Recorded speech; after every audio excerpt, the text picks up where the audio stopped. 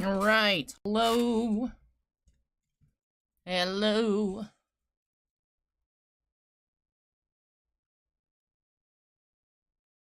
The queue is still open. Where are my glasses? Here's my glasses. It is now start time. Hello, hello. YouTube chat and Twitch chat, which, oh, I don't have Twitch chat popped out already. There we go, let me pop that out. Do. Got a lot of emotes over on Twitch chat, TakeFlight and Anthony, hello, hello. Over on YouTube, we have Scott, Blake, Gilles, Tiffany, Shannon, Juan, Hockey and Metal, Drossier, Carl, the Robbie, everyone else joining, hello, hello. Devon, hello. Kimasobe, Acorn. Acorn says, what are you doing next weekend? Next weekend I have a concert. I did pin the comment reminder that I will be out of town next weekend. I don't know if Bossman has any plans to do a stream himself next weekend or not. He hasn't mentioned anything. So just letting you all know, I would think most likely no stream then next weekend, as I won't be here. But queue is open. For any of you are like, oh no, Allie's gonna be gone. I need to do it tonight. You have the queue open. Hey Noogie, Geriatric Geek, Taze Bad, hello. Furdog, hello. But yeah, we just have 8 breaks in the queue so far tonight. And I will say most of them are pretty quick. So far looking at a shorter evening. Is the bot not working again tonight, maybe? I see Acorn tried to use a command. Let me see. Let me try in Twitch chat. It started working, like, towards the end of the stream last week, which was weird. The bot sometimes works, sometimes does not. I don't know why. Oh, there it is. Maybe it's just... That's weird. It worked in YouTube chat, Acorn. It didn't work in Twitch chat.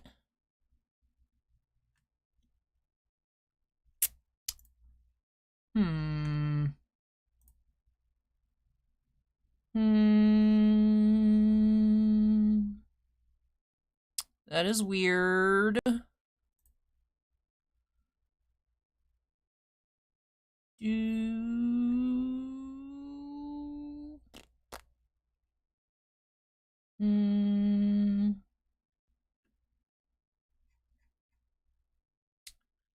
me see.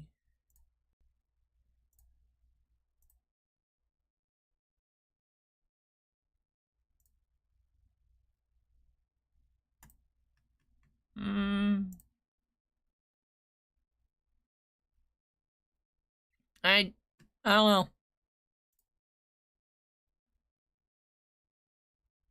Try it again. Can someone on Twitch chat try it again? Magic, the functions is low. I turned it on and off again.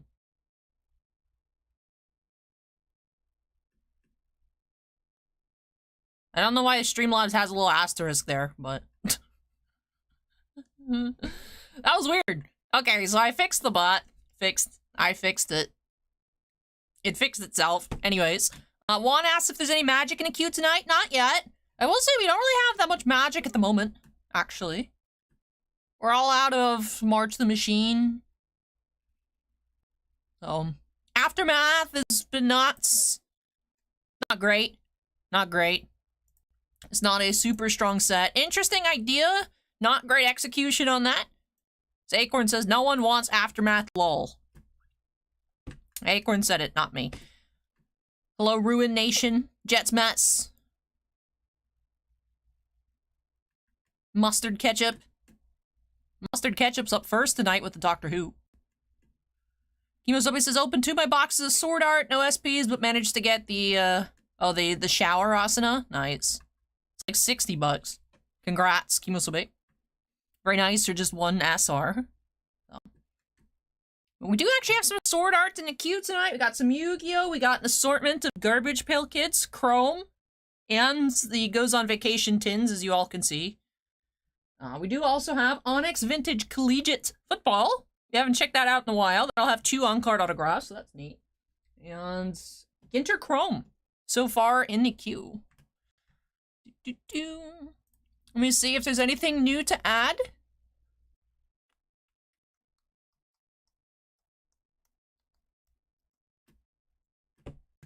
Nothing new to add to the queue just quite yet.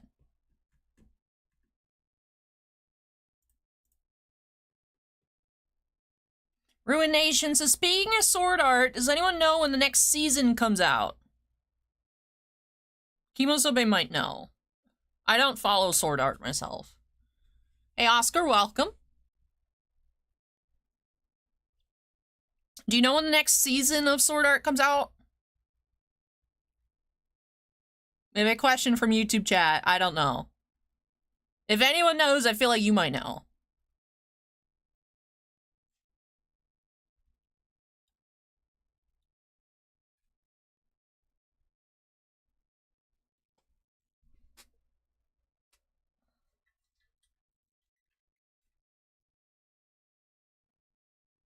Imasui says, I thought current sword art stuff is the movies, which are from Asano's perspective. I don't know. I have zero idea. C-Sweet says, which selection? Live? Yes, live would be for tonight.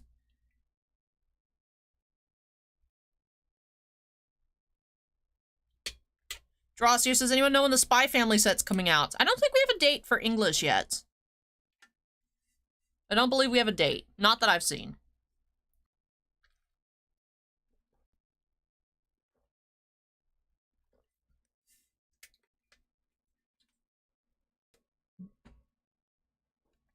G likes to play Matt. Thank you. Did just come in this week. It's all fresh. I was gonna list our other playmats on the website, but I wasn't able to find images yet for them. So I'll wait till someone scans the mat. And by someone, I mean Ultra Pro, so then I can post it on the website. So.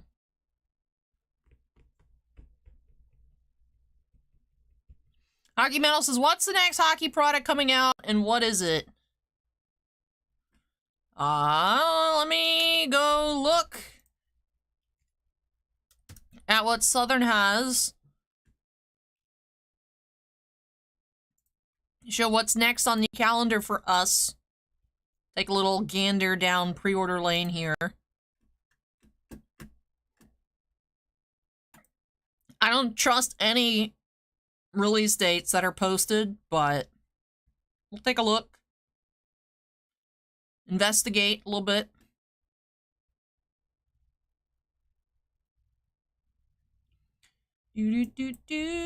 Expected release date.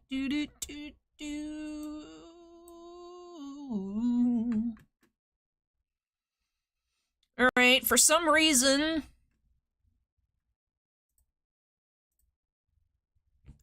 what's showing for next Wednesday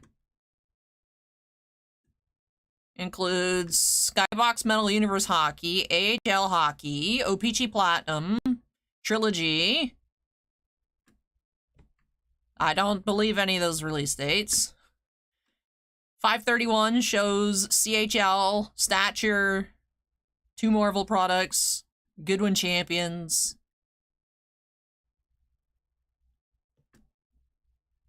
Honestly, I don't know. Just because the way, you know, the dates are listed, it's just like maybe one of those could come out next week. Maybe 2 of them. Maybe they all get postponed. Akron says, according to Steel City, looks like Trilogy next week. Extended Series June 7th, and OPG Platinum June 14th.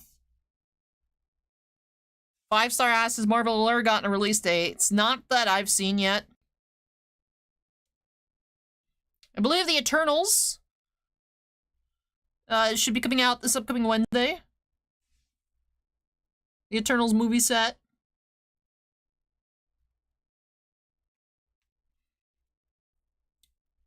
Allure shows June 1st on Steel City's website.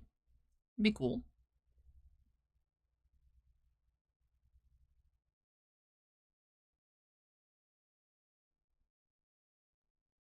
Carlos bought a house? Congratulations, Carlos! 5-star says, is there Selma Hayek autos? I don't think so. I don't think they got Selma Hayek or Angelina Jolie, but I have seen that Kit Harington is in the set. That's pretty neat. So, a few signers where it's like, man, would have been super cool if they were in it, but not the worst checklist Upper Deck has scraped together for a movie set.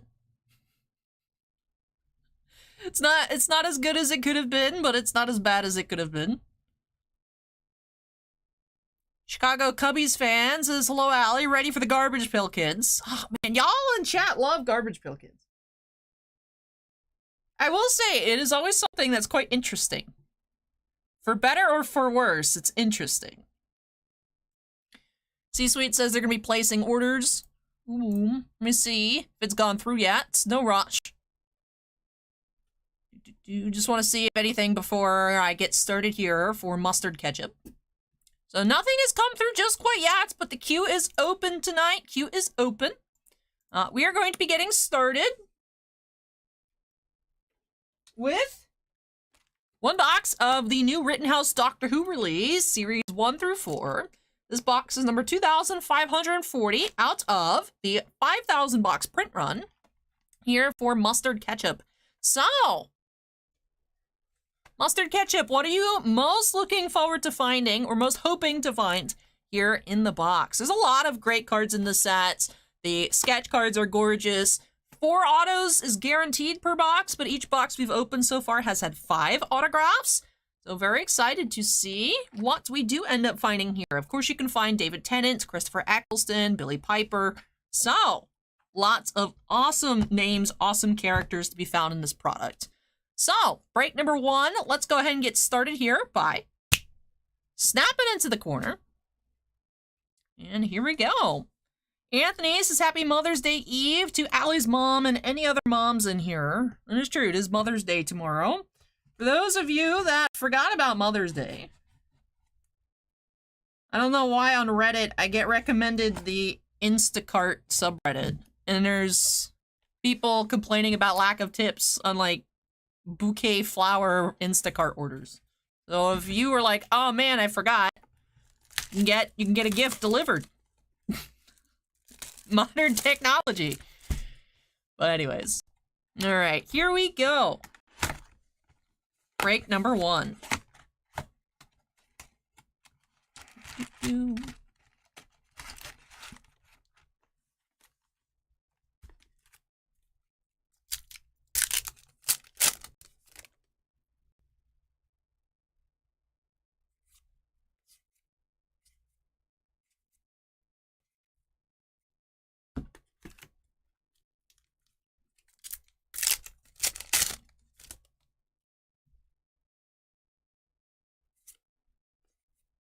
wonder if we can find more than 5 autographs.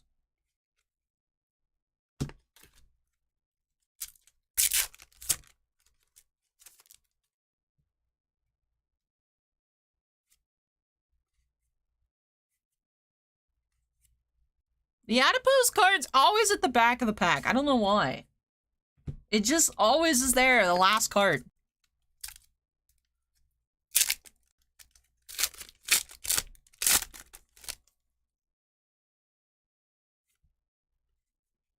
You have the face of Bo. Allies insert.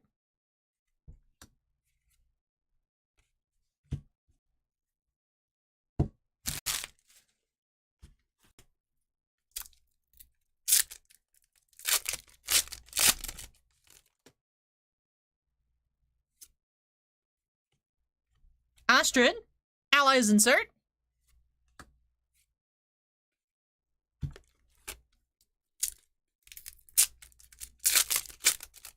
A Slayer, welcome.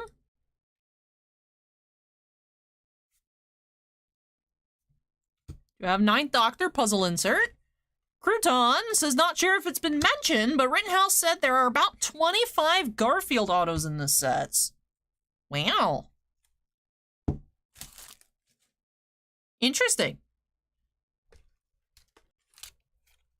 So, of course, the checklist gives the number that it's less than 100, but 25 is quite low. That's like almost Daenerys levels. First autograph.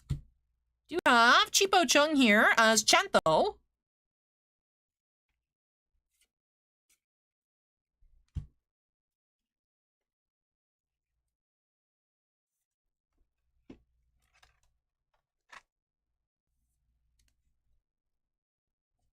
So Chanto's our first autograph.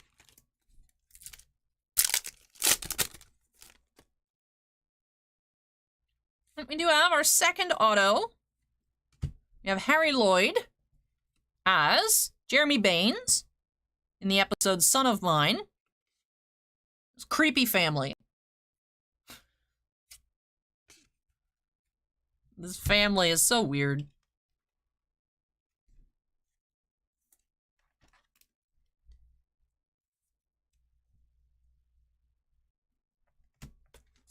Alright, so 2 full bleed style autos so far. And looks like a third. You have Rory Mears. Cybershade. Back-to-back-to-back autographs in the box.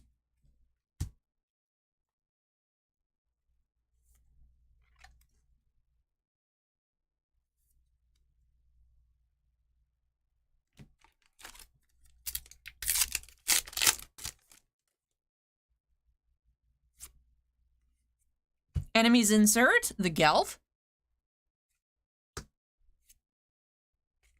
Acorn says, I have a hot take about Star Wars if you want to hear it. Go for it, Acorn. Minidisc says, happy Saturday, my friends. Hey, Minidisc.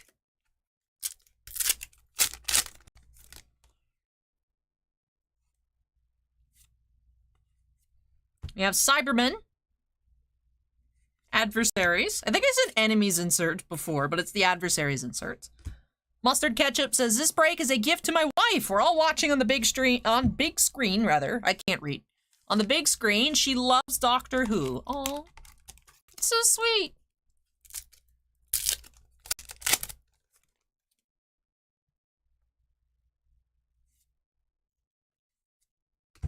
Pyroviles.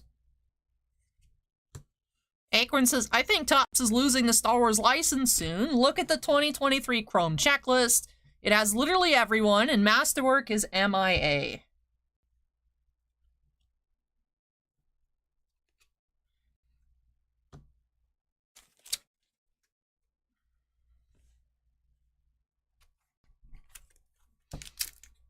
The thing with the Chrome set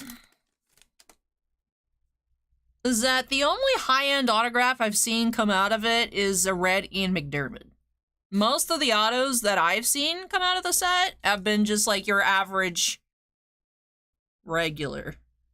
It reminds me of like Signature Series leftovers. So I don't know. That is a hot take. That is a hot take. But we do have an inscription autograph. Yeah, Mark Benton. Wherever disaster comes, he's there. So Mark Benton as Clive in the episode Rose. So where would the Star Wars license go if Topps Fanatics was losing it?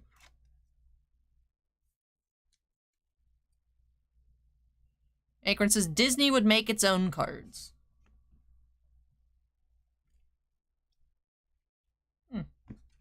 Interesting theory. That's his Rittenhouse. I wish. I love on-card autos. That would be nice, but... Alright. 5th and final auto, we do have Anna Hope as Hame. I say 5th and final, but who knows? Maybe we'll find a 6th autograph. But it looks like 4 full bleed autos and 1 inscription. Of course, the box does guarantee 4, but each one we've opened has had 5.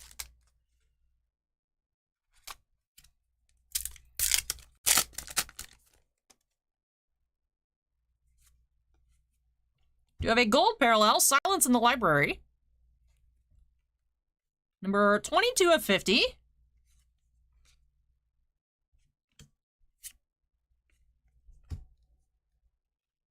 Every time we pull a Silence in the Library card, I can hear the one dude saying, "Hey, who turned out the lights?"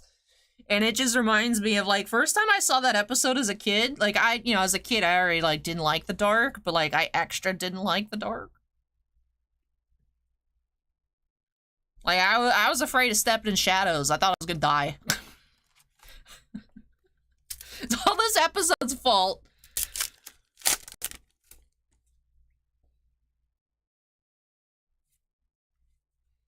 Do have Specials Insert, End of Time, Part 2.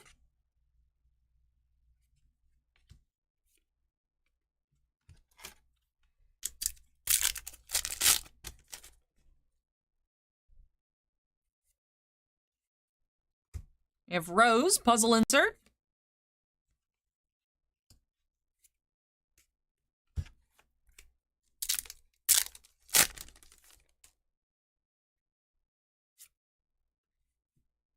Donna, Puzzle Insert.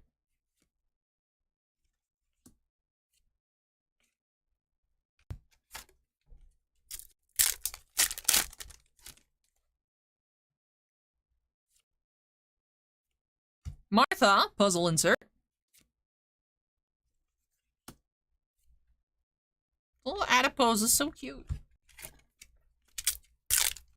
Him asks, did you sleep with the lights on? I wish I could have. I actually have no problem sleeping with lights on, which is weird. But I still sleep with the nightlight. The dark is spooky, man. Cheesy Peasy says, do we know if it's possible to pull Andrew Garfield autos in the archive boxes, or is it always the same guaranteed autos?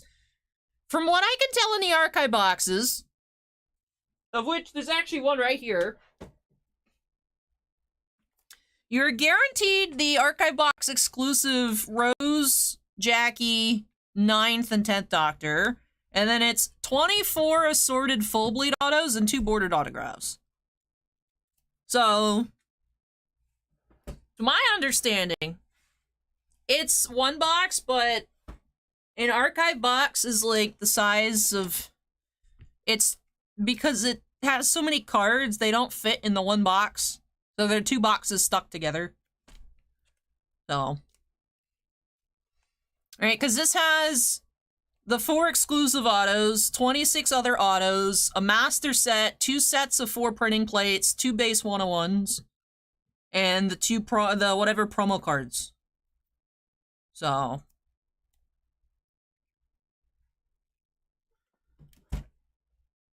That's mine. That's my bad decision, Acorn. So it doesn't say that it's like specific 24 full bleed autographs. Acorn says I'll buy it for 10 bucks. It's too bad.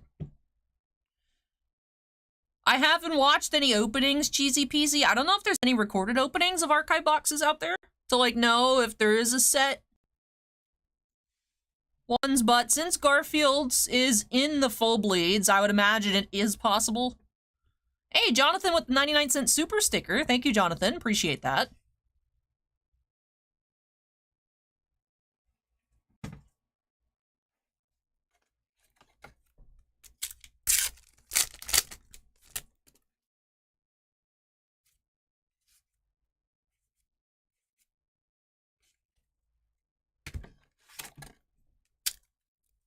There's a really cool Dalek sketch that I want on eBay, but I have already, oh, look at that, we have a red parallel, End of the World, nice. Number to 25. 20 of 25, Rose and the Doctor. Nice, we had a gold and a red here.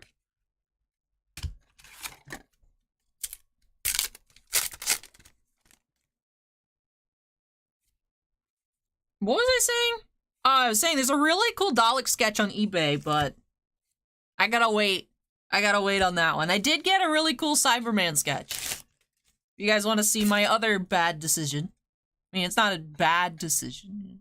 It's probably not the most intelligent decision.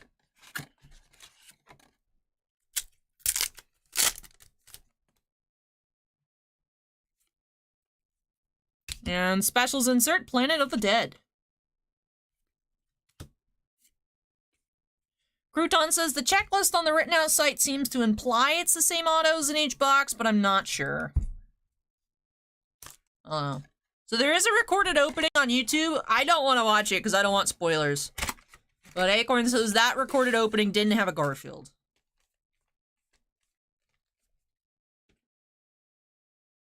I'm curious, though. I'm curious what is actually in the archive boxes auto-wise. I never sleeved up the red because I'm rude.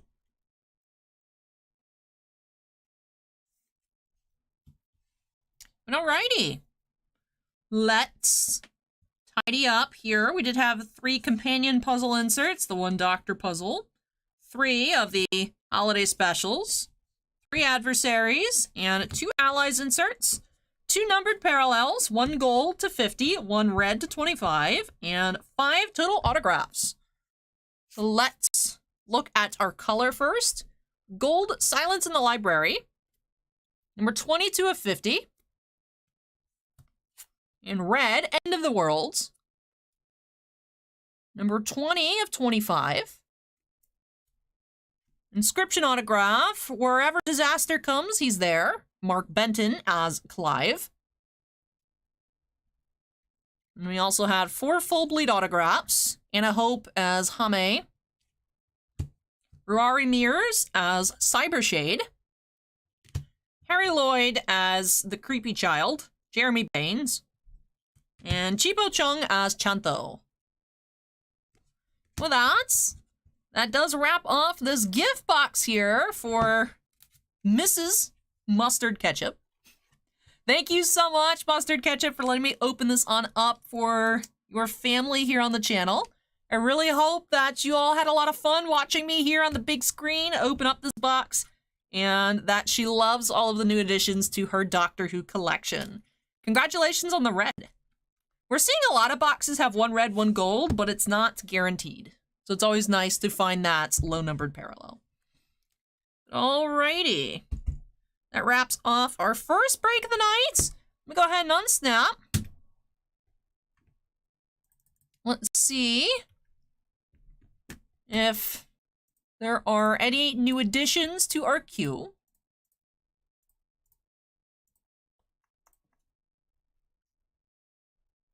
You guys want to see my Cyberman sketch while I look? Oh, there are actually a good amount of things to add to the queue tonight. Here's my Cyberman sketch. Well, I look here. Do, do, do, do, do.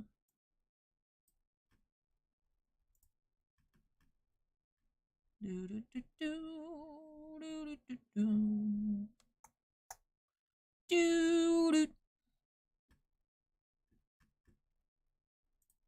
Oh, wow.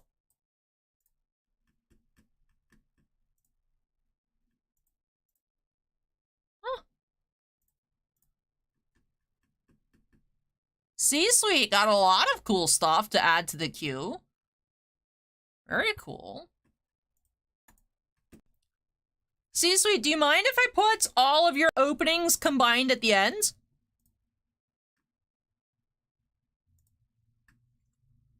And then we can end off our nights with that. Daniel says, don't delete that one. I won't.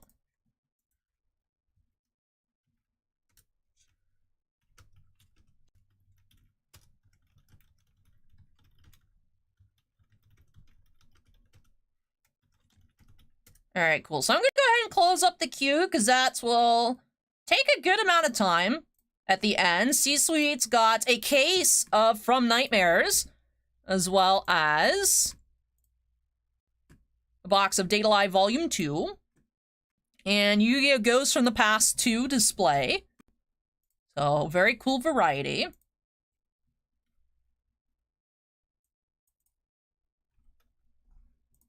So we will have 10 breaks tonight. Because Evan also got some boxes of Final Fantasy.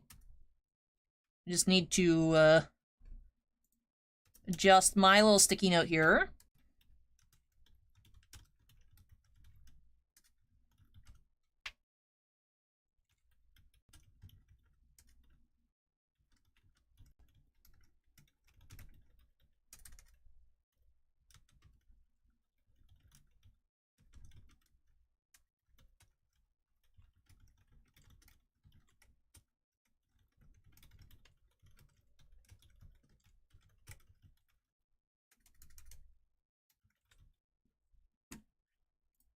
All right, let me make sure I get the 2 boxes for Evan. 1 box Stayed Alive. The display. Okay. Let me add these to our YouTube description here. P-Bread says, wow, that's a lot. It is! Super fun, but definitely enough. Definitely enough for us to go ahead and be like, yeah, it's a good idea for us to close up the queue now. Since that'll be quite some time. As Acorn says, cloud hunting. Yes, be looking for that Nomura cloud. My sketch back up there. Alrighty. So up next, we're getting into Onyx Vintage Collegiate Football for TakeFlight. But before we get into that opening, I need to gather everything to finish up making the queue shelf here. So we'll be a little bit as I run around to grab everything. But then when I return, we'll be getting into that one football opening of the night for TakeFlight. So hang tight, everybody. And I will be back as soon as I can be.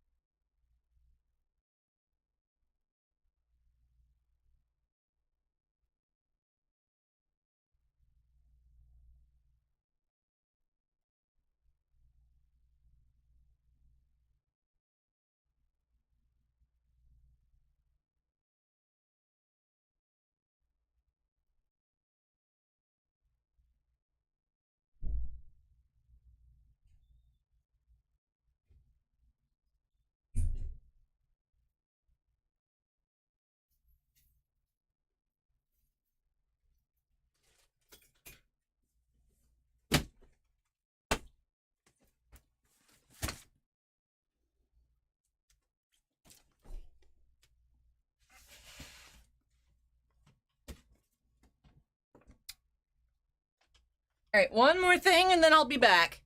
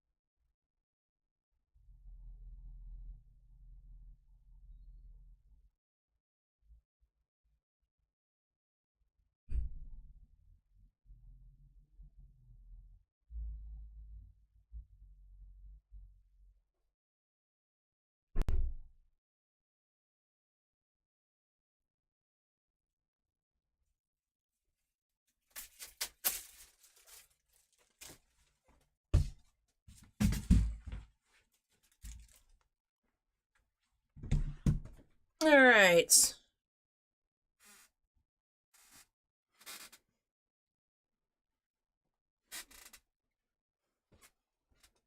TakeFlight wants to see Color Ink again. McCarthy, Aiden, and so on.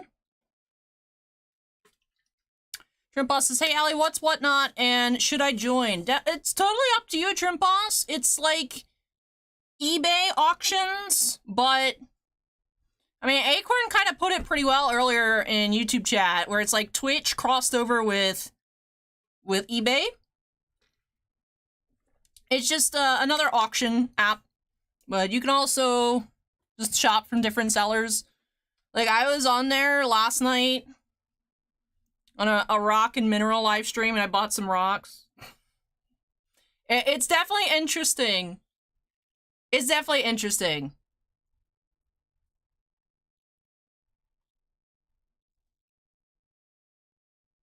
Yeah, it's like HSN, you know, where someone's like, look at this, look at this, look at that. Combined with like eBay, but much more fast-paced, not like 7-day auctions, like 30 seconds. 1-minute, like, auctions. I saw someone on Thursday night auctioning off Pokemon graded cards starting at $1 for 5 seconds and did like 250 slabs in like 2 hours. I'm like, why are you doing this? This is nuts. Why would you do that? That's crazy. But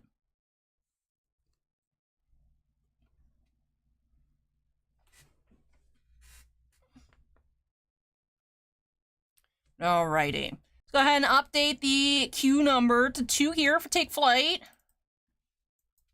Boop. Alrighty, so we're getting into one hobby box of something we haven't checked out in a little while. We do have Onyx Vintage Collegiate Football. So this is a 2021 product. So 2021 rookie class, I believe, coming out of college into the NFL. So 2 on-card autographs and 2 base cards are what you find inside these boxes here. And you can find numbered parallels, or rather limited parallels. They're not individually numbered, but you can tell how rare the cards are by what color ink was used to sign the cards. So the blue autographs are the base autos, which are to 400 or less. The green autographs are to 50 or less. Red are to 25 or less. And black signatures are limited to 5. So I believe in a different Onyx Vintage product, I think in some baseball, we've seen some hand-numbered inscriptions as well. But yes, very curious to see what we find here for TakeFlight. TakeFlight said he's looking for some color. So we're hoping to find something not blue. Blue, and then perhaps maybe like even a black auto would be amazing. So let's go ahead and see what we can find here. Second break of the night. Let's snap it to the corner. And I do need to make sure that has been changed as well, because the queue is now closed. But it's alrighty. Let's get cracking here. Riz is excited to see this one. NCAA is a favorite. And alrighty. So here is our pack. Let me flatten up our packaging.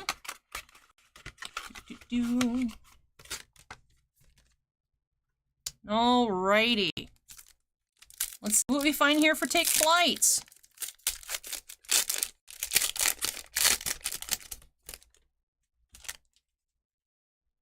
First base card, we have Julian Fleming. Alright, our first autograph. Can you see the color? Is a blue autograph. Do have Romeo Daubs. Blue autograph, so to 400 or less on Romeo here. Alright, come on, can we see something not blue? We have green, so this is to 50 or less. We do have DJ Ukulele. So a green DJ auto, so to 50 or less here on this DJ. All right, so we did have 1 blue, 1 green autograph for TakeFlight. And then Josh Weil finishes off our base cards.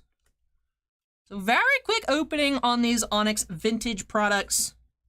The basketball and the baseball products are built the same way. 2 base cards, 2 autographs. So very nice that we did see some color this time around for TakeFlight. I'm going to finish sleeving these on up, and then we'll run through it all one more time for our recap. It's very, very quick opening. Hey, Sermon. Hey, Robbie. Welcome. So we did have that green to 50 or less DJ Ukulele from Clemson. Hi, Lance. Welcome. And we did have the blue auto to 400 or less. Romeo Daubs from the University of Nevada. And for our 2 base cards here, we had Josh Weil, or Wiley. Not sure, on the Josh W here on the left, and Julian Fleming here on the right. Well, that does wrap off this quick opening here for TakeFlight. So thank you so much, TakeFlight, for letting me open up some more football for you here. I'm glad I was able to get you color, especially as I wasn't able to last time. I really hope that you enjoyed the opening and love these new additions to your collection. But just like that, it does wrap off our football here this evening. Do still have some baseball coming up, although tonight is mostly non-sports. So we do have some Allen Ginter Chrome coming up a little later on for Devon. Otherwise, we're getting into some Garbage Pail Kids, Sword Art, Yu-Gi-Oh, and Final Fantasy. Very fun. Ended up being Final Fantasy packed evening. You know me, I'm always down to open Final Fantasy, so excited about that, especially later on. And then James Hayes says Romeo is a wide receiver for Green Bay. Interesting. All right, so let me go ahead and move these out of the way. And Mako, I'll be back with your Garbage Pail Kids opening. So we have 2 collector tins tonight. And then we only have 2 left, actually. So there's only 2 left afterwards. So we're getting almost to the end. I feel like I said that recently, but we are actually almost getting to the end of the Garbage Pail Kids.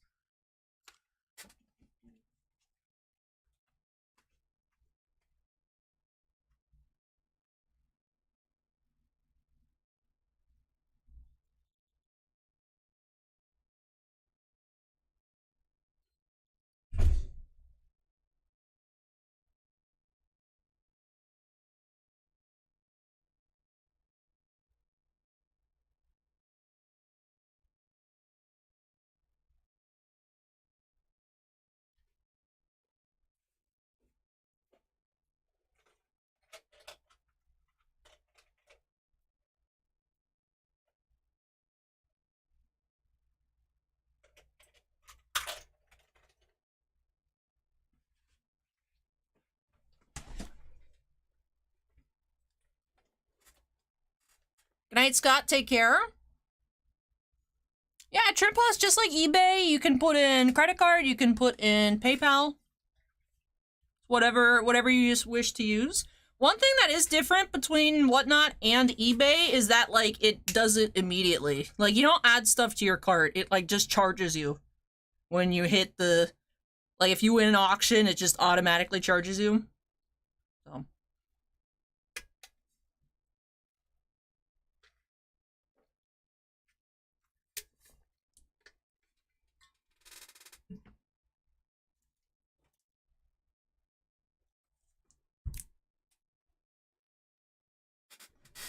Alrighty. So let's update that queue number. Where is the queue button? Here it is. Break number 3 here tonight. For Mako, we do have the Garbage Pail Kids Goes on Vacation Collector's Edition Hobby Box tin. So each of these do have that exclusive luggage tag inside, as well as 24 packs per box, with the exclusive black parallel per pack, the Inkwell Blacks. Retail had the booger green, or not retail, but the regular hobbies, which is actually different than retail. It's still a hobby box. But that does have the booger green parallels. These have the Inkwell Blacks. So, Shrimp Boss is hoping for a stake quarter or a sketch card. Let's go ahead and see what we can find here. Break number 3. Let's snap into the corner and get started.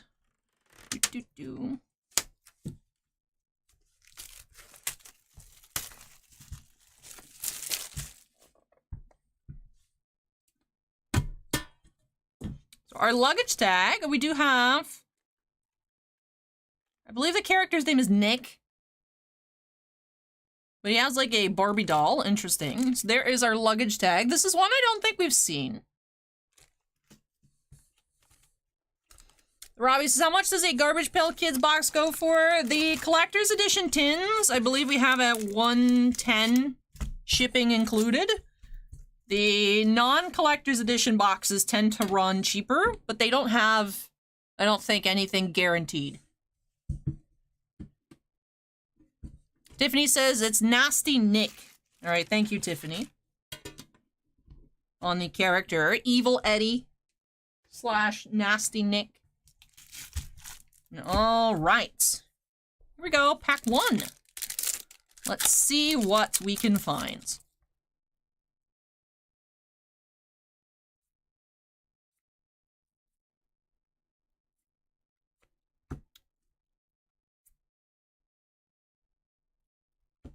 We have Walker of Fame, parallel.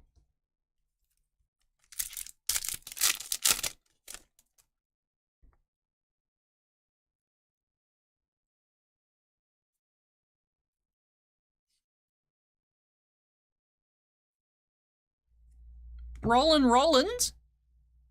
Sermon says, Allie, ever heard of Collecticon? Would you go if you could? I actually went to Collecticon Orlando last year on the Sunday. I will say I wasn't very impressed. I've heard it was amazing on Saturday. So I wanted to go back again this year. There was one in Orlando again in February. I bought tickets and then I was in the hospital. And I didn't get to go to the Collecticon. And then I'd also bought tickets to another card show in Orlando the weekend after. And I missed both of those. So the first time I went, I thought, you know, there wasn't really that much cool stuff. I heard there was a lot of cool stuff. I guess it all sold on Saturday and Sunday was just kind of like, eh. So I wanted to give it another try because I always see people post online having a bunch of fun at Collecticon. And I was jealous. So I wanted to go again, but I missed out because I was ill. So they do a lot of shows across the country. So definitely a good chance to go again in the future, but unfortunate situation. Lava Flow. Robbie says, I know you hate the log flume card. I do. I do. I hate Splash Milton.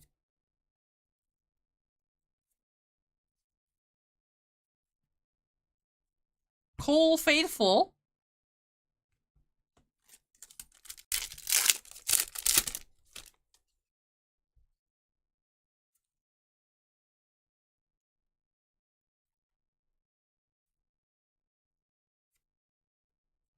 Hygienic Heine.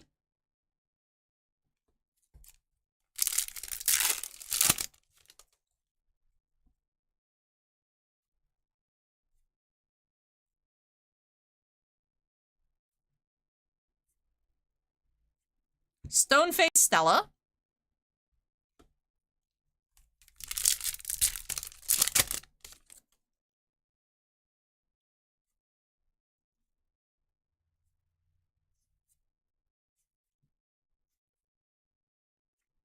Conch Shelley.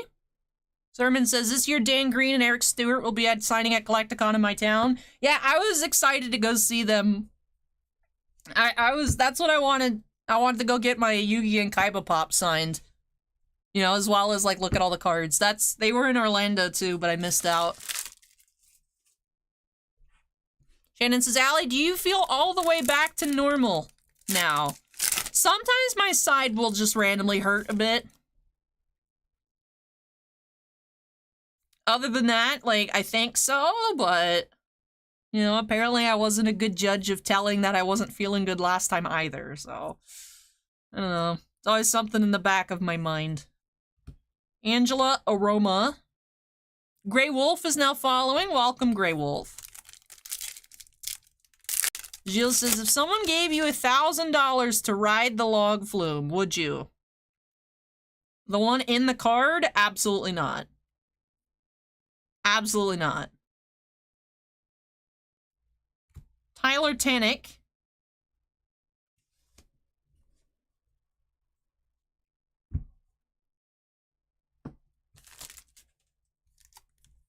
What about for $1 million? Maybe $1 million.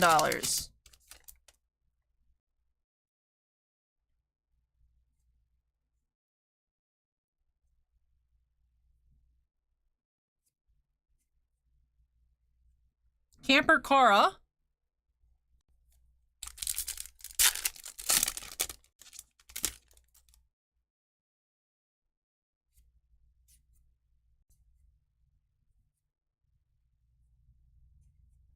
We do have an autograph here. So David Gross, an apt. I don't know if that's like a pen name or his real name, but artist autograph, David Gross, and a Splash Milton. This is number 28 of 75. Autograph. Shrimpa says, how are your allergies? I've been having a lot of ear pain and headaches as of late, unfortunately.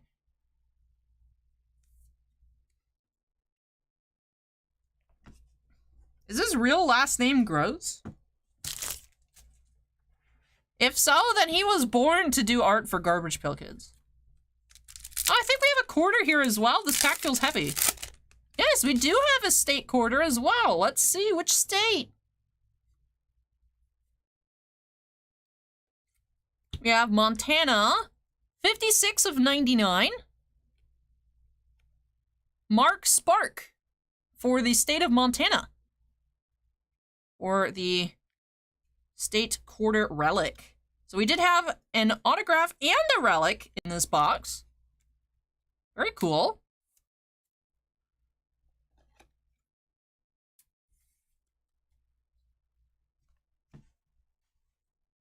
Let's see if we can go for the trifecta with a sketch in this box, too. I do get allergy shots, the Robbie. My allergies used to be worse, believe it or not. They're still really bad, but they used to be worse.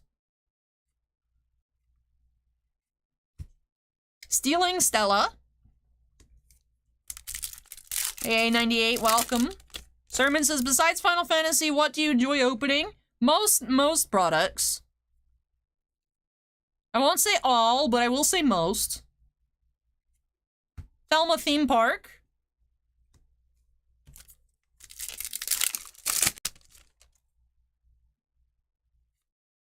We do have a gold parallel coming up. I think that'll be numbered to 50. We have Crash and Clark. That is number 5 of 50. And Cruise Ship Sherry. Am I allergic to cats? I don't think I'm allergic to cats. I am allergic to dogs, though.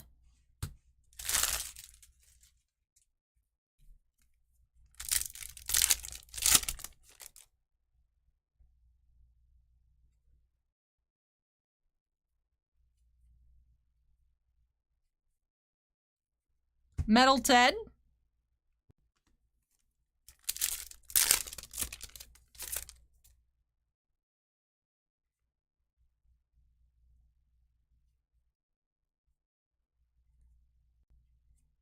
Tanner Lines.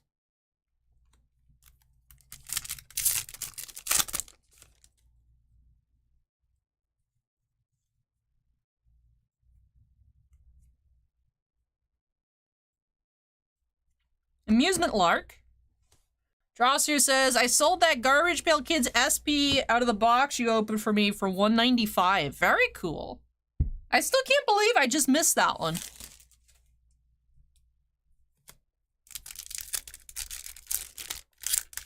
Hey, Alan, welcome.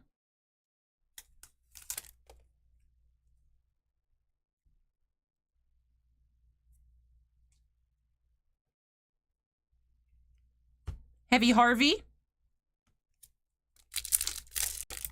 Jogger says, I'm allergic to cats, but I still pet them.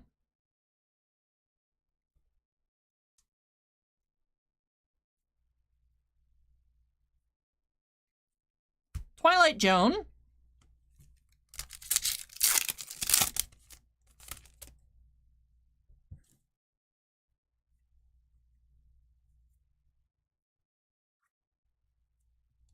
Kind of a granola bar. Has twigs, dirt, hair, and toe fungus.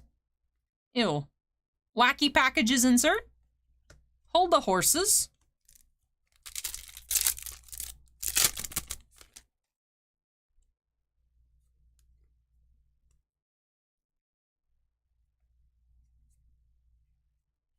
Bun and breakfast.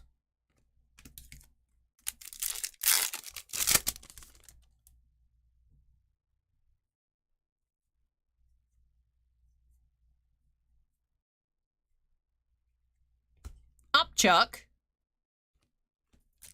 And last pack.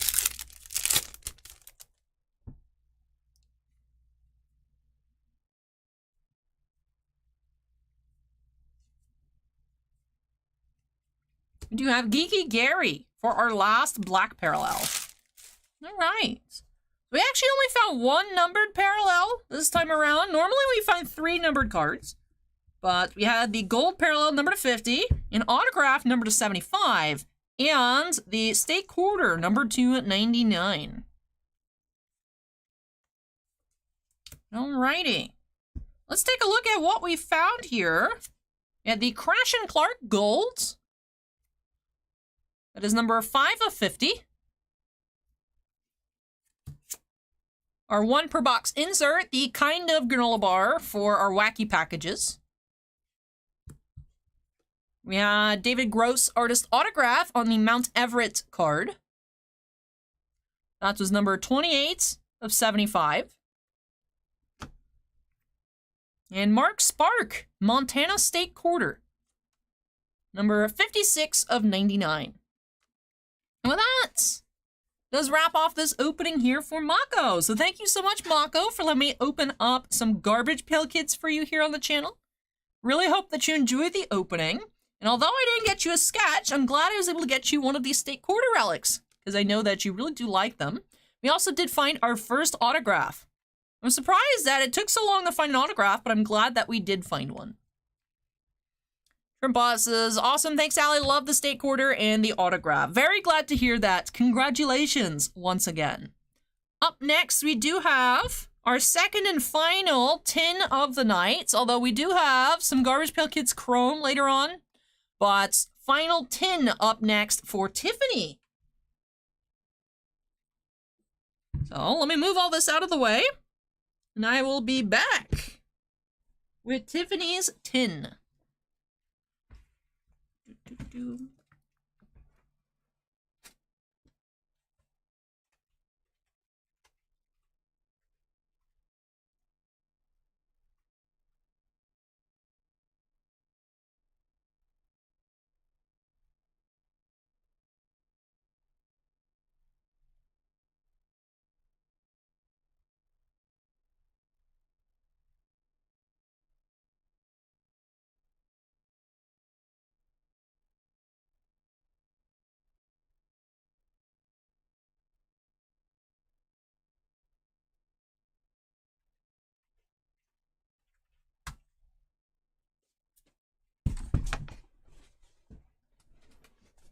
Oh, Mako donated $20. Says, have a wonderful time at your concert next weekend, Allie. Thank you, Mako. Thank you. I really appreciate that. Excited. Excited for it. He also says, Tiffany.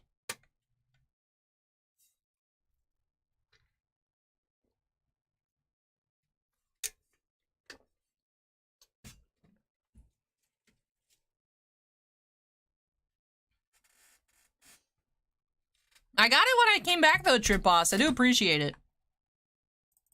Thank you, thank you. And alrighty.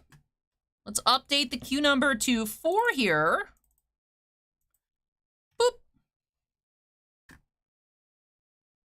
Why do you not sit flat?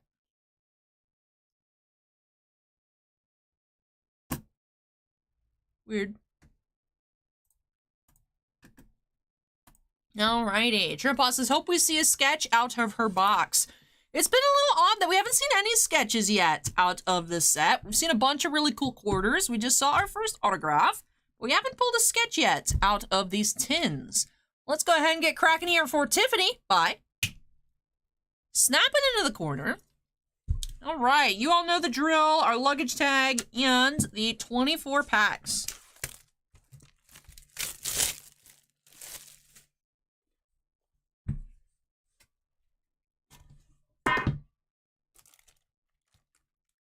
We do have the Bazooka Child for our luggage tag.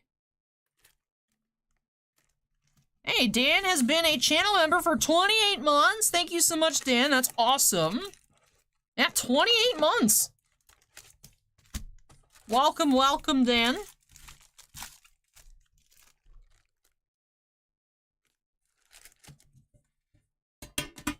So that character is Joe Blow. Of course his name's Joe Blow. But, alrighty, here we go, pack 1.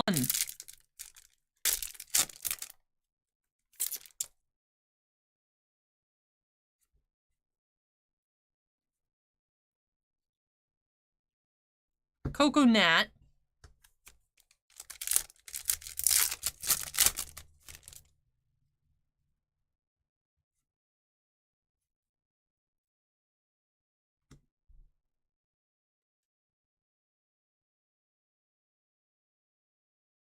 Why do I feel like I've not seen this card? Why does this look brand new to me? Weird.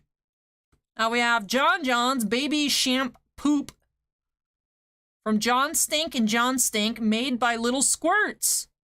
It soils hair and skin.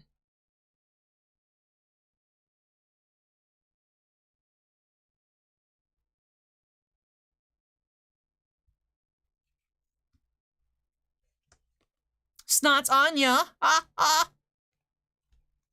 Tiffany says, I have seen the slimy Riley. All right. Shampoo.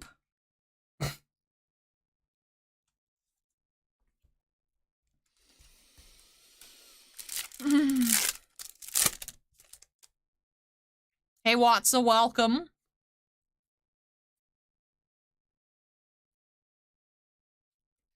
Hitchhiker.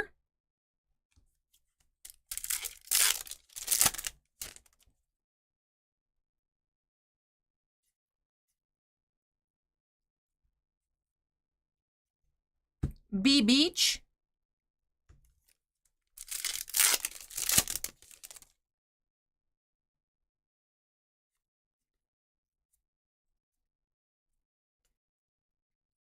Nasty Nick.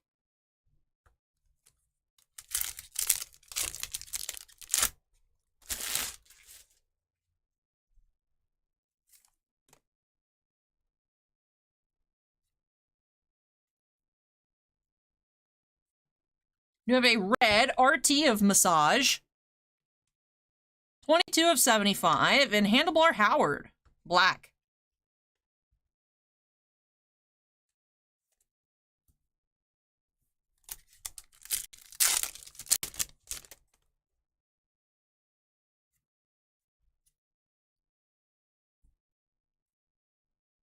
TV Stevie. Chicago Cubbies fans says, you have to admit, Allie, these cards are entertaining. Like I said earlier, they are interesting for better or for worse. They are interesting. Swaggy Ducks is high on both YouTube and Twitch. Welcome. A98 says, can someone explain Garbage Pail Kids to me? I don't get it. They're gross on purpose. That's it. That's it. Hold the horses.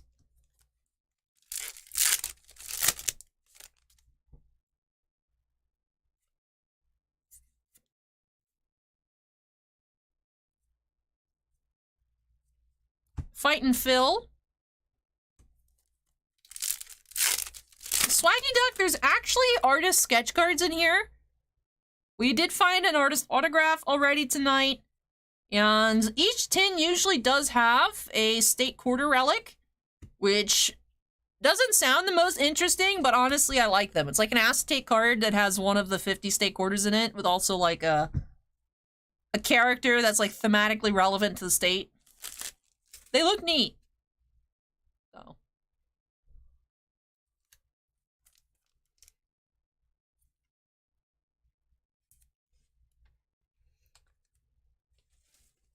It doesn't say the age. Jonathan, it doesn't say ages 5 and up on here, but I believe the Chrome set says.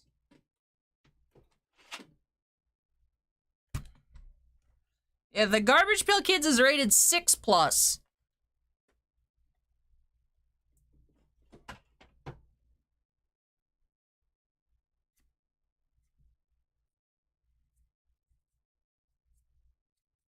Nutty Buddy. And then Trimpa says, are the tins a pain to send out for the Garbage Pail Kids? Unusual size. It's sometimes a little difficult to find a box that they fit in. Sometimes I have to wait for, like, our mail for the week comes in from, like, Southern and whatnot to, like, have a proper size box. That's the problem. Like, they're not difficult to pack up. I sometimes just don't have the right materials.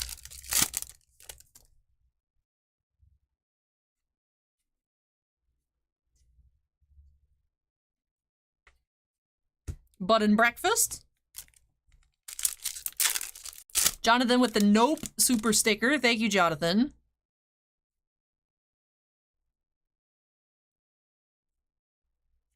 Amusement Lark.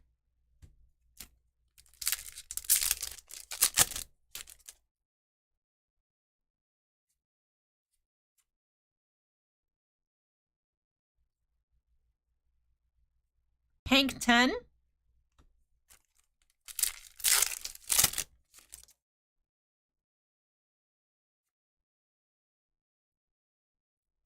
We do have another red parallel. Murray Mural. This is number 52 of 75. And Hygienic Heine. Biggs asks if this is Chrome. No, these are paper. We do have Chrome coming later up, though. Ash asks how much each card's going for. That, I don't know.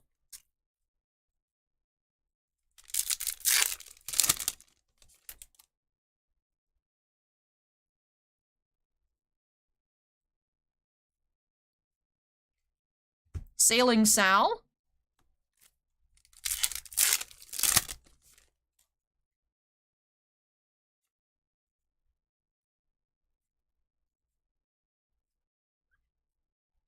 Stoneface Stella.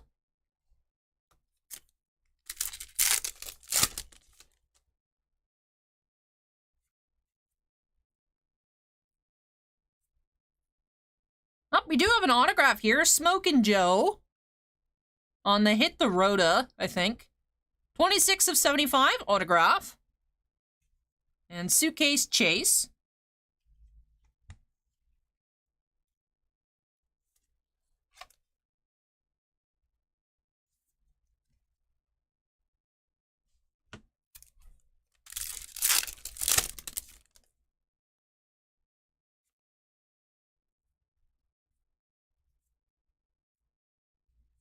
Annoyed Andy.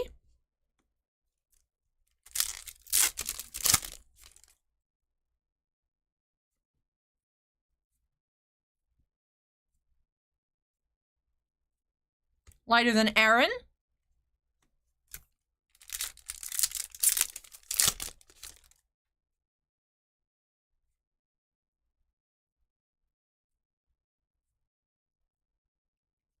Camper Cara.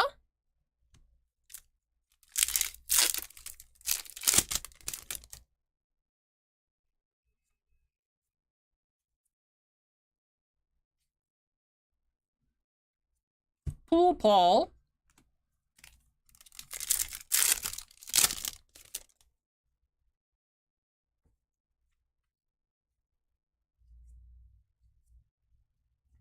Do you have a Route 66 Gray, Balloon Bailey. Number 51 of 66, and Hawaii Howie.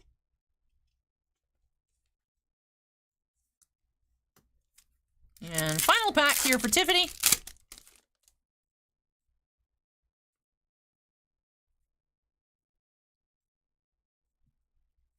You have Hardwood Heidi. So no quarter this time around, just the one hit, no bonuses. Did have the Smokin' Joe Hit the Rhoda autograph to 75. 3 numbered parallels and a shampoo insert. Let's start off our recap with the yellow. Doesn't make sense. It's the shampoo, but it's yellow. It's not brown. John John's Baby Shampoo from John Stink and John Stink. Made by Little Squirts. It's the Wacky Packages number 3. We did have a gray parallel Balloon Bailey. 51 of 66. Tiffany says, can I check the backs near the beginning of the piles? What are we looking for here, Tiffany?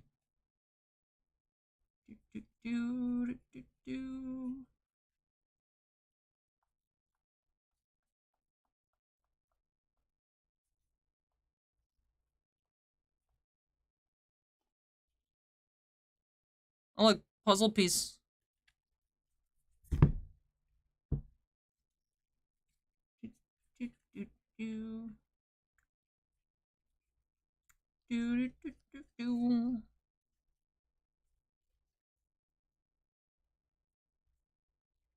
Oh, there's a card you didn't recognize. Maybe it's an SP. Would the backs be different?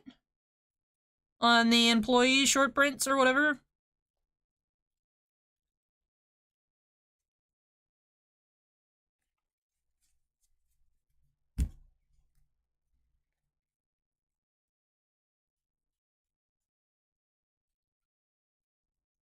I will say, some of these pictures are terrifying in large size. Like his head getting split open.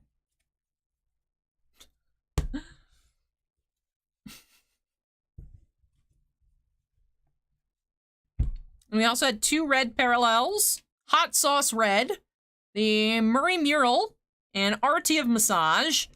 Both of these numbered to 75.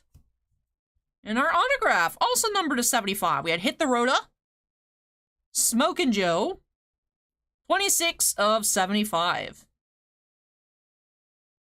GP Cocktail Bar. Interesting.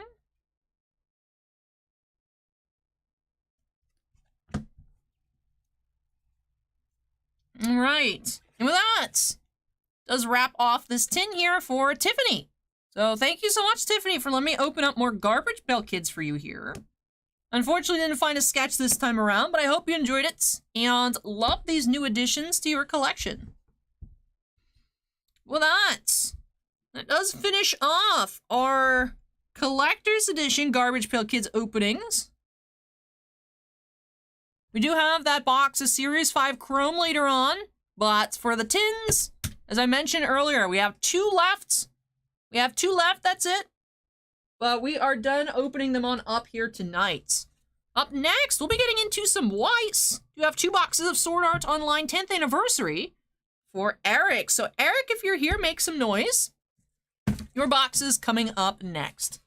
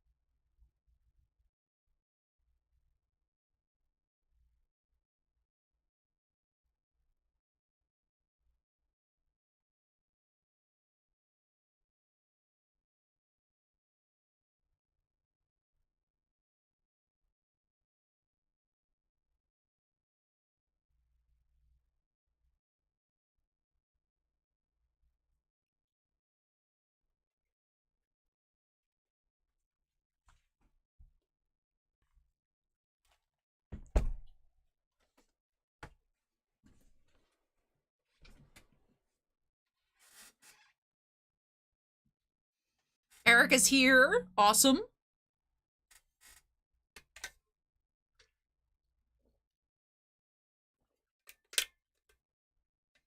What's the time limit on the auctions? Longest I have seen has been a minute. I've seen people go as low as 5 seconds on the auctions. I do think you can buy stuff that's not auction. There's people can have like a little store set up with stuff you can buy. But it's very, very fast paced. I've only been on it for like a couple days, so I'm not the most informed, but all right, let's update that queue number to 5 here. halfway through the night in terms of number of stuff in the queue, but definitely not in terms of time. Don't forget, we're finishing off with an entire case of Final Fantasy plus some other openings. But let me update it here. 2 boxes for Erich. So Eric's hoping to find the Asuna SP. We did find just one Asuna SP out of work. This is our 5th case we're working on. So yes, very exciting. 2 boxes of Sword Art Online 10th anniversary. Let's go ahead and get started here for Erich by snapping into the corner. And here we go. Yeah, Kimo's will be a whole case of From Nightmares, a box of Data Live Volume 2, and a full display of Yu-Gi-Oh! This is break number 10.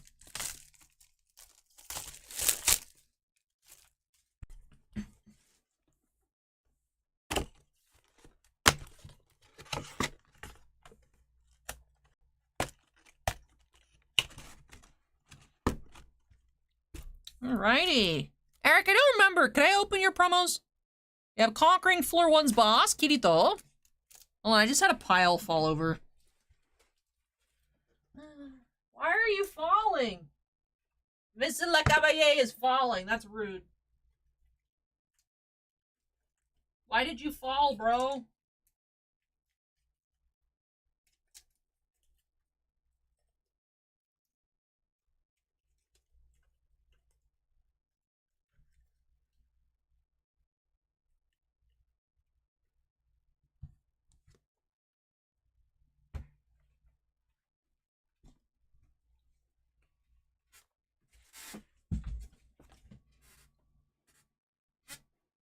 Erich said yes. Okay. Hey, Alusis, welcome.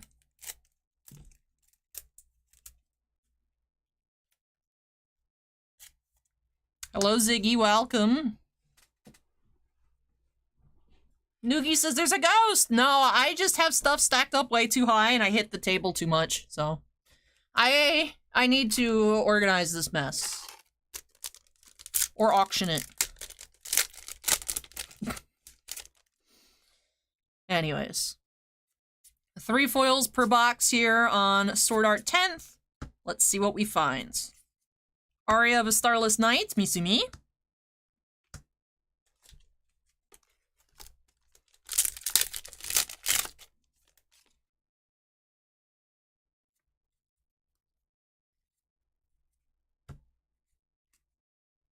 Undefeated Super Swordsman, Yuki.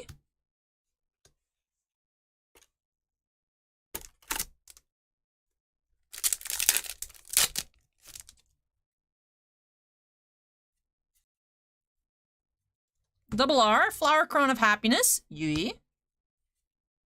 Together with you, Asuna.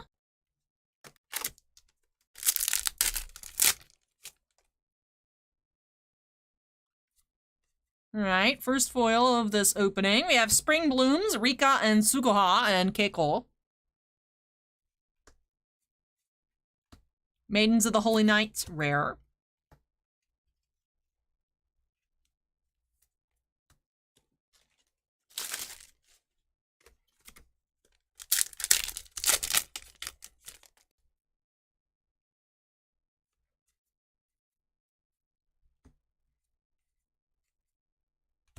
.5 years of memories.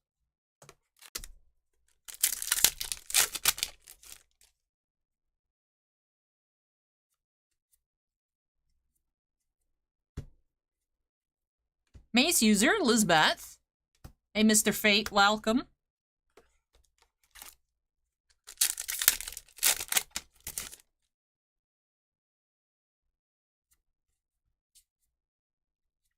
We have Triple R, Promise at Dusk. Top Class Blacksmith, Lizbeth.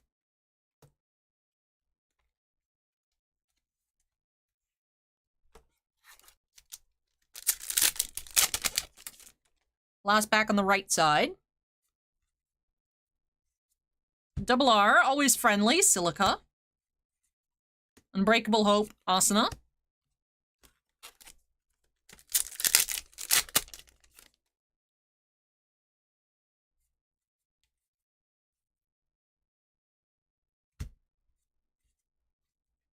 Like a younger sister, Silica.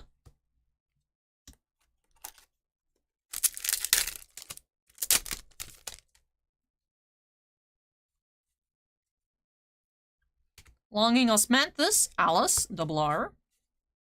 Rising Expectations, Argo, rare.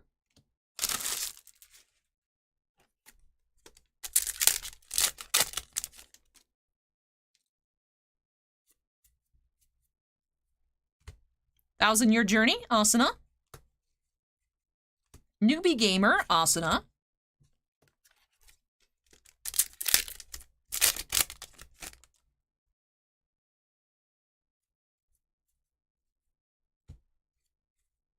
Beta Tester, Mito.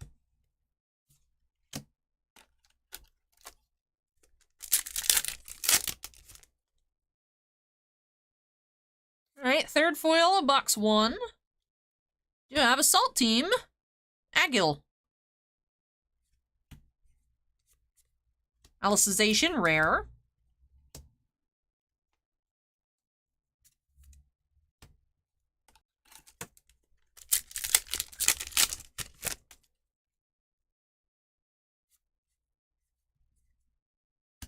Towards Tomorrow Together, Mito. Piling Up Emotions, Asuna and Kirito.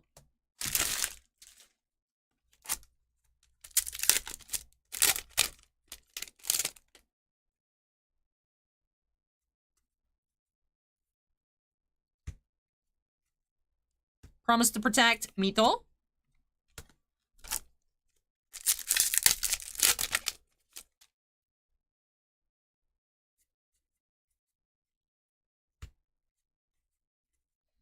Familial Love, Asuna and Yui. It's our final rare of box 1.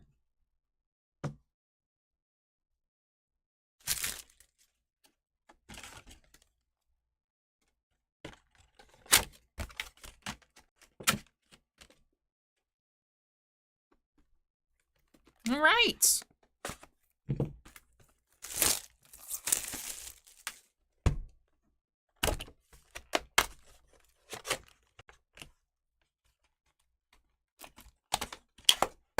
Do you have another Kirito promo?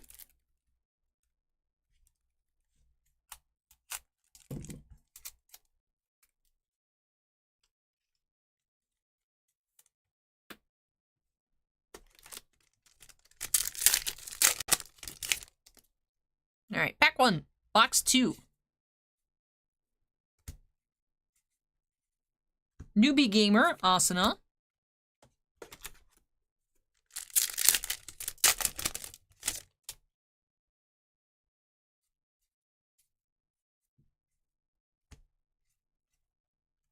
Like a Younger Sister, Silica.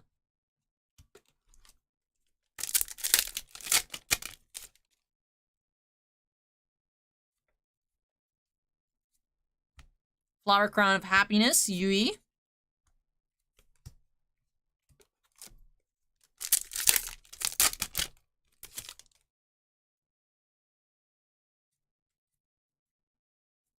Internal Conflict, Yuki.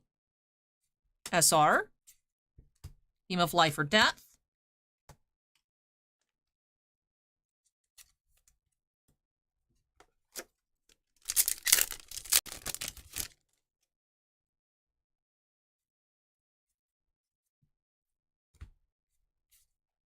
Aria of a Starless Night, Misumi.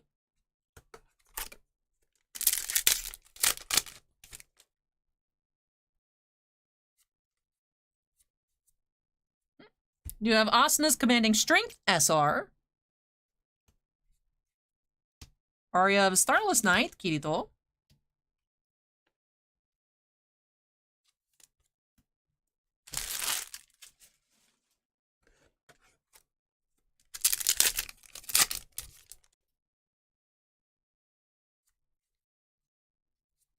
Always Friendly, Silica. Beta Tester, Mito.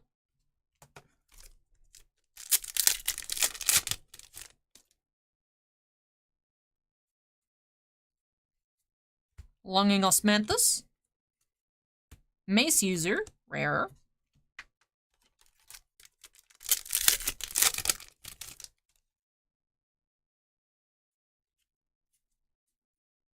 1,000-Year Journey, Asuna.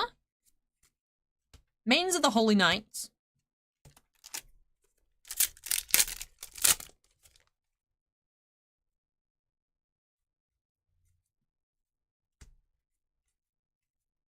Together with You, Asuna.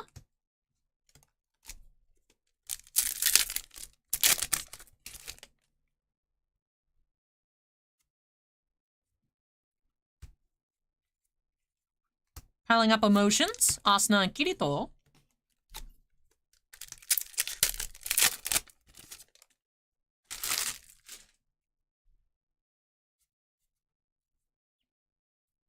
Memory Fragment, Kirito. Believe is our third and final SR of box 2.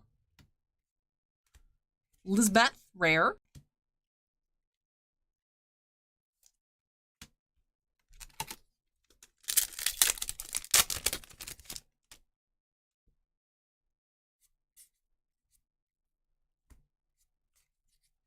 Familial Love, Asuna and Yui.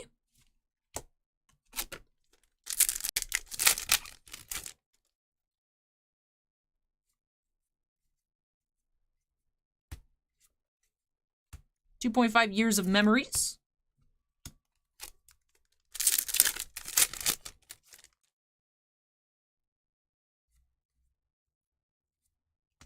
Towards Tomorrow Together, Mito.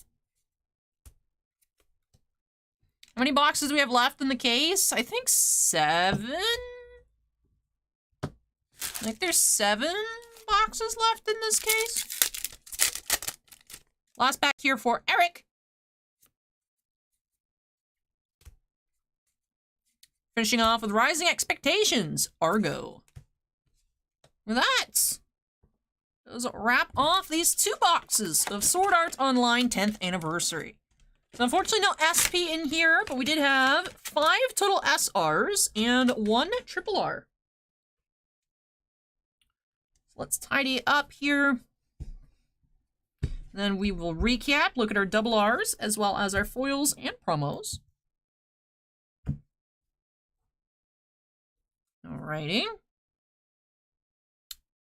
Looks like we actually got the same assortment of double Rs in each box. So 2 copies each of Towards Tomorrow Together Mito, 1,000-Year Journey Asuna, Longing Osmanthus Alice, Always Friendly Silica, and Flower Crown of Happiness Yui. Interesting to have the same assortments of not only our double Rs in both boxes, but also our promos. Did have 2 copies of Conquering Floor 1's Boss, Kirito. For our foils, we did have 1 triple R, Promise at Dusk. And then we did have Memory Fragment, Kirito, Asuna's Commanding Strength, Internal Conflict, Yuki, Assault Team, Agil, and Spring Blooms, Rika, Tsukuha, and Keiko. With that does do it here for this box, or both boxes rather, for Erich. So thank you so much, Erich, for letting me open up some more Ys for you here on the channel. Really do hope you enjoyed the opening and love these new additions to your collection. Kimo says both my boxes were the same promo, and same 5 double Rs. Another set that had like 2 different patterns was Mushoku Tensei. It was weird. Half the case had like 1 set of the double Rs, and then the other ones had the other set. Sword Art does seem to be like that as well.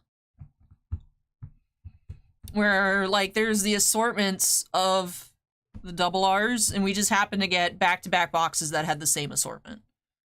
So, interesting.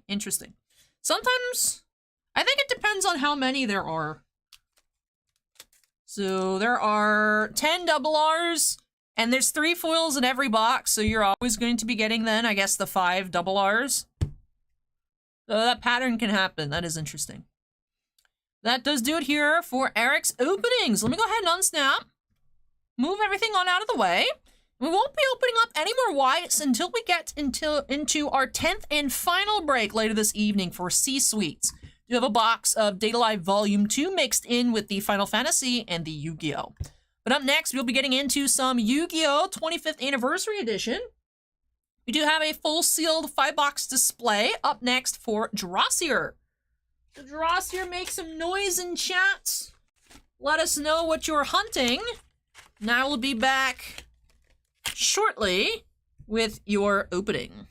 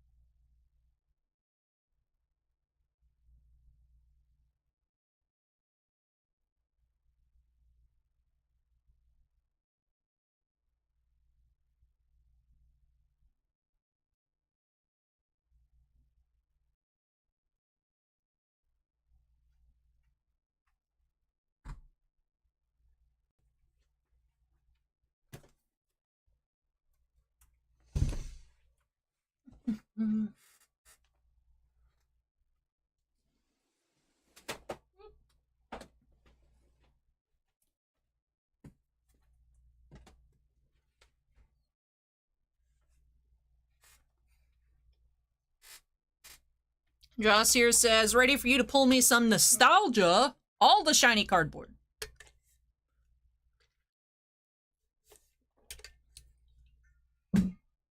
All right. Let's go ahead and update the queue number to 6 here for Drossier. Getting into some more Yu-Gi-Oh! Legendary Collection 25th Anniversary Edition. So inside these sealed displays, there are 5 individual collector boxes. Each collector box does have 6 booster packs, 6 different reprints of iconic sets. We have 1 pack of Blue Eyes, Legend of Blue Eyes, Metal Raiders, Spell Ruler, Pharaoh Servant, Dark Crisis, and Invasion of Chaos. And then there's also 6 promos referencing the original Legendary Collection 1 release. We have the Colored Bag God cards, Slifer, Obelisk, and Ra. Then we have a Dark Magician, a Blue Eyes, and a Red Eyes, but also one of those 6 cards does come in the brand new Quarter Century Secret Rare. So, let's go ahead and get cracking here for Drossier by snapping us into the corner. And Sly Demon, we actually started off with the 1 box of Doctor Who tonight. The queue was open for a little bit, but then we had a break of a full case of Final Fantasy come in, and then I closed the queue off. So, you did unfortunately miss the 1 Doctor Who, but I have acquired an archive box that I will be opening at some point somewhere. So there's that to look forward to. Hello, Renee. Hello, Mike. Welcome.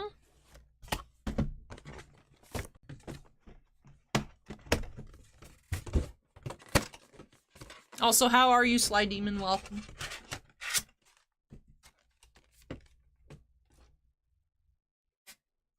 Alrighty. Do.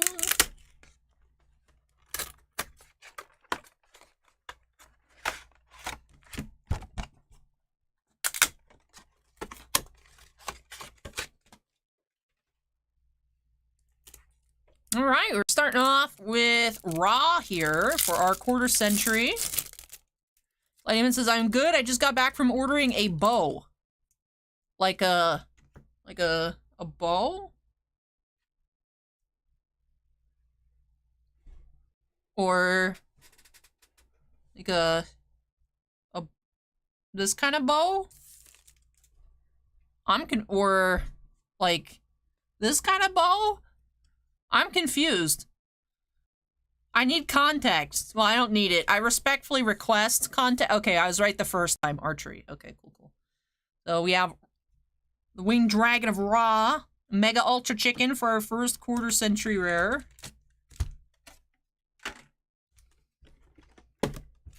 Alright, here we go. Pack 1. LOB. Lob. Skull Servant. Honey Honey. And Regeki. Nice. Always love me some Regeki.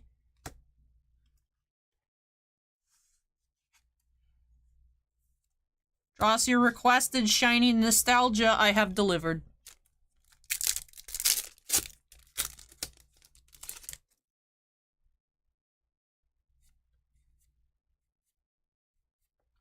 Masked Sorcerer.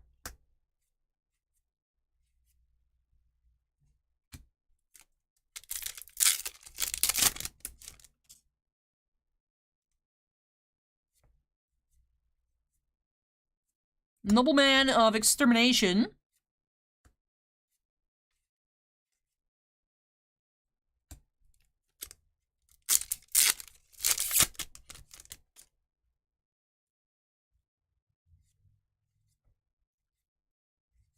Metallizing Parasite, Lunatite.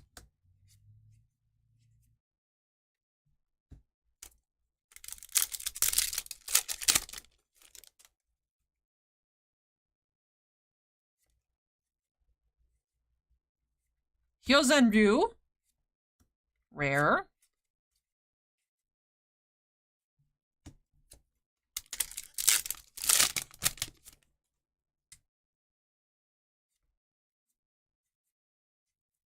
Robin Zombie.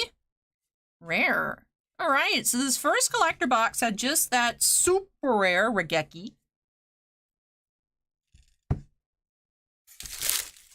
On to the next.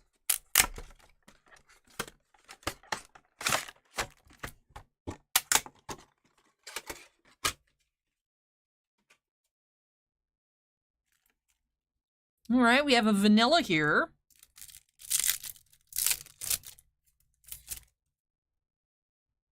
It is Dark Magician. So quarter century Dark Magician.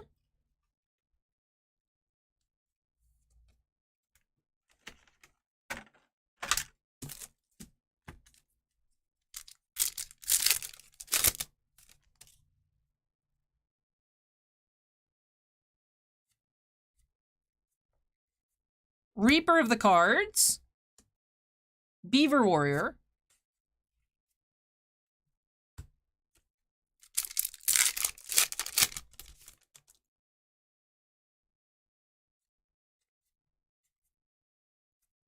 Robin Goblin.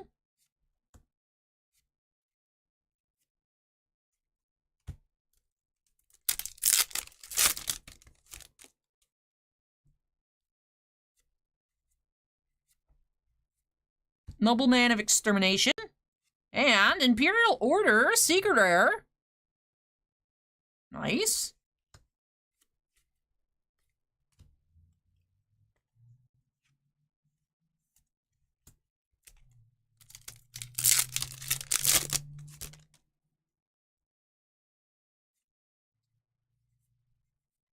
Tsukuyomi.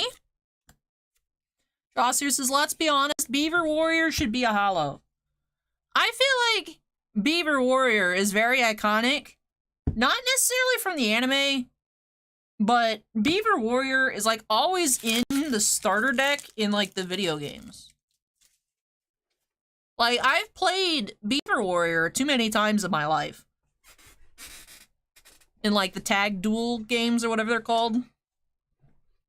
The PSP games.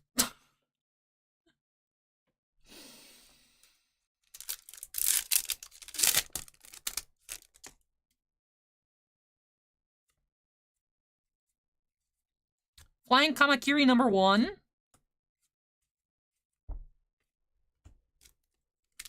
Yeah, Tiffany, Beaver Warrior.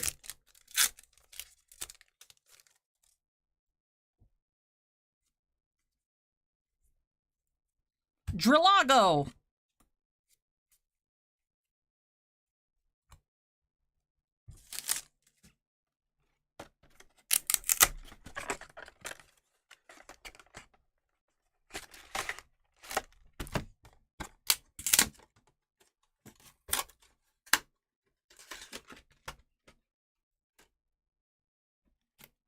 We do have an obelisk.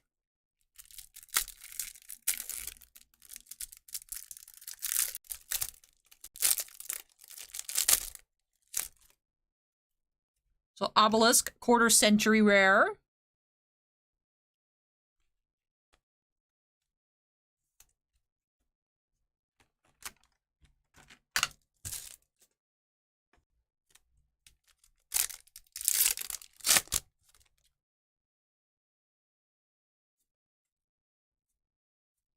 Charabin, the Fire Knight.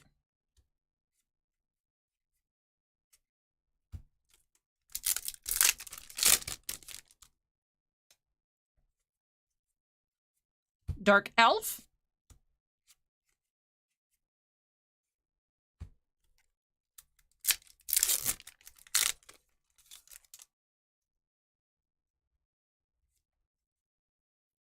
Magic Drain. And Limiter Removal. It's a good card. Limiter Removal is fun to play in Cyber Dragons. Because the text on Limiter Removal says, double the attack of all machine monsters you currently control until the end of this turn. It's fun. And then you gotta destroy them at the end of turn, but... You have your Cyber Dragon go Super Saiyan. Guardian Trice.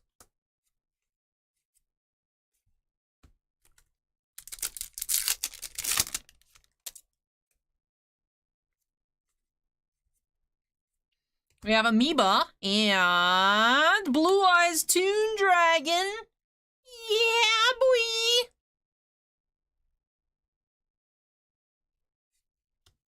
Got another secret rare. Instead of a secret Tom Tom, it's a secret Toon Toon.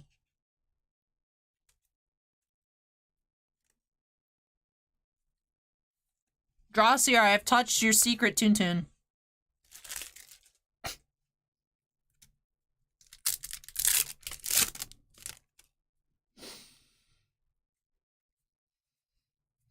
Destruction Ring. Alright. That wraps off number 3 here in the display. We actually sold a few of that Climax Common the other day. I had to go dig them out. I'm like, I haven't looked at this card in forever since, of course, we sold out of Hololive Volume 1. I almost escaped the wanna try touching my secret Tum Tum. I almost escaped it. But you're never safe. As long as we still have them in stock, I'm not safe.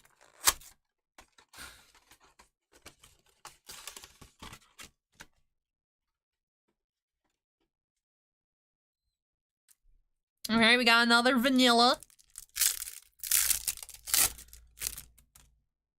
Got red eyes. There are actually 4 different ones right now, which is impressive. I remember the one display, we got like 4 obelisks. Night 1. Alrighty, I wonder if we can get 5 different ones. It would be the first time if we did. It'd be the first time we got 5 different ones, if we can achieve that up next. Alright, here we go.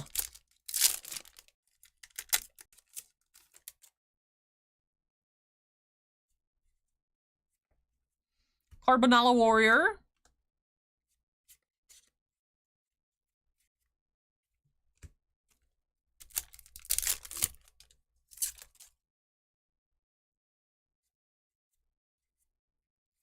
Sangan. Just a damaged corner. That's very weird. Pack Fresh Near Mint. That's a Troll and Toad Near Mint.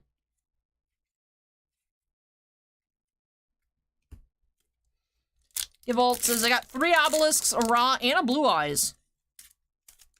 Yeah, we've seen a lot of obelisks.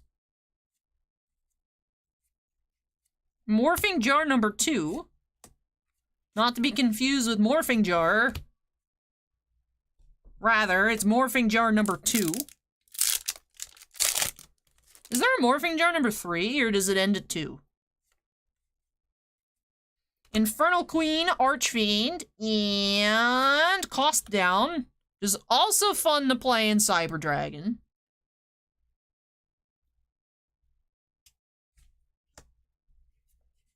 Kevolt says it ends with 2 if I remember correctly.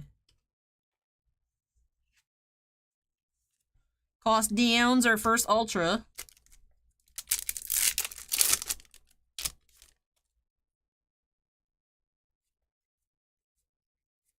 Horn of the Unicorn.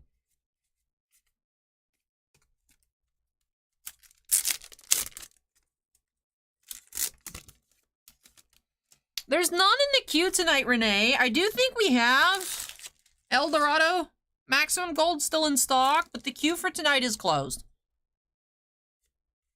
I would say I could do it next week, but I won't be here next week. Robin Zombie. However, they are available for recorded personal break for before I go out of town, or when I come back as well, too. Alright, 5th and final here for Drossier.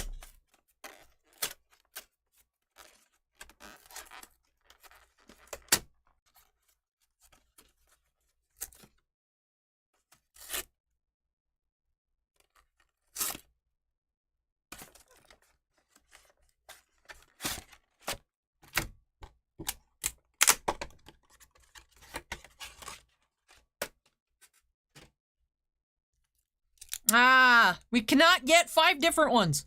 We did get his second Mega Ultra Chicken. We got more Mega Ultra Chicken. Yeah, boy. Winged Dragon of Raw.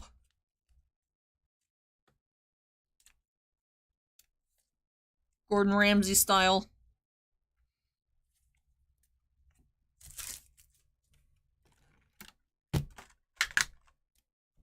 Alrighty.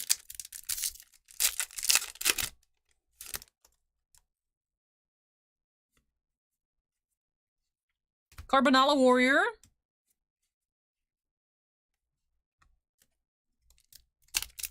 Danny Phantom is now following. Welcome. Witch's Apprentice.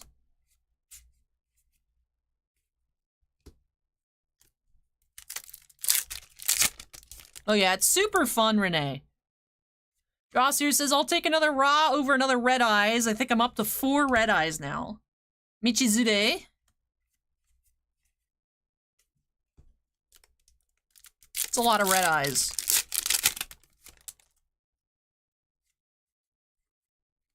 Tsukuyomi.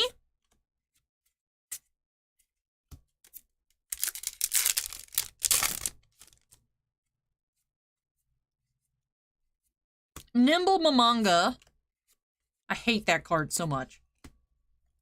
Alright, IOC, it all rests on your shoulders. Yu-Gi-Oh! Mataza the Zapper. And wow, we had a collector box with no foils in it. We did have one earlier that had 2. So we did have 5 total, so we still averaged 1 per box. But wow, that was our first one that didn't have any foils. However, out of 5 boxes, we had 2 secret rares. That's pretty impressive. So, Yumosobe says, if you have that much red eyes, try clear eyes. I actually, like, popped a blood vessel in this eye earlier this week, and it looked rough. I went to the pharmacy to ask, like, what I should get for it. Like, I wasn't sure if it was allergy related or, like, you know, some, like, real pink eye going on. And the lady was like, does it hurt? I'm like, no. She's like, is it crusty? No. Does it feel weird? I'm like, no. And I'm like, she's like, you probably just hit yourself in your sleep. You should wait and see if it goes away. If not, come back and then get something for it. But you don't want to just put eye drops in if there's no need for it. And then I woke up the next day and it looked a lot better. But of course it's on the day that I had the My Hero Academia preview that I looked rough. But yeah, apparently I punched myself in the face while I was sleeping.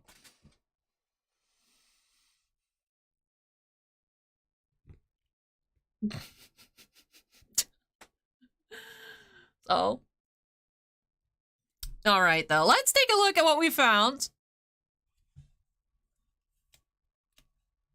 We did have Imperial Order and Blue Eyes Toon Dragon. Yeah, boy. Givolt got a Chaos Emperor Dragon. Nice, nice. We've seen 2 of those. Impressively. We've seen 1 Delinquent Duo and 2 Chaos Emperors. Cost down. We have not seen a single Toon World yet. Maybe up next for Dan. Maybe up next for Dan we'll find a Toon World. Then we had 2 Super Rares as well. Limiter Removal and Regeki. And with that, let's wrap off this display here for Drossier. So thank you so much, Drossier, for letting me experience some more Yu-Gi-Mans. I enjoy these Legendary Collection openings a lot. I always enjoy, like, the Megatins and Legendary Collections when we used to get, like, the real ones and stuff like that. I enjoy these openings. They're fun. So I appreciate you letting me open on up for you. I really hope you enjoyed it. And love these new additions to your collection. Congrats on only getting 1 more Red Eyes instead of 5 more Red Eyes. So, with that, though, that does wrap off break number 6. So let me go ahead and unsnap. Move everything out of the way. When we come back, for Dan, we'll be getting into 1 collector box and the Garbage Pail Kids Chrome Series 5. For break number 7. So I'm going to take a few trips to move everything. And then when I come back, getting into more Yu-Gi-Oh! And Garbage Pail Kids. Dan is in chat. Dan, let me know what you'd like me to start on off with while I am housekeeping.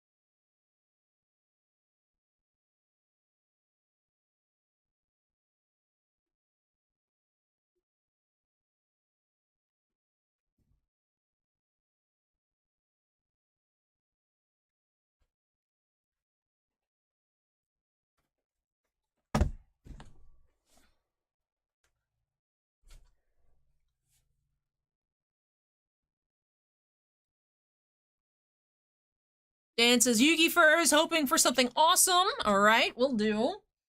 And then Nate says, haven't been on in a while. Did you win the cosplay contest? No, I did not. We did not make it out of the semifinals. Then Sixer says, hi, Ali, how's your Saturday going? Are you happy that the Panthers beat the Leafs in 5 games? Since the Leafs said they want Florida.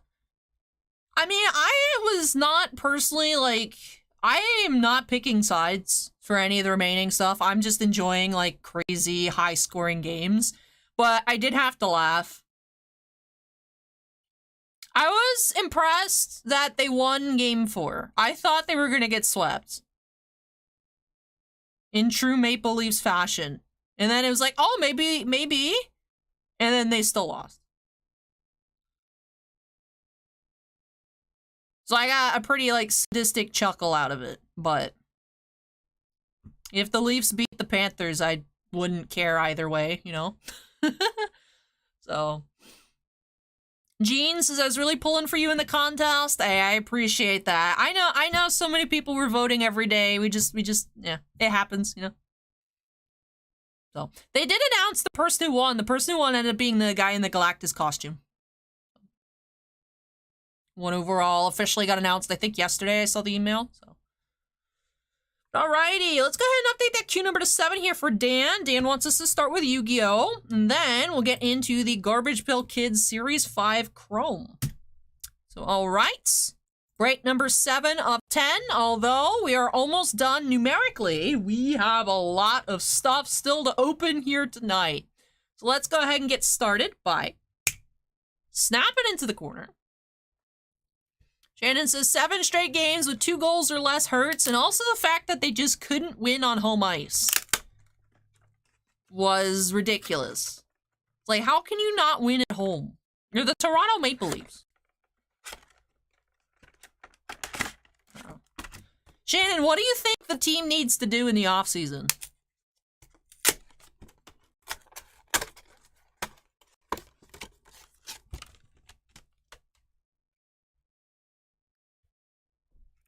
Right, we do have the Winged Dragon of Raw here for the quarter century for Dan. Winged Dragon!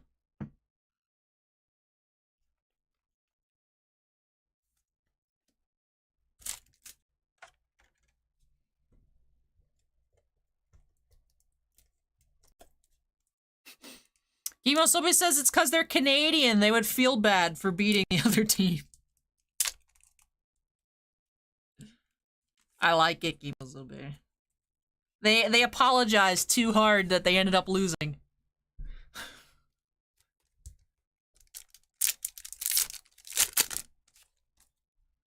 Alright, here we go. Back one.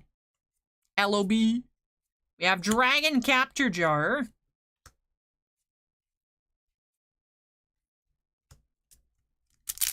Metal Raiders.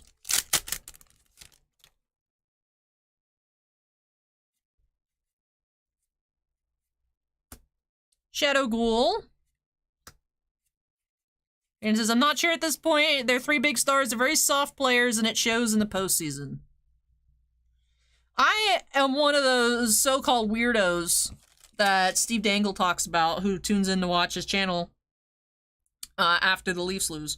I'm one of those sickos.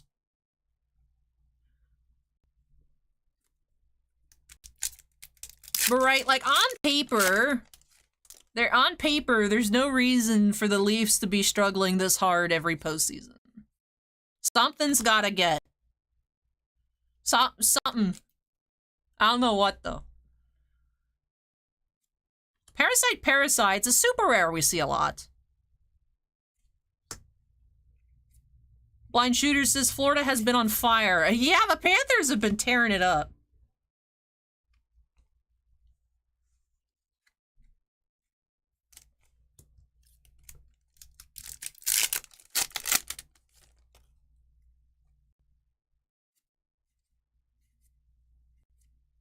Fear from the Dark, and Reflect Bounder, Ultra.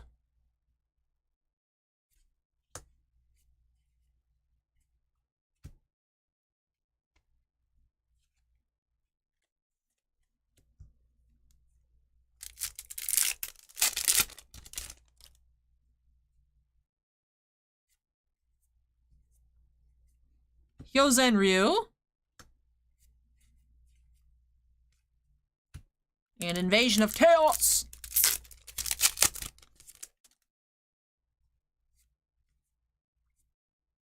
We have Ultra Evolution Pill and Reload.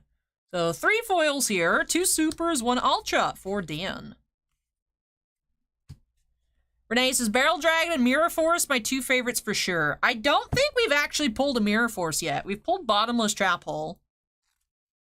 I think. We've pulled 7 Tools of the Bandit. A couple Regekis. Kimosobe, the newest announced set is Jack Garland focused for Stranger of Paradise. So I think that's what, 2 sets out? With the Nomura stamps, Jack. The Nomura stamp is a Jack card. I think it's 2 sets out. Or maybe it's the one after the next one. Because the next one has Stidian or whatever his name is, right? I have to look. Let's go ahead and get into a recap before sliding on into some Gross Children Chrome. 2 Supers, Reload, and Parasite Parasite. Reflect Bounder, Ultra. And the Quarter Century Winged Dragon of Ra. Acorn says the set's called Beyond Destiny. November 17th. That is 6 months away. Yeah, I will say it's so weird to have like an actual few months spacing between Final Fantasy sets. Because, right, Magic sets just come out like every 3 weeks. Pokemon core sets are definitely spaced out, but I feel like there's always some kind of like EX box or something coming.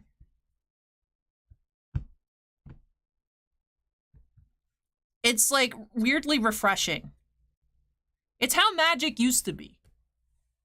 Is the Final Fantasy release schedule. You get a couple sets a year, take it or leave it. You know? So. But alright. Garbage Pail Kids Chrome Series 5. I'm excited to find a necktie. Yes! Cliffhanger, let's go. My dreams.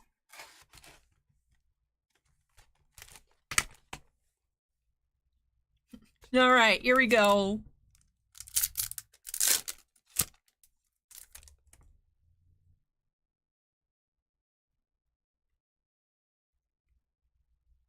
Should I separate out the, bees? I'll separate out the bees. We haven't seen any bees, though, in that pack.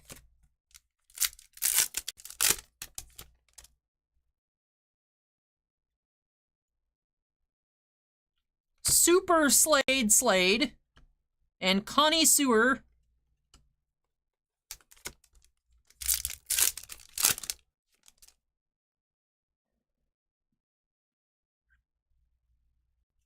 Roslyn. And Jordan Nuts.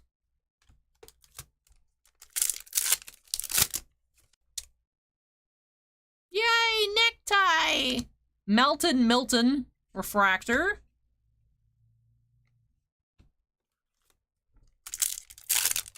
I think so, Ziggy. I think Flesh and Blood's also a couple sets a year. Kit Spit. Zeke Freak.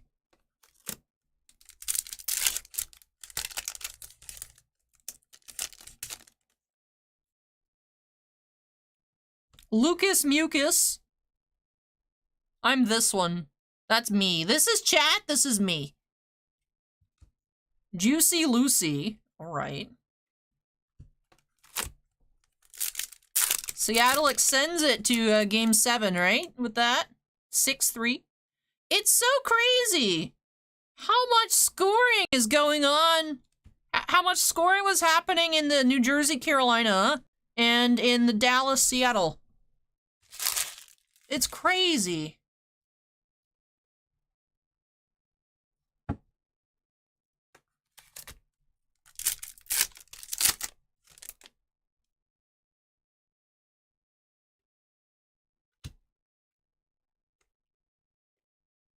Shrimpbots, I think you have to use the link in particular. And then it's when you go to make whatever your first purchase is, I think it applies the $10 credit. But you have to sign up off the link in particular, I think is how it works.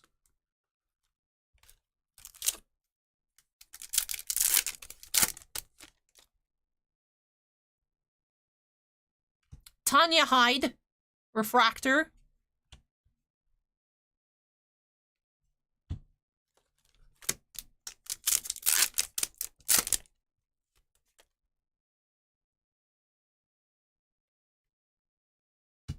I like Starchy Archie. I don't know why. The Pillsbury Doughboy getting his butt assaulted with a rolling pin is my favorite card out of this set. I think you all just enjoy Garbage Pail Kids because of the sentences it makes me say, which it doesn't actually make me say anything. I just say things and then blame it on the Garbage Pail Kids.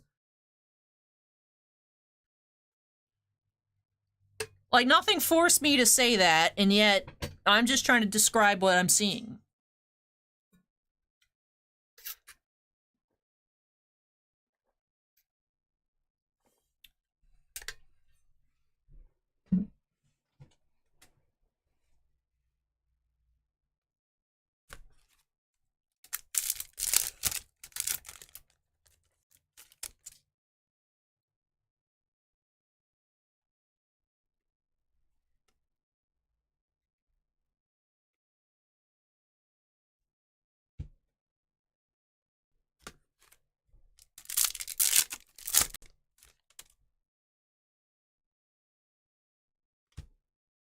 Silver Toothy Ruthie.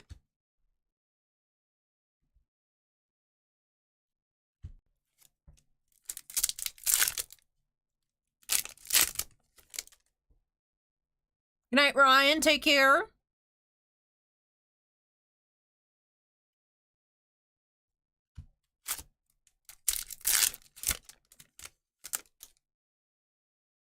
Purple. Blue Boy George. Number 139 out of 250.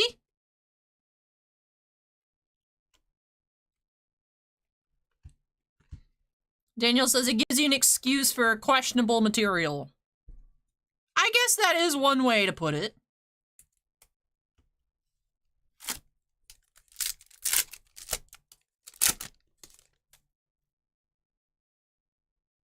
Hardin Hollis.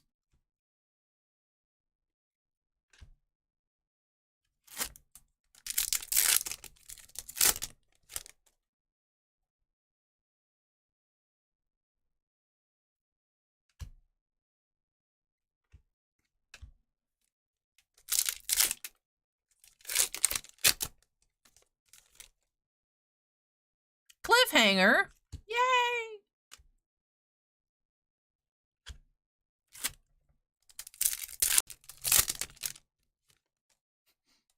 I remember in the initial video that I opened up, I think it was a full case of this set. I was talking about how I don't like Dolly, where it's not my style. And someone was high-key offended that I don't like Dolly art. You know, and that I don't like Dolly, I don't like Garbage Pail Kids. Like how I am obviously a tasteless person. And I'm just like, okay. Oh, we have another numbered card. So we have a Black Wave Refractor here, Silver Toothy Ruthie. Number 17 of 99. So one Black Wave, one Purple Parallel.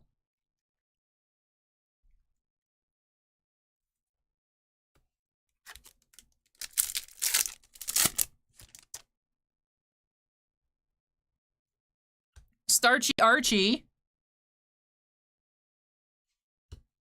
I was gonna say something, I decided against it. I decided against it.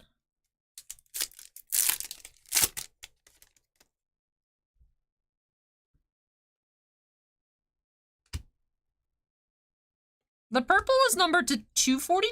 Yeah, 250 on the purples. All right, 3 packs to go.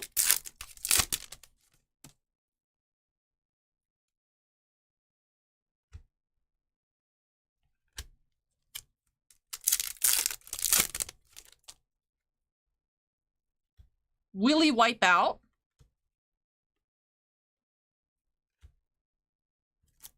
And last pack. We have Riveted Rex, Refractor, and Gil Grill.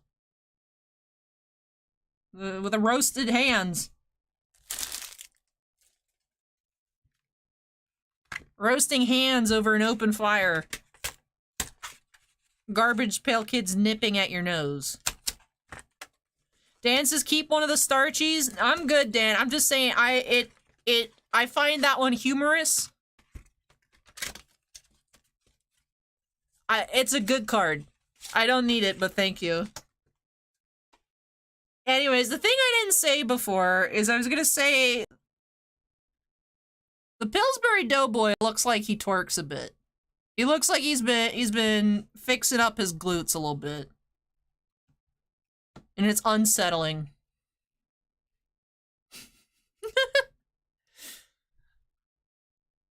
Alrighty. We did find, how many A refractors? We found 5 A refractors. And 3 B refractors, so not an even split. Although the base cards look like they're pretty evenly split. We also had 2 numbered parallels. Blue Boy George, purple, 139 out of 250. And the Silver Toothy Ruthie, Black Wave parallel, 17 of 99. And with that, does wrap off this box of Garbage Pail Kids Series 5 Chrome for Dan, and wraps off this break here, break number 7. So thank you so much, Dan, for letting me open up not only more Yu-Gi-Oh, but also more Garbage Pail Kids, this time of a different variety, for you here on the channel. I hope that you enjoyed it, and love all of these new additions to your collection.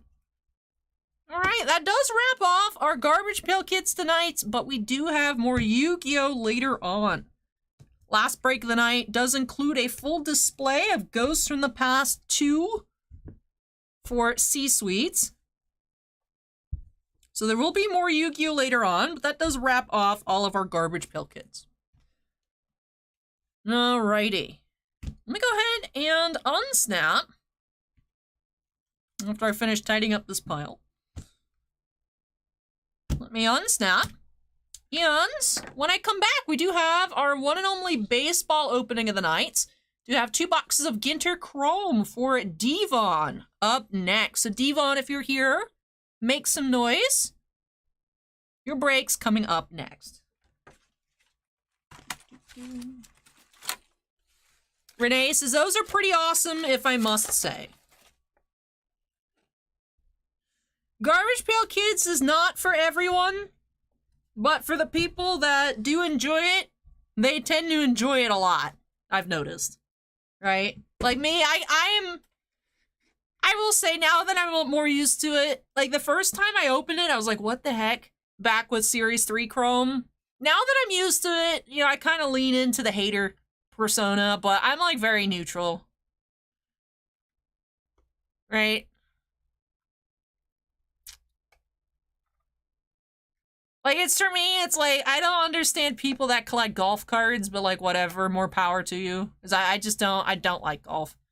So it's the same thing for me with Garbage Pail Kids. It's like, I don't really get it, but if it makes you happy, I'm happy, you know? But I lean into the hater persona. But I have noticed people that enjoy Garbage Pail Kids are like really into it. Like really, really into it. Like hardcore Garbage Pail Kids collectors. More so than just casual. I feel like you get sucked into it more easily. From casual to hardcore.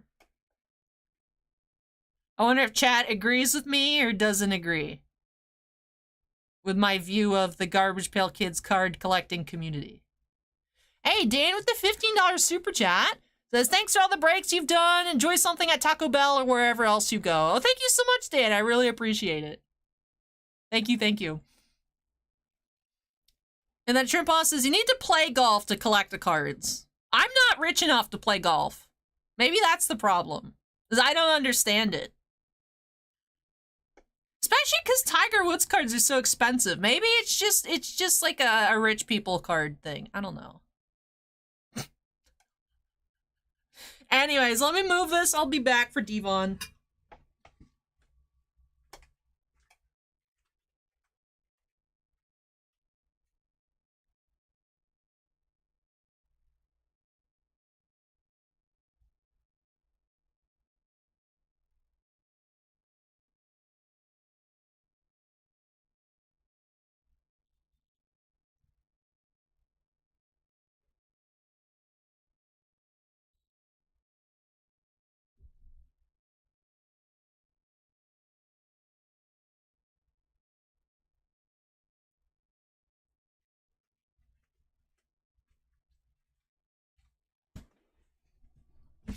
You almost always says, imagine collecting things you like.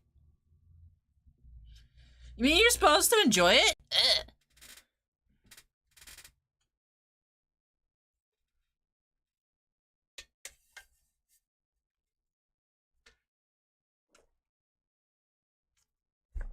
Still not rich enough to play golf, Acorn. It's still a true statement.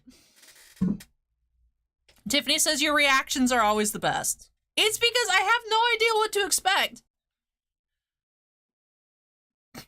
Like, I just don't know what I'm getting into. I'm just like, ew, it's gonna be gross. But I just have no idea what we're getting into.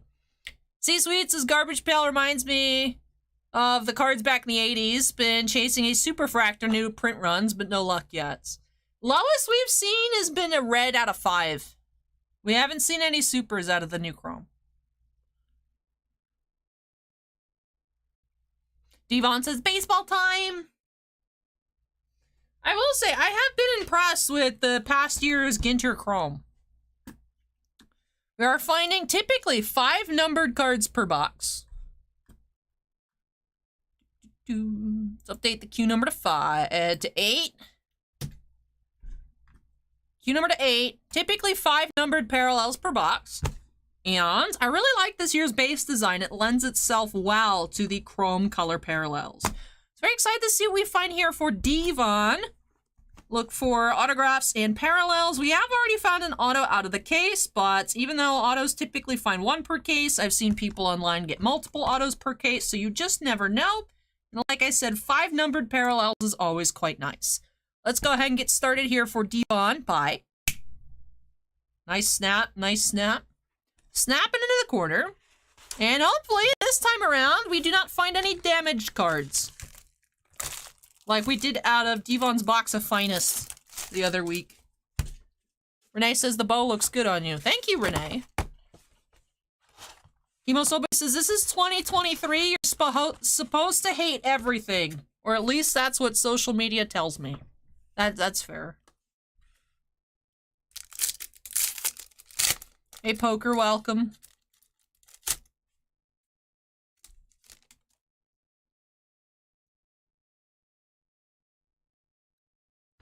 Urias Mini. And Riley Green rookie.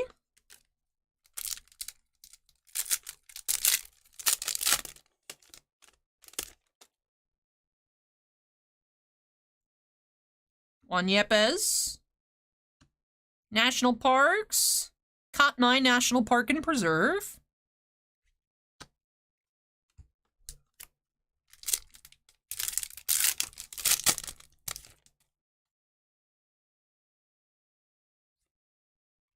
Schmidt Refractor. And Pena Mini.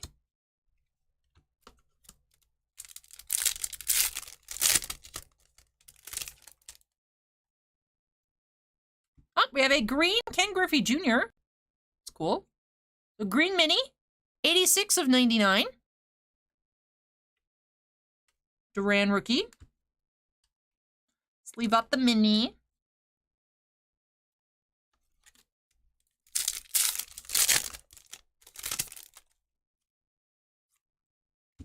Lou Brock Refractor.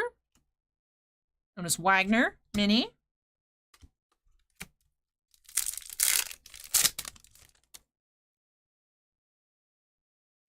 Ramos. Retro Rookie Mini.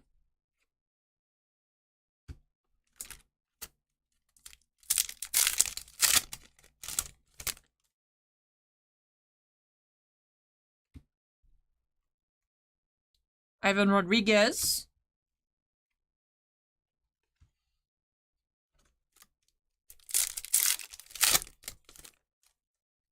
This past year, well, it was supposed to be a 2021 product, but it just came out, like, a couple months ago. SP Legends. Upper Deck made a Legends set. It was pretty cool. I really liked it. Adventures with Paul is now following. Welcome. National Park. We have Great Smoky Mountains.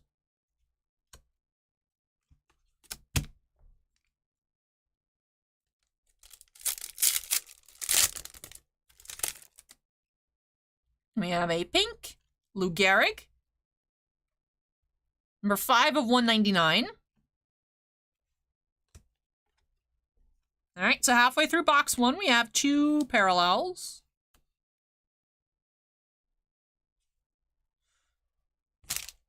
Kimosobe says, don't the mountains know that smoking is bad for them?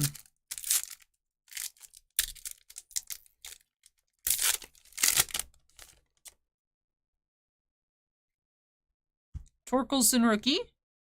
Hot Corner. Baseball Lexicon. Trimpa says, do I have good seats for the concert? I think so. At least as far as I can understand. I think they're pretty good. Tease Jr.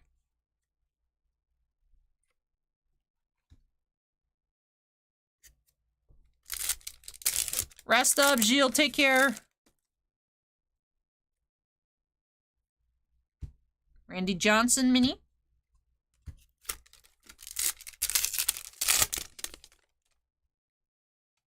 Wander Franco rookie. Riley Green. We have On Deck. Lexicon.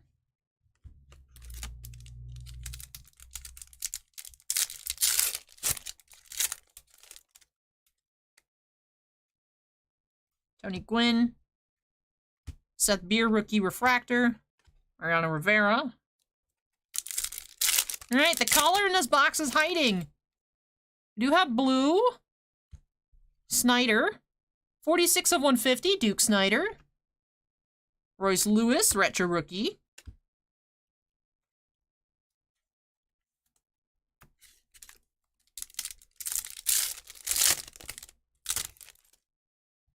Green. Jose Altuve. 40 of 99.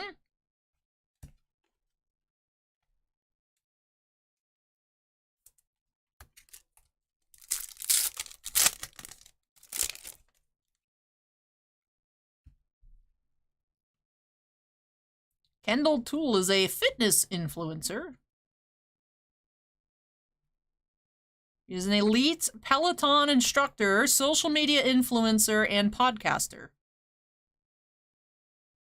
Interesting. Inside the park, we have Glacier Bay. Last pack, box 1. Ooh, X-Fractor. Is that number to 10? Are X-Fractors number to 10 in this product? They are in Star Wars. X-Fractors are 1 in 216. It looks like they are going to be unnumbered, but more rare than oranges to 25. Interesting. Tony Santillan. X-Fractor, again unnumbered, and we have a Charlie Sheen mini. So more rare than a card number to 25, but it is not numbered. Alright. I'm assuming that's a case hit.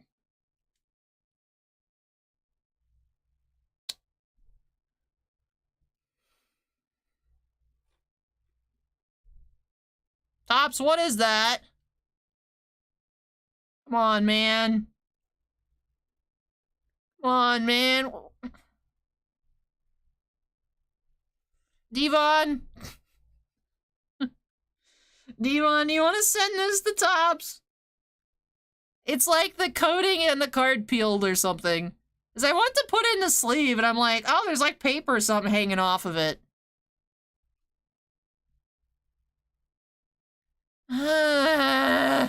Okay.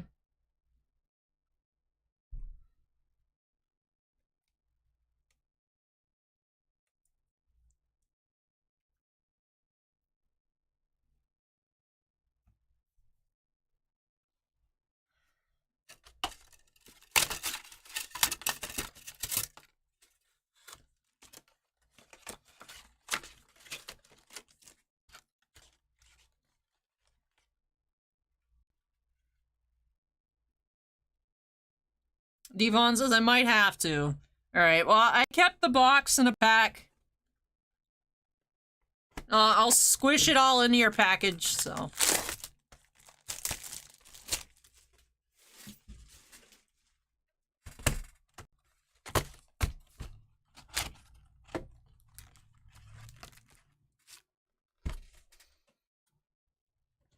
Kimosobe says, have you ever seen a damaged Weiss card? I have not.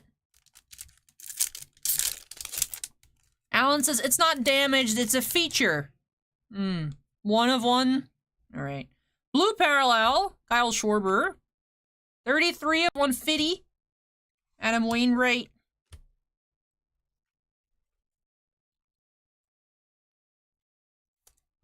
You're welcome, Devon, but I'm sorry it has to be like this all the time.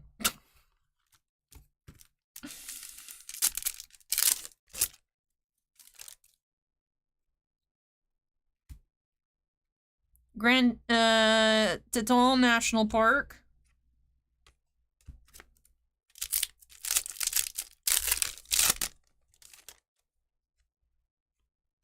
Stroman.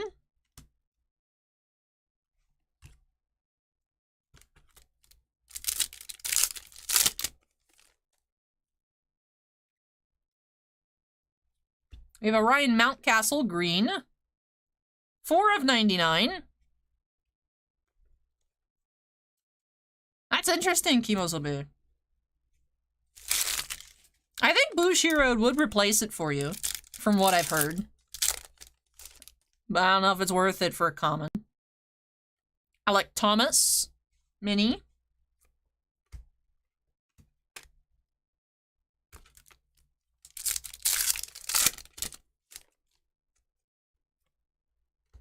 Stroman Mini.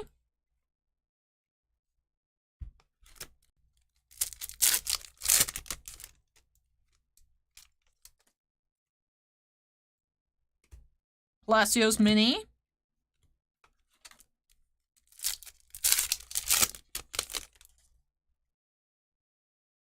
Rod Carew. Badlands National Park.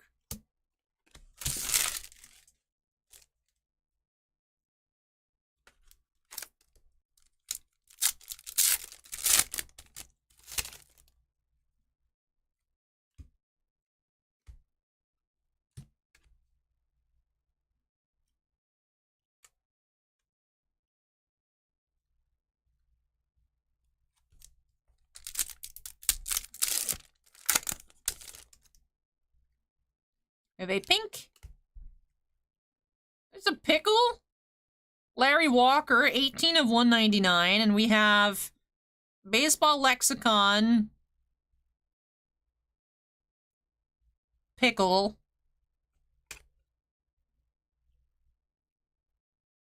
To be in a pickle means being in a tough spot. Well, yes, it does. Like a cucumber stuck in a vinegary brine for days on end. Naturally, baseball adapted that idiom for players who are caught in a rundown. It's not necessarily hopeless, but it usually doesn't end well.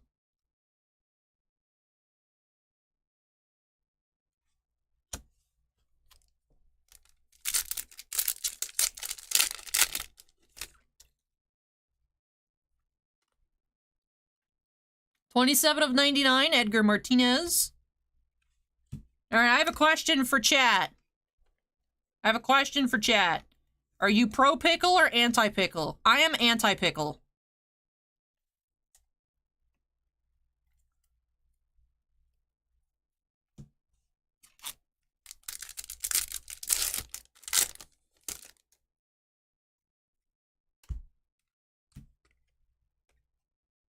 Acorn is anti-pickle. Alan even makes his own pickles. That's super pro-pickle. Are you a pro-pickleologist? Shrimp-Boss is anti-pickle.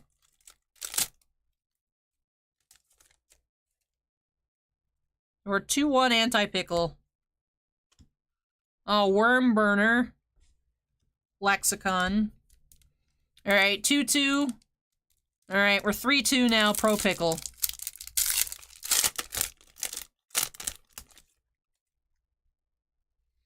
Starting Parks is Team Cucumbers, so I'm gonna put that in the anti-pickle category. Geodude's an extra pickle and everything kind of guy. Alright, so it's... I think it's 5-3 or 5-4. I think pro-pickle wins. I'm team anti-pickle. I am anti-pickle.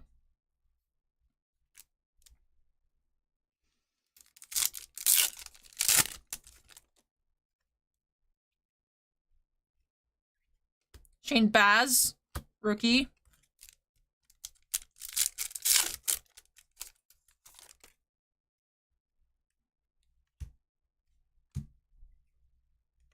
Girls and Boys Toys says pickles are stupid. Daniel says hashtag Team Pickle. Lazy Bird says I would have never pegged you for anti-pickle. Really? The weirdest food person? That's on Twitch potentially at 10:23 p.m. Eastern is anti-pickle? Who could have thought?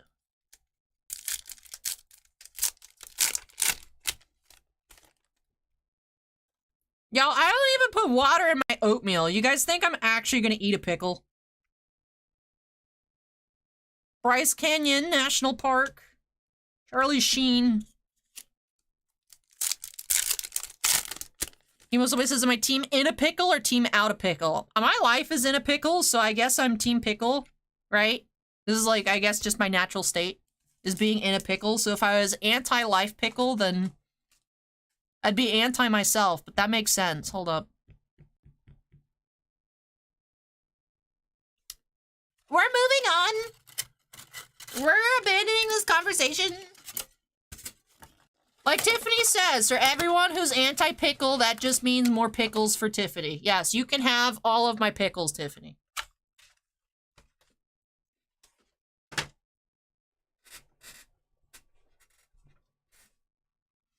Alan says, you're like 20, you have lots of time to life. Life is hard sometimes. Raw oatmeal at Shrimp Boss, yes. If you'd like, I can provide a demonstration. If you guys would like a raw oatmeal demonstration after this break, let me know in chat right now. All right, look at this like little rainbow fan here. That's cool, I like this. We had 2 blues, 2 pinks, 2 greens, 2 green minis, and an X-Fractor out of the 2 boxes here. So the Tony Santalon Rookie X-Fractor is not numbered, but it is having lower pack odds than an orange refractor numbered to 25. So rare pull here on the X-Fractor, first one we've seen. 2 greens to 99. Edgar Martinez and Jose Altuve. And the minis were also greens to 99. Ken Griffey Jr. and Ryan Mountcastle. We had 2 pinks, Lou Gehrig and Larry Walker, numbered to 199 each. And not D. Snyder, Duke Snyder to 150, and Kyle Schwarber as well on the blues. With that, let's wrap off this opening here for Devon. So thank you so much, Devon, for letting me open up more baseball for you here. I'm sorry all the baseball I open up for you is jacked up somehow. But I hope you enjoyed the opening and still love these new additions to your collection, even if they're weirdly peeling the surface gloss. Thanks, Tops!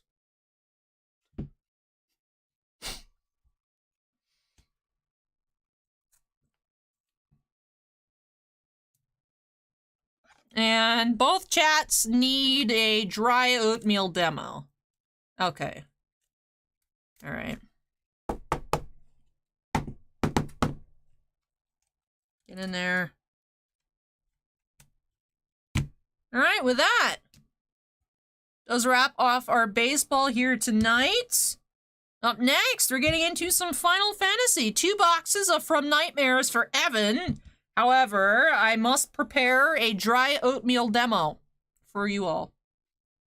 So I will do that. So hang tight, everyone. Let me unsnap.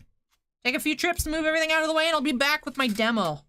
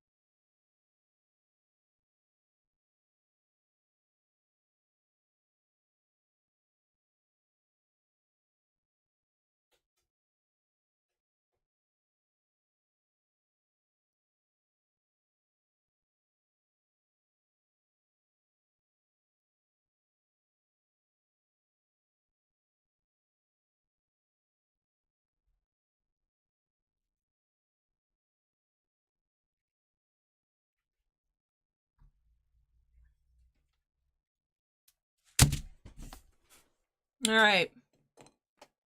Shannon says, do you at least drink something with the dry oatmeal? Anyways, I don't have any bowls in here, so here's proof that this is empty, no water.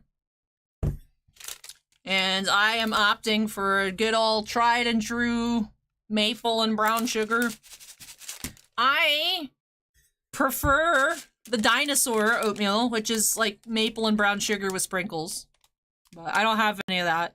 I have an adult variety pack of apple, cinnamon, maple brown sugar, and then cinnamon spice or something.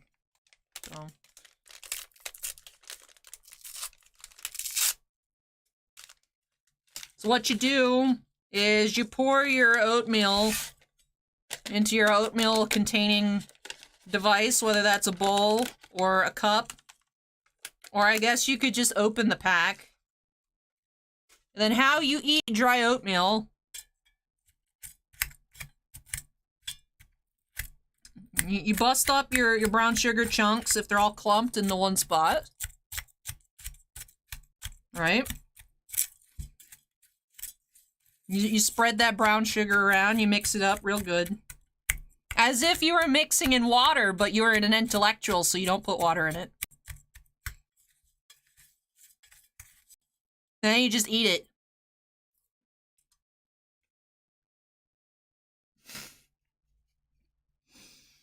Alan says my life's in crisis mode.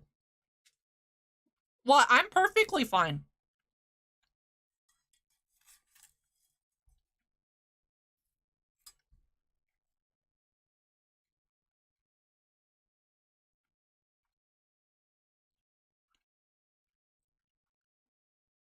Mmm, tasty.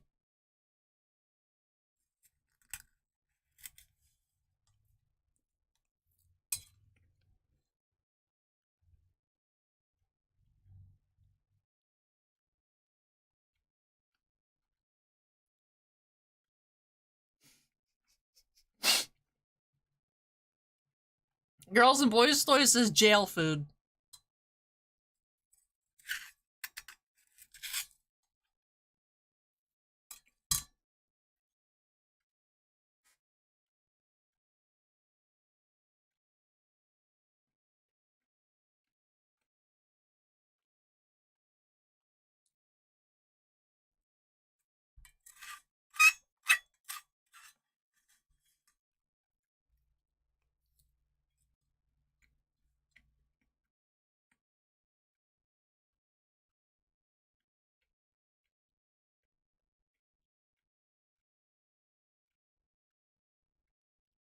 I just saw Ferdog commented pickles and oatmeal. What? I missed that like 5 minutes ago.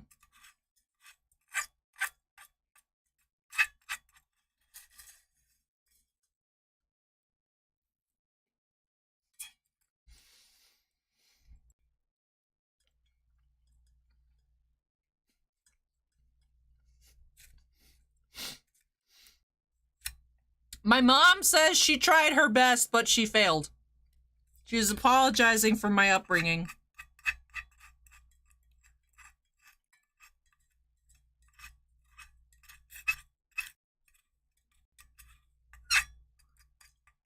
Himozobe says, it's no different than eating cereal without milk or raw oats. I ate an entire box of mini wheats the other night while I was playing PTCG Live.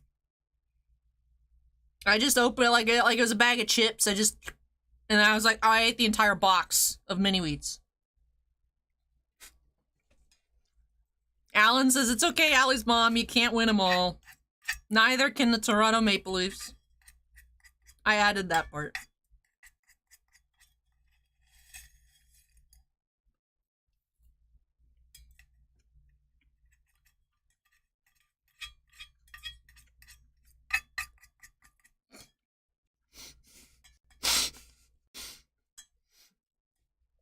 Geodude says, I'm trying it right now. It's better than expected. Himosobe says, this is why you have multiple kids. At least one of them will be worth the effort.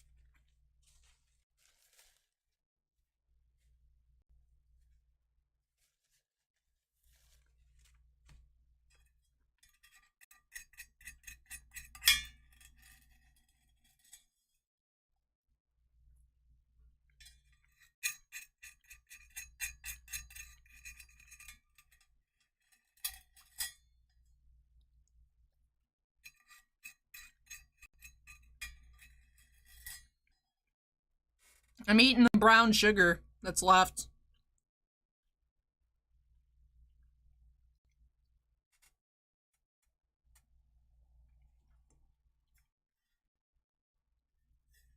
There's proof.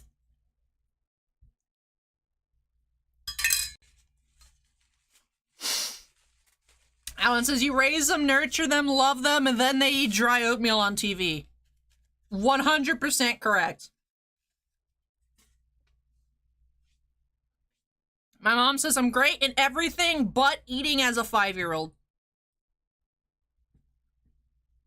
Thanks. Well, make me take back that flamingo basket.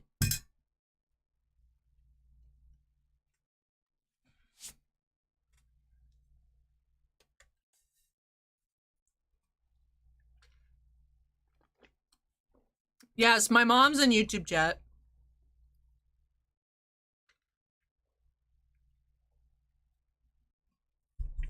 The dude says, what are break requests? That's just the phrase I use for people adding stuff to tonight's queue. So the queue for tonight is closed. People requesting more product to be open tonight is closed. So then Erich has asked, what exactly is a personal break? Do you send it cards to someone? Yes, that's exactly how it works. And yes, crispy bacon. I have proved that I eat dry oatmeal. Chemosobe says, hi, Allie's mom. All right, let me go put away my oatmeal devices. And then I will be back with more oatmeal. No, I will be back with Final Fantasy for Evan.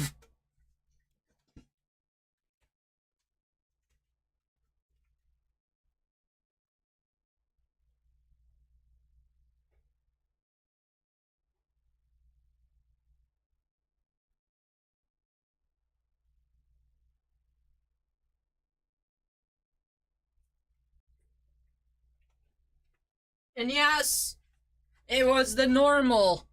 It was the normal mini wheats.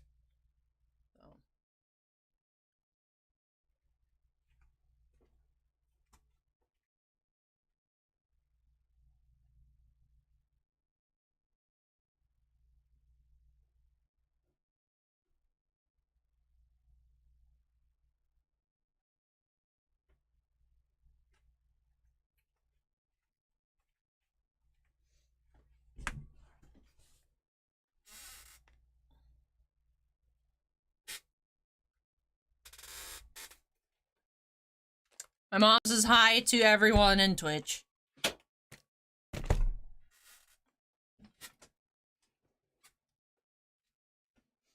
Gemosobe says Allie's proven she's part horse. And then Alan says it's a horrible time to be a racehorse. That is true. I don't know what's going on. From what I've read, apparently they're racing the horses too young and they keep having heart attacks. But yes, it's a horrible time to be a racehorse.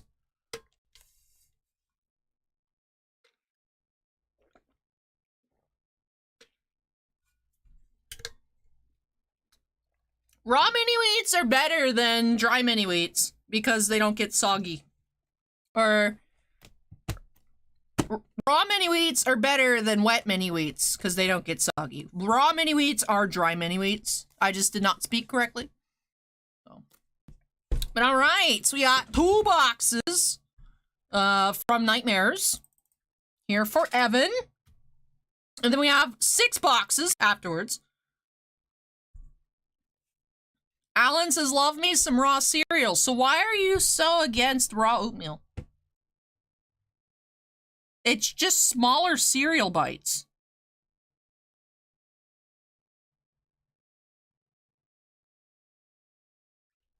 Let's update the queue number to 9.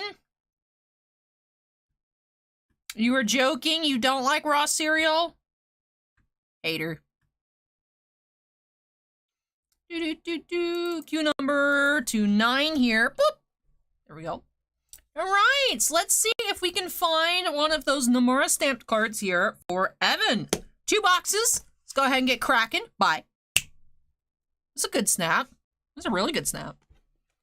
Snapping into the corner.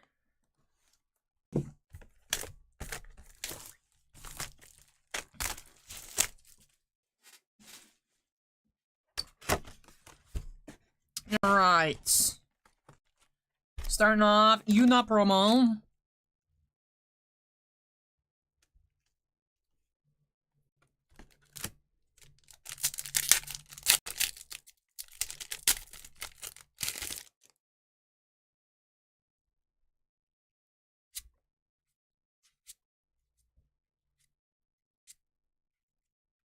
You have Wool, foil rare, and Raffia, legends. Alan says, we caught AJ with an entire box of Lucky Charms just picking out the marshmallows when he was like 3. I will say, as a kid, I used to just try and eat only the marshmallows. As an adult, I honestly like raw Lucky Charms. Mixed. As an adult, you start to like the cereal part of the cereal rather than the sugar part. It's weird.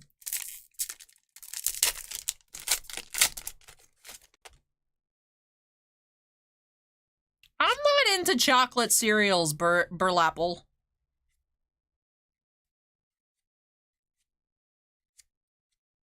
Vanille. And Anima.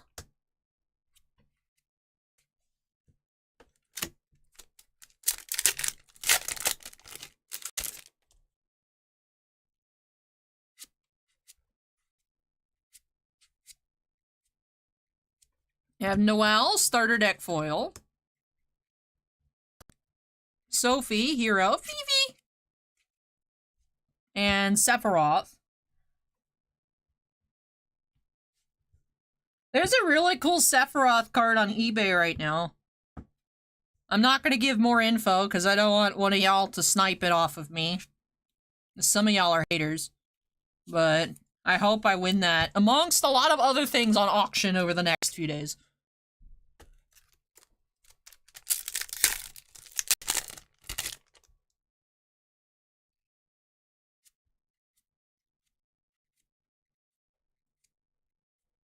Leon, foil rare. And Gao, hero. R.I.P. Onion Knight.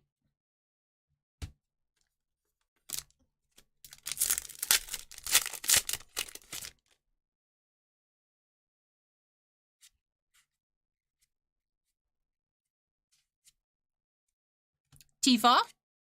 And Sin.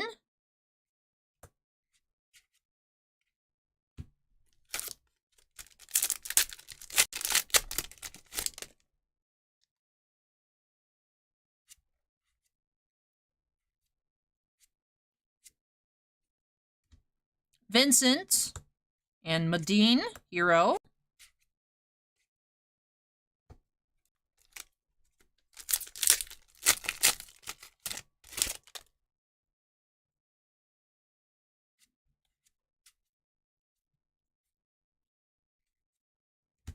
Alexander, foil rare. And Ace, legend.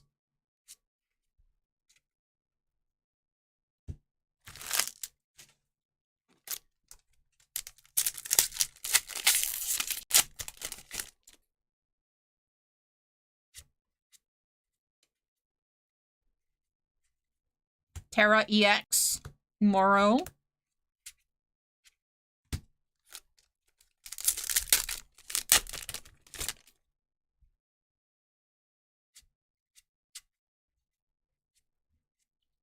Full art Hilda, hero.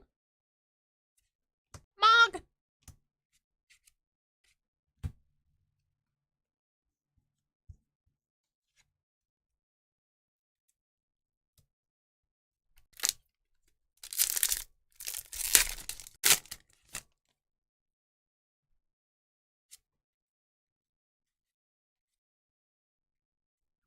Lean, common foil, and Varial, the hero. R.I.P. Onion Knight.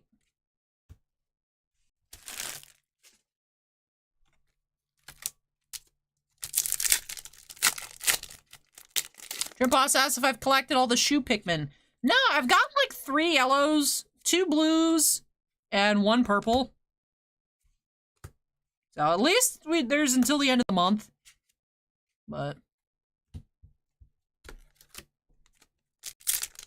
Now it says there's a 101 Grubauer Black Diamond Relic on eBay. It's 400 bucks.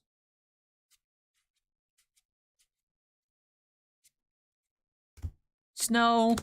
And Emperor. Vivi! Boss man, you missed the demonstration of how to eat dry oatmeal. It was very informative.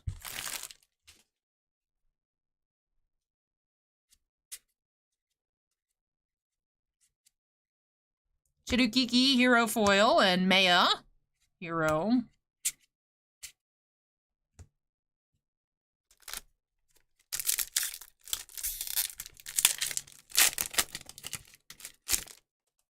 Bossman's also team dry oatmeal. See, I'm not the only one in the world that does it. Sabin Hero and Cloud Legends.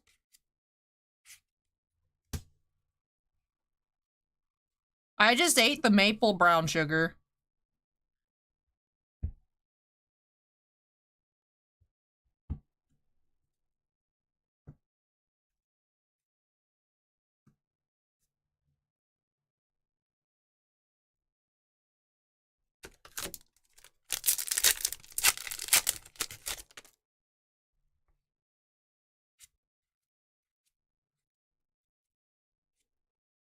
Full art Leon. Rare. Doga.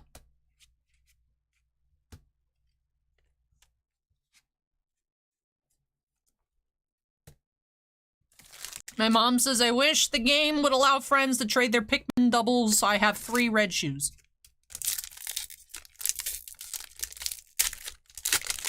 That would be cool if you could trade Pikmin. I am definitely still upset I did not end up getting the yellow Easter egg. We have the Creepy Mog from 13-2. Starter deck foil.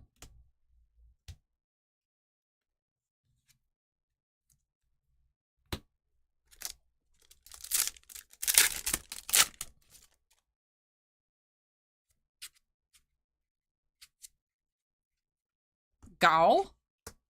Strago EX.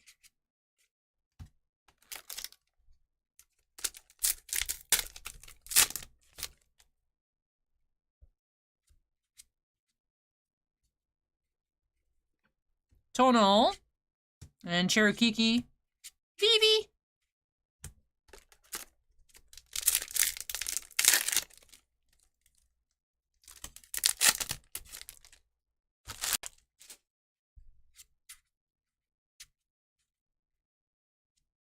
Ash EX.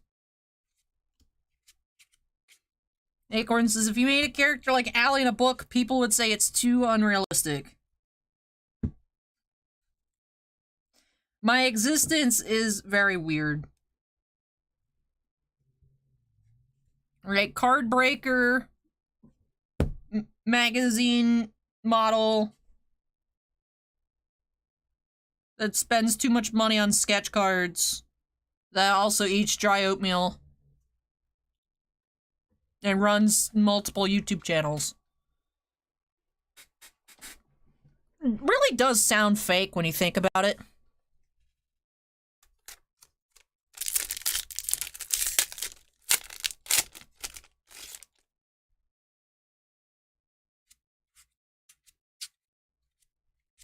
Do you have a Kafka Foil Legends? Hilda. I mean, when you put it that way, Acorn. So this hot girl sleeps in dinosaur sheets with a nightlight on a twin bed. You can't forget that part. Eats dry oatmeal and dry bagels and buys rocks on Whatnot. But is also a published magazine model.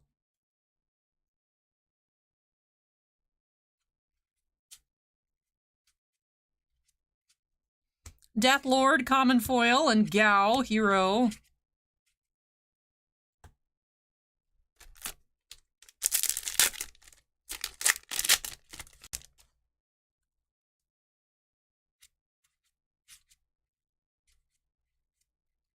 Behemoth.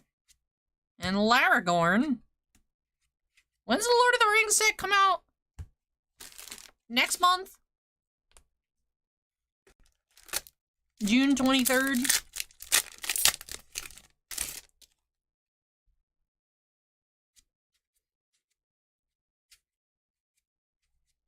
Edgar, foil rare.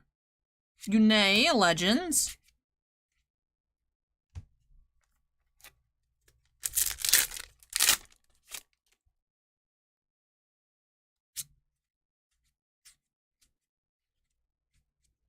Realm, foil.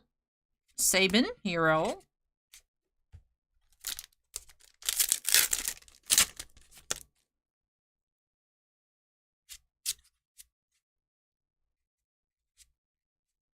Emerald Weapon. Lightning. R.I.P. Onion Knight.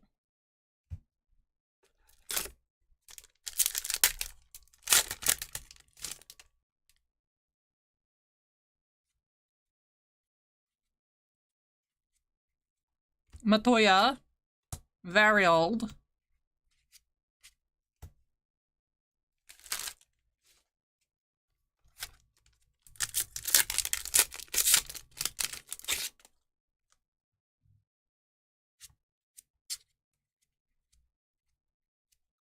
Gilgamesh. And Kafka Legends.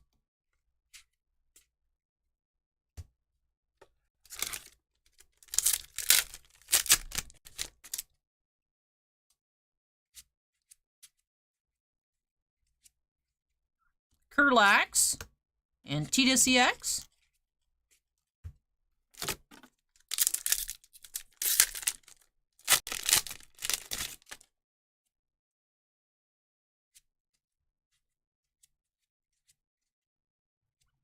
Larsa, common foil, and Barrett, hero.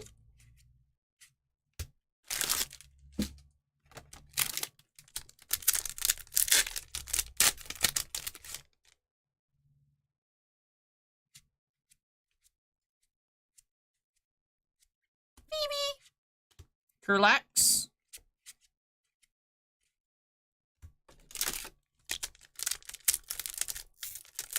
All right. Almost finished up with box 1 here for Evan. Elgo EX. Arc.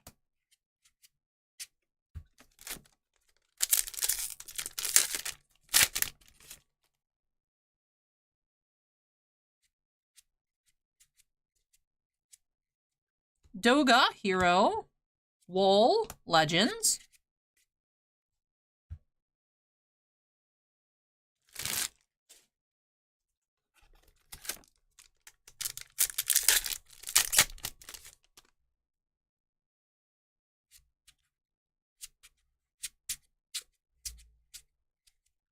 Waltrill, foil rare.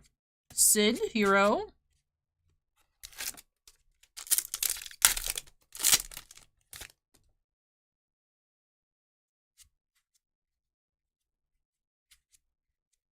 Mako, hero. The Emperor.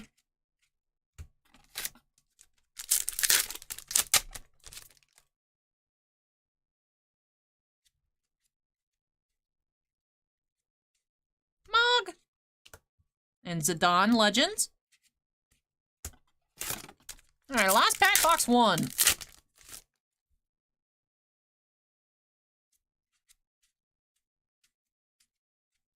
Variold, hero. And Doga.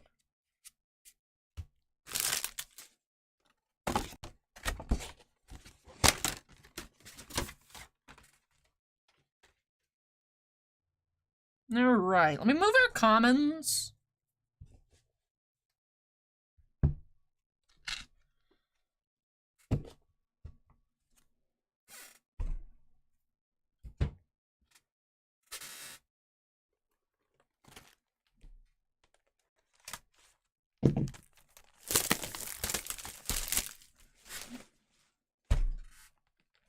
Alrighty. Box 2 here for Evan. Do you have the Unipromo?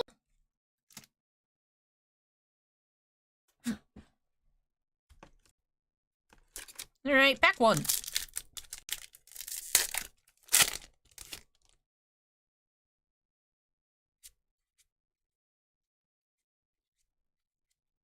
White Mage, common foil, and Cloud Legends.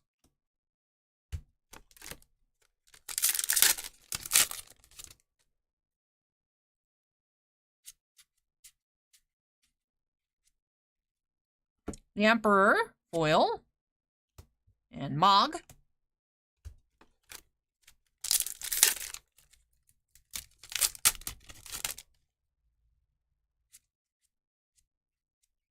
Vayne, legend foil, Mobius.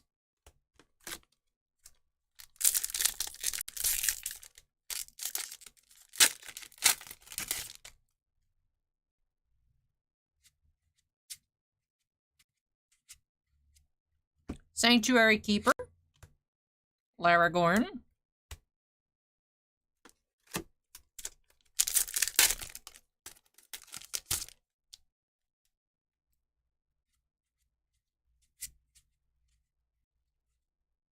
Kane and Lightning.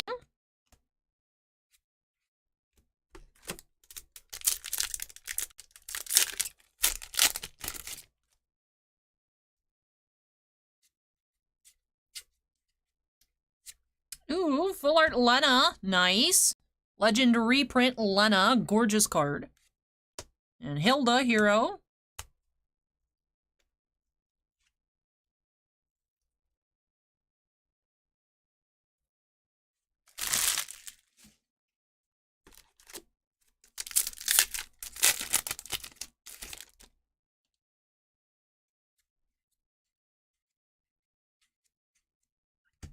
Sid Raines, starter deck foil, and Barrett. Phoebe!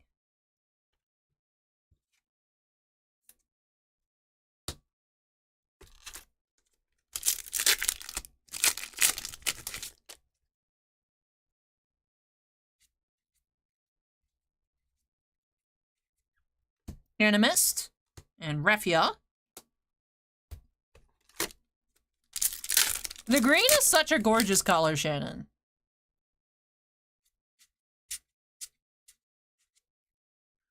Sophia and Strago EX.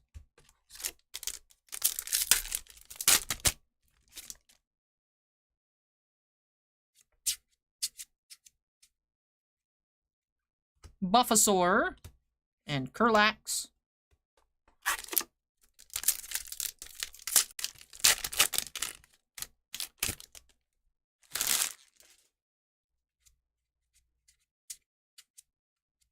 Maya, hero. Sin.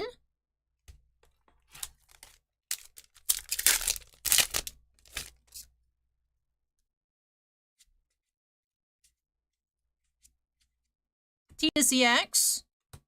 And Medine.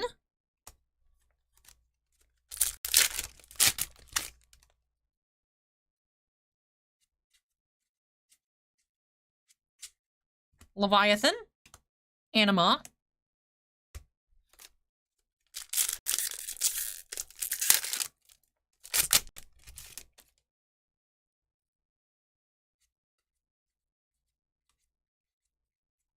Sarah, foil rare, and Kafka Legends.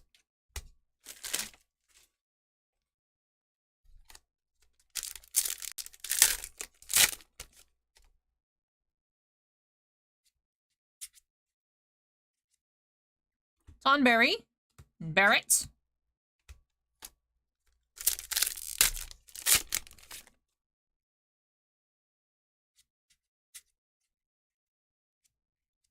Vanille, starter deck foil, and Kurlax.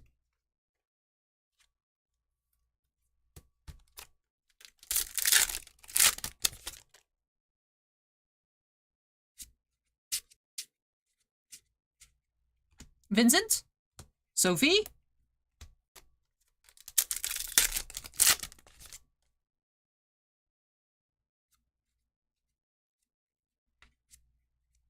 Yuna, and Laragorn. About halfway through this box, still waiting on a second full art, although it looks like we have a token coming up. Do have Crystal Token number 4, and Lightning.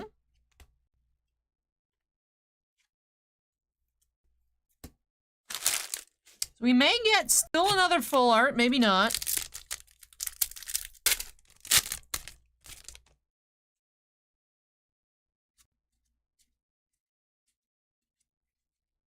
Numol, and Yuna Legends.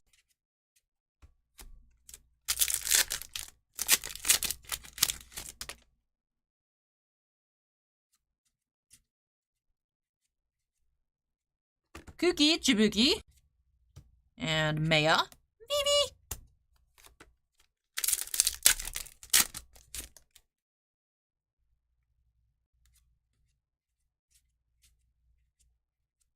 Gramps EX and Strago EX.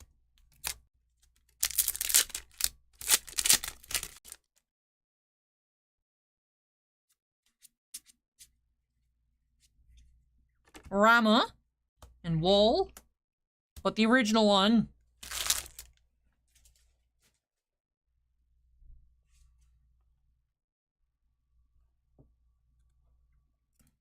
Hey David, welcome.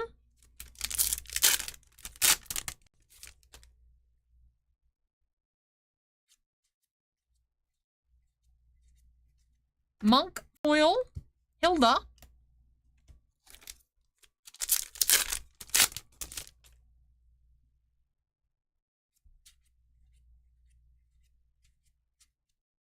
Lightning, Hero Foil, and Chidukiki.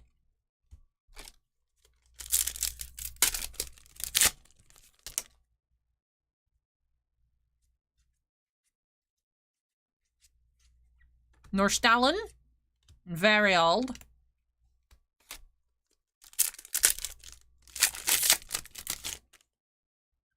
Looks like we're at 87 likes. Those of you on YouTube, if you're having fun, don't forget to hit the like button. It would be cool to get over 100. I saw actually before we got started, we had 3 dislikes. We were at like a 40% like ratio earlier. I was like, what? What happened? So if you guys are having fun, don't forget, we'd greatly appreciate it. All it takes is a effort. One exertion of effort to hit the like button. It's free.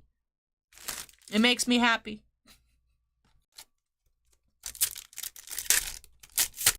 Thank you, those of you who hit the like button. I can see, I appreciate it. Yuna, Foil Legends, and Arc Hero. Hey, thanks, Autobottle. I appreciate it. Now at 92 likes. Yay! Aster Protoflorian and Sid Highwind Vivi. 94 likes, almost at 100. 95, ooh. Von EX and Sabin.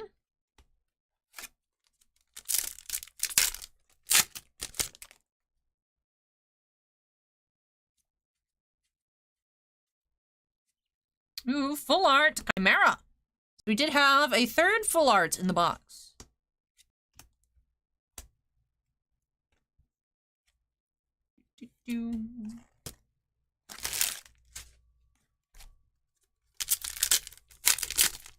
Thanks, Autobottle. And thank you, Trimp Boss, for getting that first like in yesterday. Buddy, Common Foil, and Gao. 96 likes. Medine. And Vane. R.I.P. Onion Knights. 3 packs left here for Evan. Who are at 97 likes. Shiva. Foil Rare. And Doga. Hero.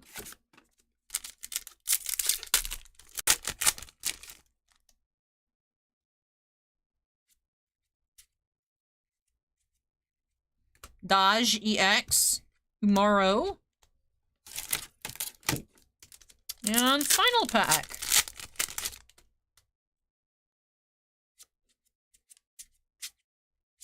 Wrapping off with a Luneth foil and Realm Legends. Alrighty. That does wrap off these 2 boxes here for Evan. So we did get a reprint full art with that Lena. 3 other full arts and a crystal token full art. And 4 total starter deck foils. So let me tidy up here Then we'll take a look at our legend foils, as well as our sleeve cards.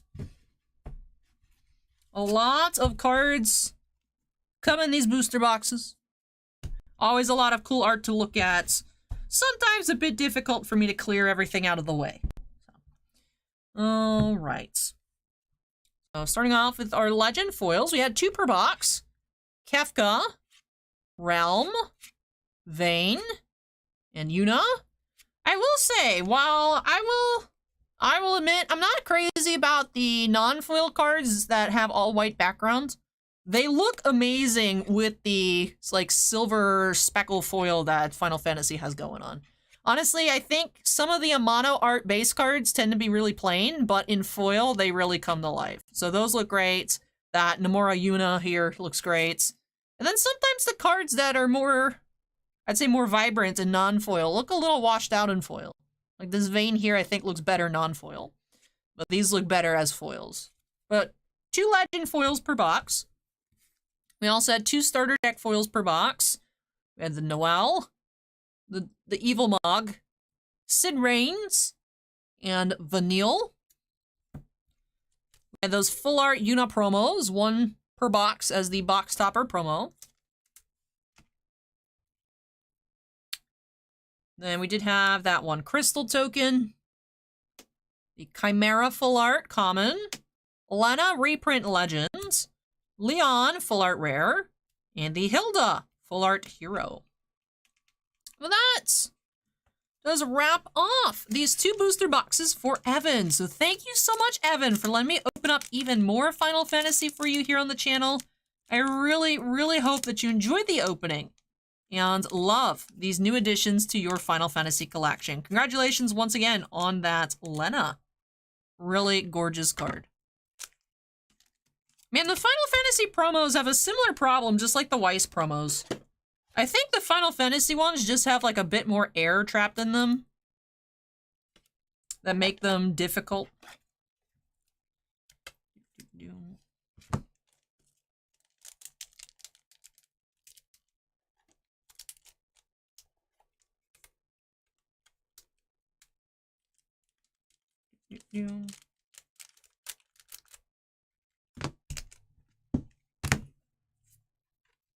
Alrighty. So I'm going to take several trips to clear this all on out of the way.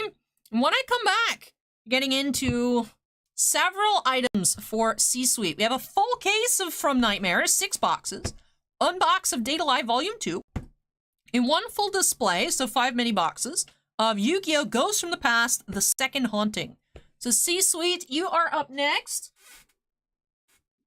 Go ahead and think about the order in which you'd like me to open all those on up in. Like I said, several trips, and then actually a short break.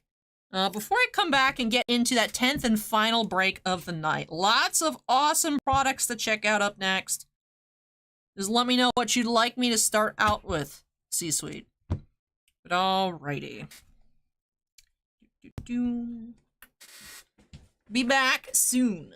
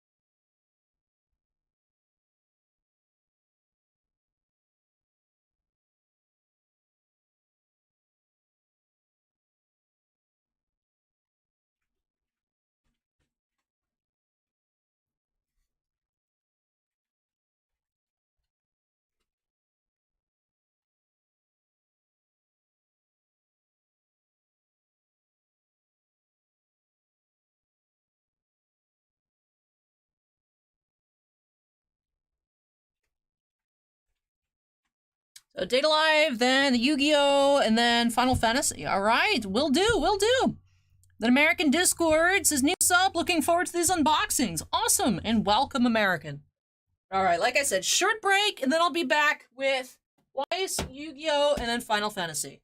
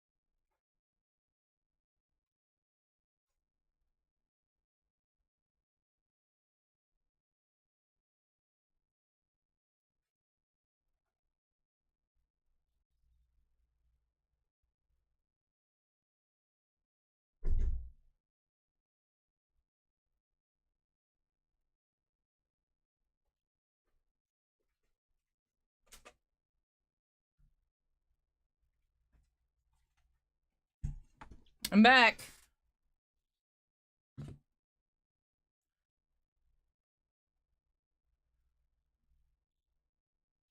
I did not choke on my dry oatmeal. Unfortunately. I'm just trying to make this headache go away.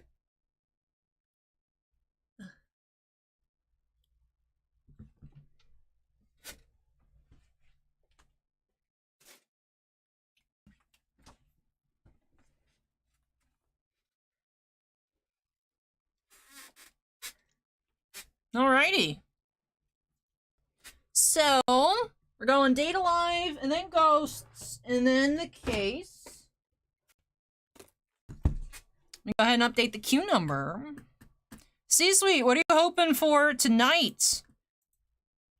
Let me know what you're looking for. See what kind of alley oils I can conjure. While I crack open my last mini can of Sprite Zero. I need more.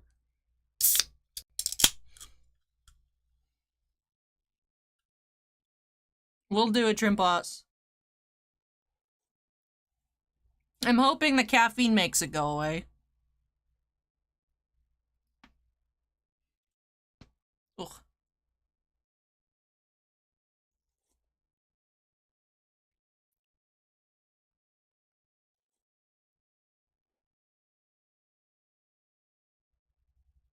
Henry asked, any hockey releases coming? I think Trilogy might be next.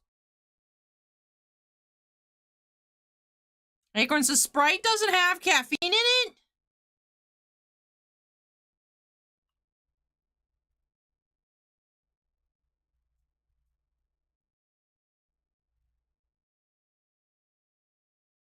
Then what's the point? This is zero, you're right, it does.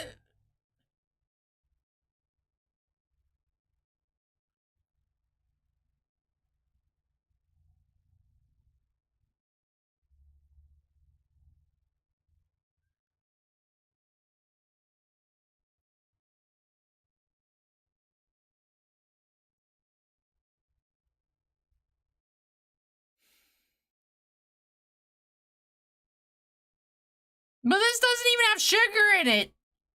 It can't be bubbly sugar water because it's zero sugar.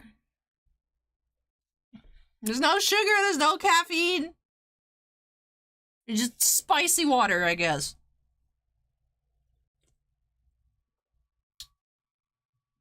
C-Sweet wants to see the Kurumi SP. That would be very nice. Hey, Jimmy, welcome.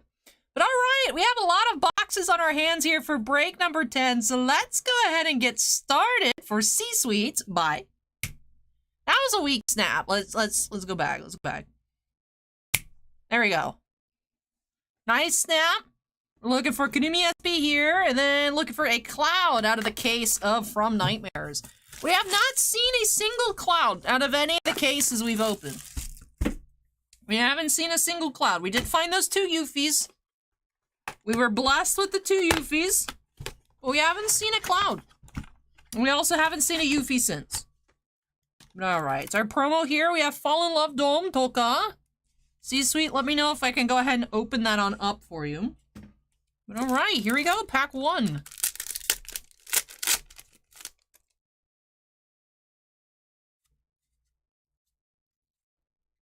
Beyond her extended hand, Kotori. Dignified appearance, use it.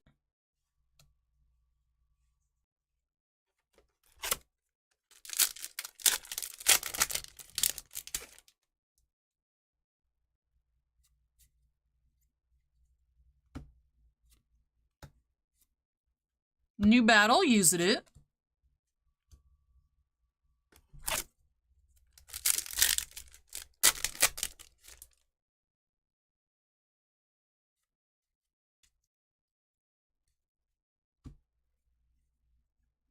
Aerial battle, origami.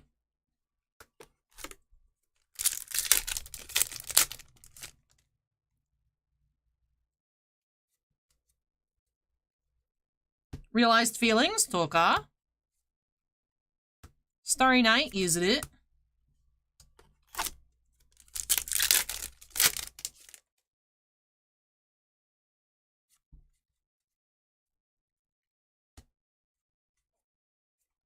Inverse Princess, Toka.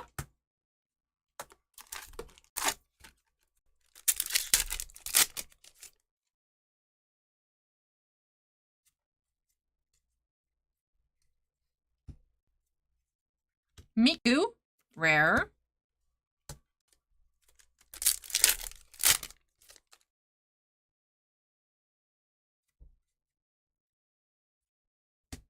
For everyone's sake, Yoshino.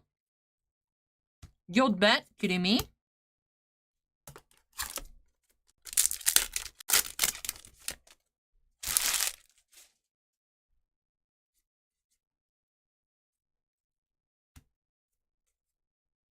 Chance Meeting, Natsumi.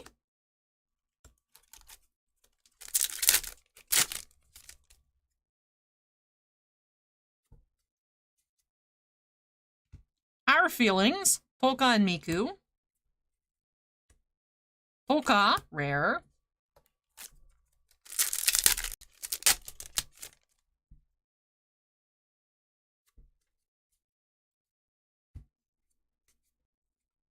Starry Night, Kaguya.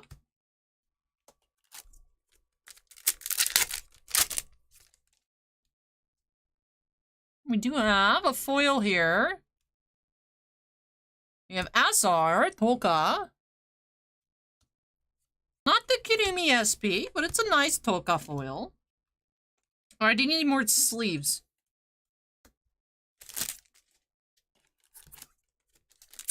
Need to get more sleeves before we start on the case. Alright, let's see if we can find a second foil here for C-Suite. Shame, Natsumi.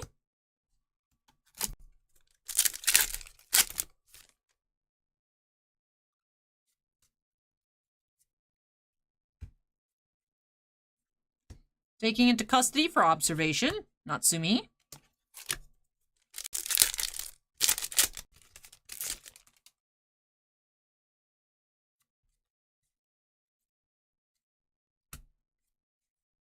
Pajama Party, Toka and Yoshino.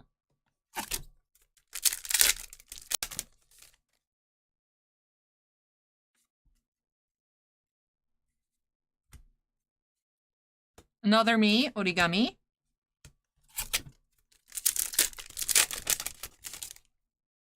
Alright, last pack here. We do have a second foil. We have a new battle, Kaguya. So 2 SRs here in this box, no SP. But we did get the max amount of foils in a box. New battle, Kaguya, and Polka being seductive. Alright, let's tidy up here. Let's tidy on up. Then get into a recap before moving on into Yu-Gi-Oh! Although I only have 3 sleeves left, so I'll probably move this out of the way and get more sleeves and then come back for the Yu-Gi-Oh! We did have 4 double R's. Realized Feelings, Polka. For Everyone's Sake, Yoshino. Our Feelings, Toka and Miku. And Beyond Her Extended Hand, Kotori.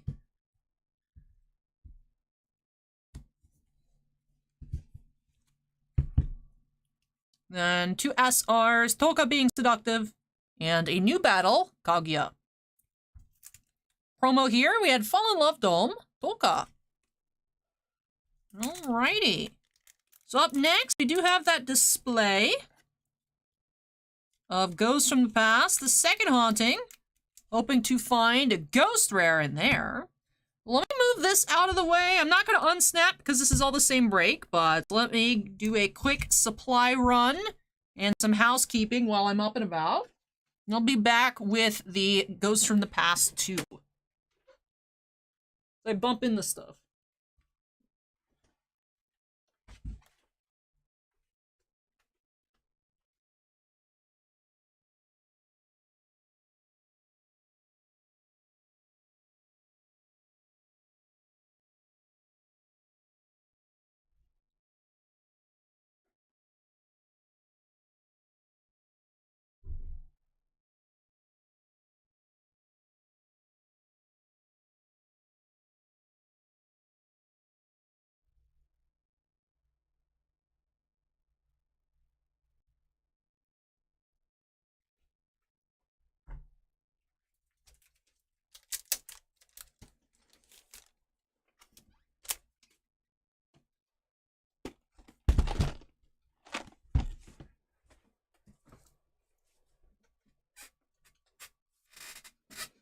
Acorn says, that's a great play, Matt. I'm hoping they do some for Doctor Who. They are doing some for the Lord of the Rings set. I've had them on pre-order for like 9 months. Mystery mats. So I hope they do Doctor Who mats.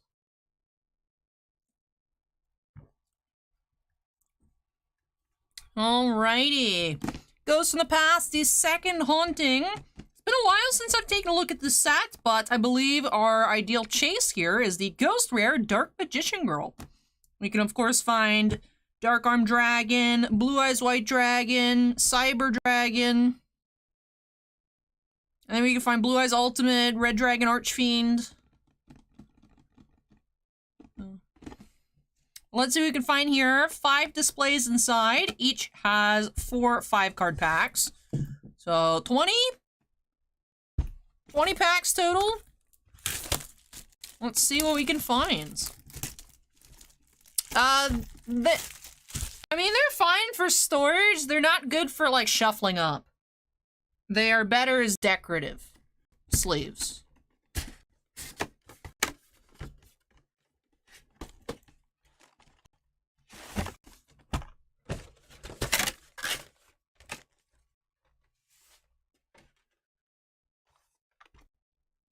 Alrighty.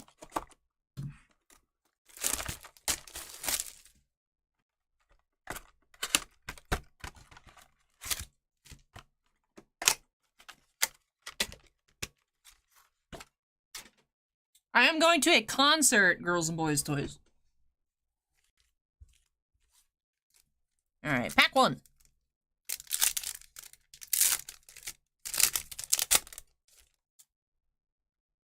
I'll separate them out by rarity, as aside from Ghost Rares, every card is an Ultra Rare. Or I'll separate them out by card type, not rarity, rather, excuse me. Chimeratech Rampage Dragon. Primath Mech Laplacian. Galaxy Soldier is a nice effect monster. Pendulum Area. And Despian Tragedy.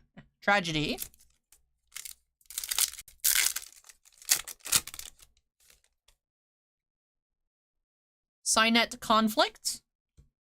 Domain of the True Monarchs. Dark Alligator. Vision Hero Vion. And Fossil Machine Skullwagon. Hey, Mako with the $2 super sticker. Super cute. Thank you very much, Mako. Really appreciate that. Thank you, thank you. Crimson Knight Vampire Bram. Glow Up Bloom. Decode Talker Heat Soul. Shadow Vampire. And Yazi, Evil of the Yangzing. Alan says, how do you tell the rarity in these? So these are all the same rarity. I'm separating them out by card type since they are all the same rarity. Yu-Gi-Oh! The way Yu-Gi-Oh! Foiling works. So if only the picture is foil, that's a super rare. If the picture's foil and the text in the title is foil, it's an ultra rare. If the title text is foil and the picture box is super shiny, that's a secret rare.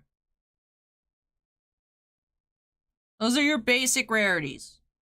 If only the text is foil and the picture's not foil, then it's a regular rare. You don't see those much anymore, but that's your basic rundown of Yu-Gi-Oh! Foils.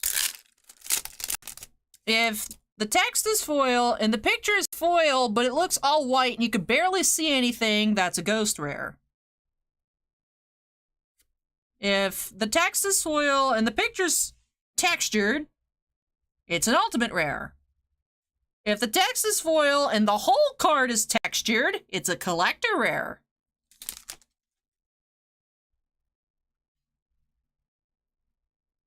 If the text is foil and the whole card is like a cross-hatched foil, it's a Starlight rare. Let me see, are there other Yu-Gi-Oh! Rarities that I haven't mentioned? Right, we took care of very bad explanations of rare, supers, ultras, secrets, ultimate, collectors, and starlights. Have I missed anything? Have I missed anything? Alan says, I've never regretted asking a question more in my life. Ziggy, Ghost.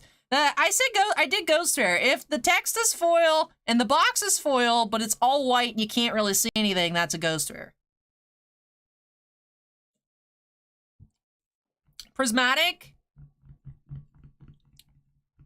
Well, Prismatic's a different kind of secret, right?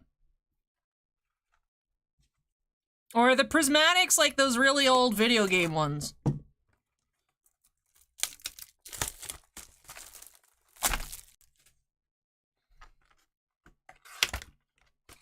Oh, I have another one. If the text is foil, and you see how it's gold, but if it's extra gold, it's a gold rare.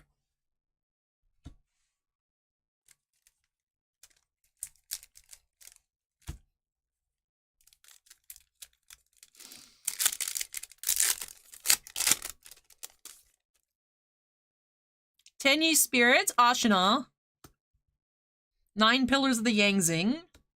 Necroworld Banshee, who is adorable. Vampire Sucker, who is also adorable. And Tenyi Spirits, Vishuddha. C-Sweet says, isn't that the predecessor to Starlights? I thought Prismatics were just the last I saw Prismatics in were the Prismatic Secret Rares out of the Megatins. So I'm just used to those being Prismatics. I don't know if there is a Prismatic prior to like 5D's era. Because then I probably wouldn't recognize it. There is some kind of older video game card that gives me a hard time when I see it that actually kind of looks like Prismatics. Maybe something like that.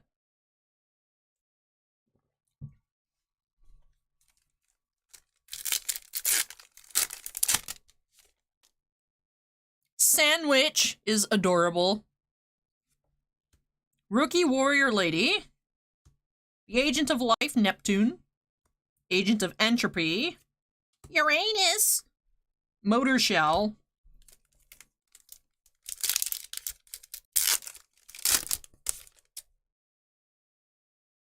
Dramaturge of Despia. Salamangreat Blaze Dragon. Time Thief Temperwall. Redbeard, the Plunder Patrol Matey. And Yazi, Evil of the Yangzing.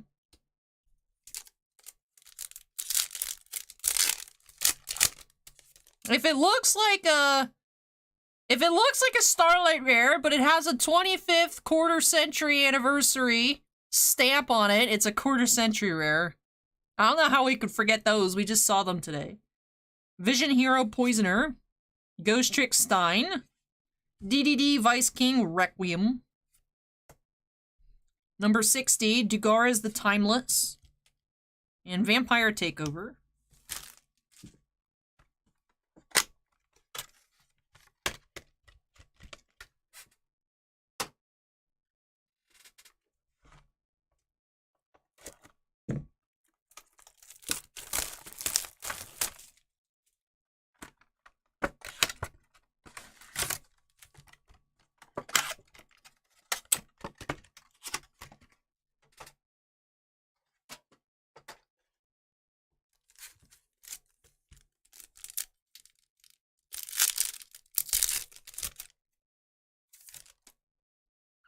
Agent of Judgment, Saturn.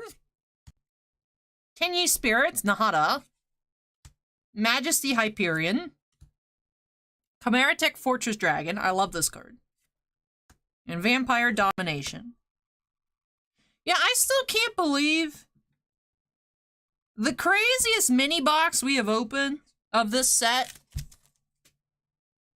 The craziest mini box we have opened, one of these that we opened, was back close to release. We opened a box for Suen, if you guys remember. There's a Dark Magician Girl and a Winged Dragon Raw Sphere Mode. In the same 4 packs!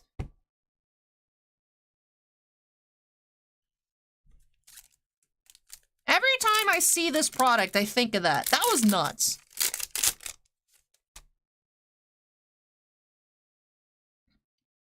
Plunder Patrol Ship Mork.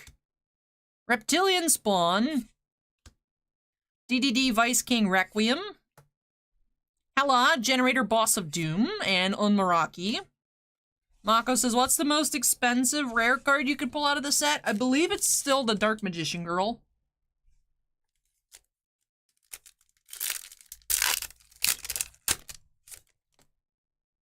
Great Mammoth of Goldfine. Alien Ammonites. Vision Hero Faris. Yangzing Prana. And Ghost Trick Jiangxi.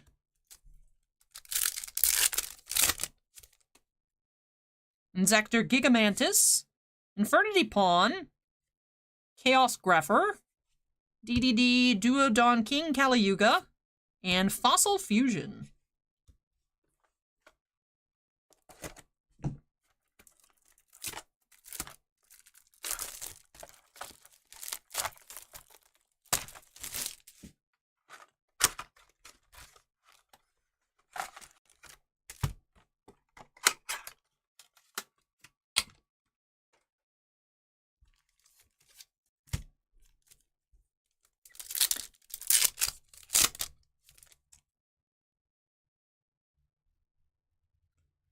Agent of Force Mars. Chimeratech Rampage Dragon. Majesty Hyperion. Ghost Trick Dillahan.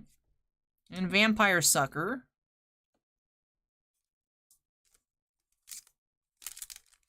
Anthony says, I didn't say Chaos!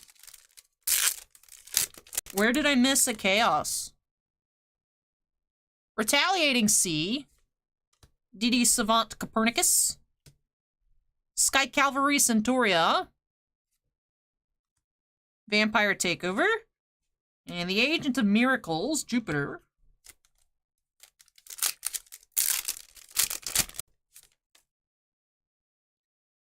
Fossil Machine, Skullbuggy. Agent of Force, Mars. Dark Magician, the Dragon Knights. Contract with the Void. And DD Lamia. C-Suite, what's your favorite Yu-Gi-Oh rarity?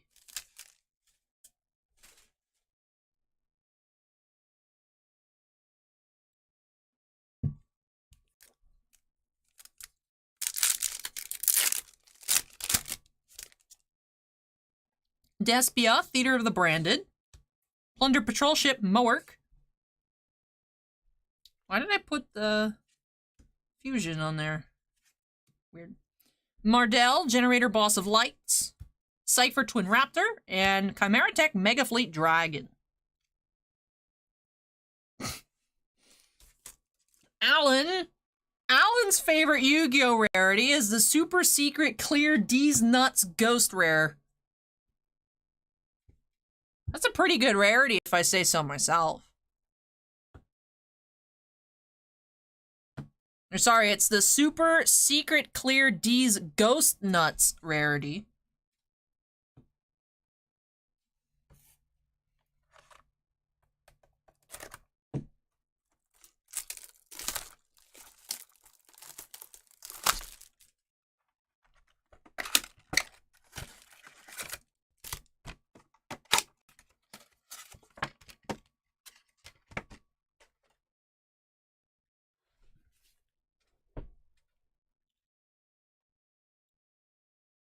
C-Suite says, I've grown to like Starlight's probably my largest collection. I have one Starlight rare in my PC.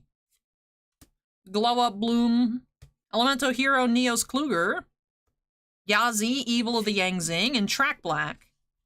I pulled a ghost rare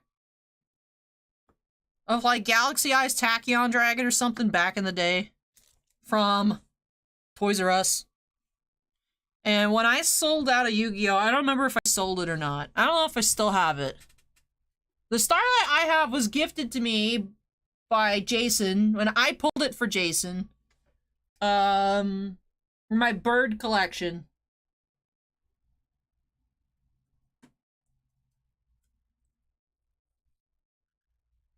You guys remember I'm collecting the Fluanderies cards? I think I'm missing a few. I need to, like, get them bindered up so I can actually keep track. My, Fluanderies.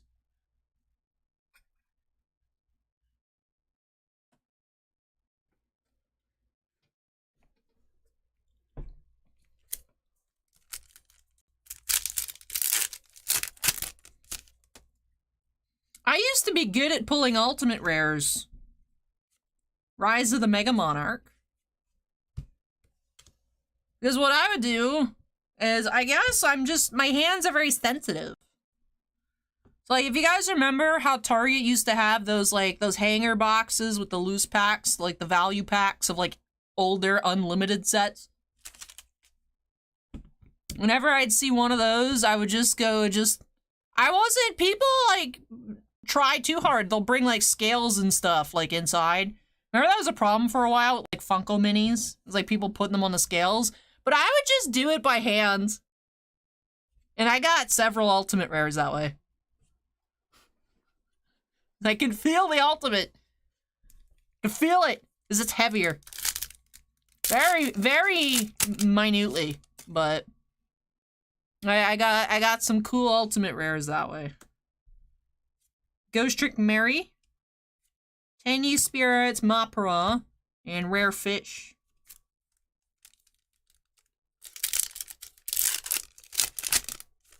Alright, last pack here of the display. Vision Hero Gravido. Retaliating Sea. Shell Knights is not a ghost rare. Inzector Hornets. And the Agent of Mystery, Earth.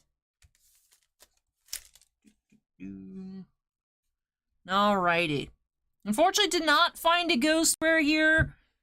The pull rates on ghost rare were supposedly increased here for ghosts in the past two. They still seem like they were super, super difficult to pull. Some more so than others. We had seen a good amount of Sphere Mode Raws. We only saw one ever Dark Magician Girl, so I don't think all ghosts are created equal. I was hoping we would find one here for C-Suites, but unfortunately did not. Did still have some nice Ultras. We had the Ryza, we had a Galaxy Soldier, the Dark Magician Fusion, some other neat cards out of the set, a lot of pieces that people still play with. Just unfortunately did not find the ghost.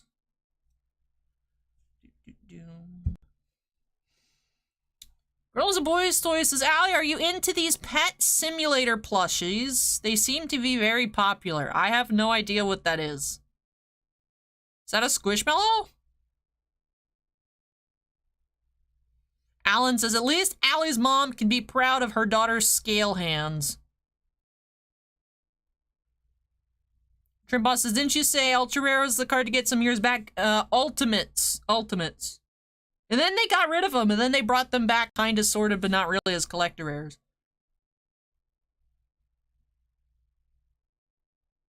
I believe when I was playing, at least here in Florida, the consensus was that Ultimates were preferred over Ghost Rares. I don't know if people still prefer... I think Ghost Rares are now more expensive. I think people might prefer Ghost Rares over Ultimates. Ultimates are still around in OTS packs? We're not in OTS, so I wouldn't know that. Yeah, I wish I could get back into competitive Yu-Gi-Oh! I just have so much going on. I'm into Pokemon now. Pokemon also has an online client for a format that actually is played. It's the problem with Yu-Gi-Oh! Is you can never have an online game that properly works as the paper game because there's so many freaking cards. You just can't. There's no standard. But I am going to move this out of the way. Again, not going to unsnap. But just so we have the maximum amount of space before getting into this full case of From Nightmares. So hang tight. I will be right back with those 6 boxes of Final Fantasy.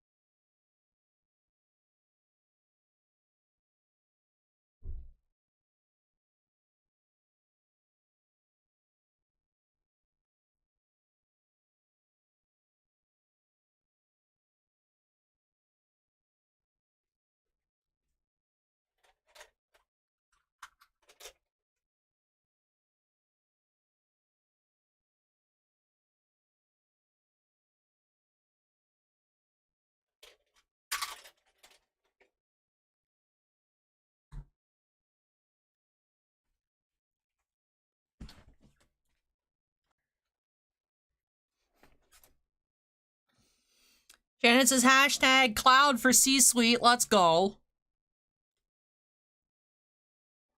Not addicted to cardboard, says Pet Simulator. As in Roblox Pet Simulator. Alrighty.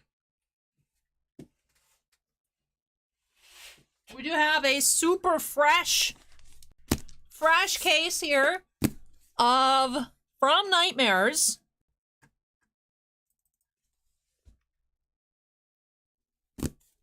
So fresh, I had to actually open up a new master case.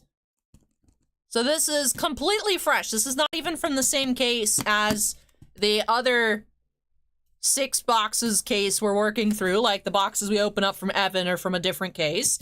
This is completely fresh. Not that it necessarily means anything, I'm just letting you guys know that we don't know what's in the other half of this case. We haven't opened any of it yet. This is the freshest From Nightmares. Alright, let's go ahead and crack it on open. Come on, let's see a cloud. I can't even find any clouds on eBay. There's been a couple of Yuffie auctions that have gone out of my budget today. There's one that ended late last night and one that ended today. So there's Yuffies out there. I have not seen a cloud on eBay in a while. So.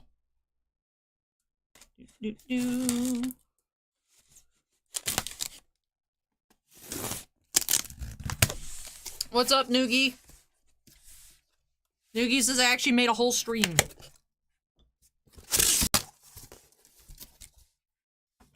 All right.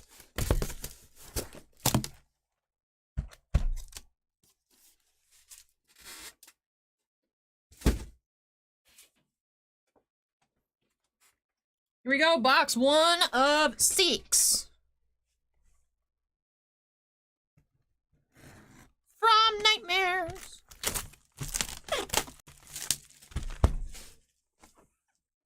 Girls and Boys Toys says I looked them up on eBay. Some of the plushes are selling for $700.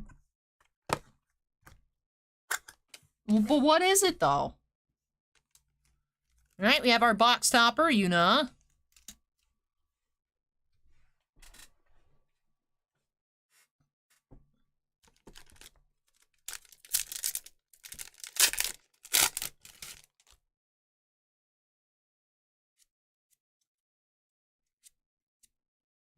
Alright, Yuna, common foil. Doga, hero.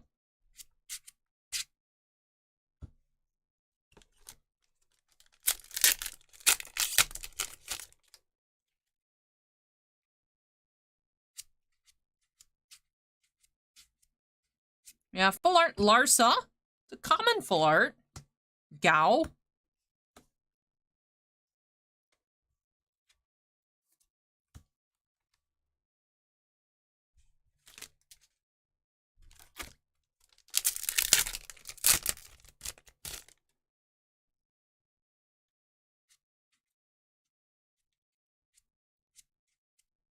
Kurlax. Maya. Good night, Daniel. Take care.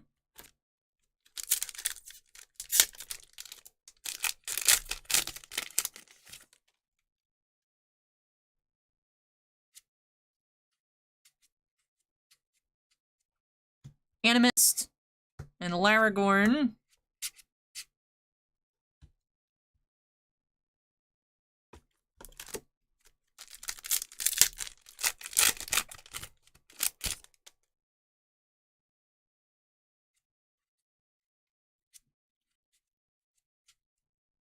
Undead Princess. Sid. C-Suites is only pop 7 on Cloud and a PSA 10. I honestly would prefer it in a PSA slab than... I think I've seen like a Beckett or 2 pop up. Same with the I'm not into the Beckett slabs. The same reason I'm not into the CGC ones as much. It's just because I don't like subgrades, you know? PSA doesn't have subgrades, and I appreciate that. If I'm going Beckett or I'm going CGC, I want it to be a black label or a perfect 10. A PSA, it's a 10. There's no higher than 10. 10 is max. I want max. Max rarity. The best.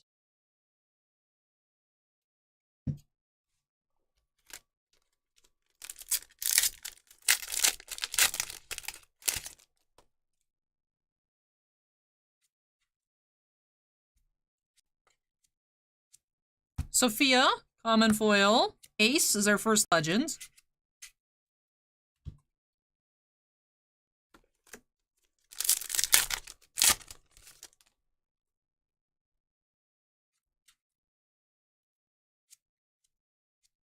Bartz and Kafka.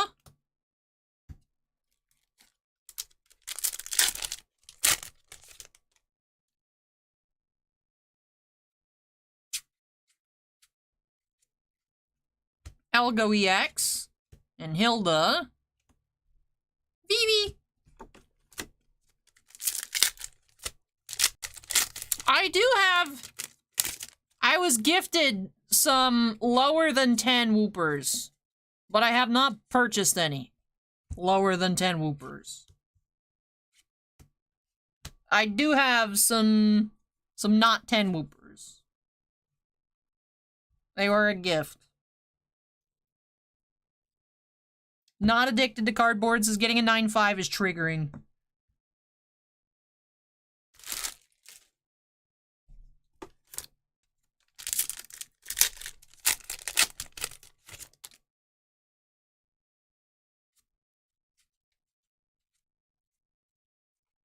Vane, Legend, Full Art. We went common and legend in this box. Phoebe. I do have a CGC 9.5 Whooper. I was thinking about cracking and taking to the National to resub with PSA. I don't know, though, if it would make it. I'm gonna have someone that grades look at it. As there's a chance it could 10, there's a chance it could 9, of course being a 9.5. So.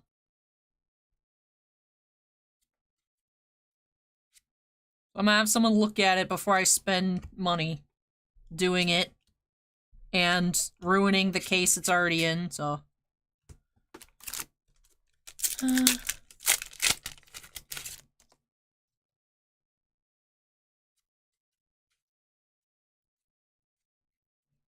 Sarah EX, starter deck foil. Nice.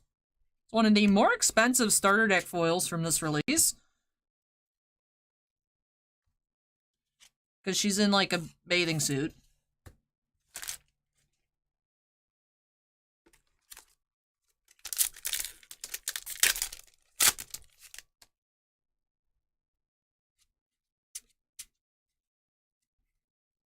Chimera, common foil. Tomorrow, hero.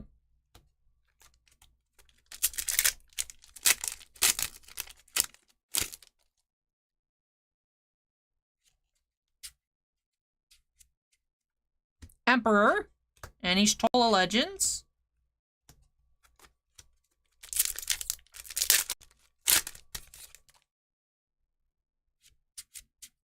It is midnight. Happy Mother's Day, Mom. That sounded way forced.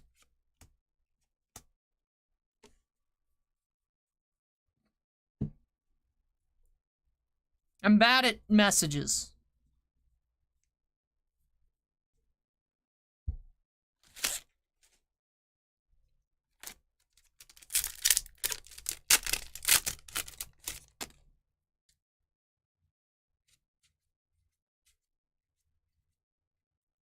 Sin, Hero Foil, and Arc.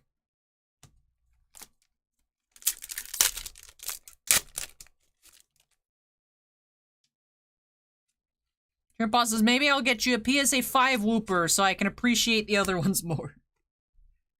Yune, Legends. Anima.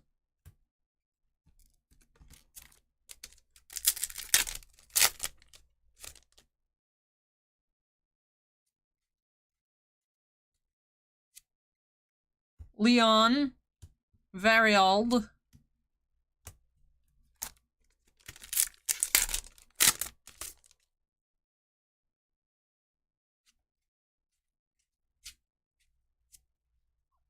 Matoya, and Sophie.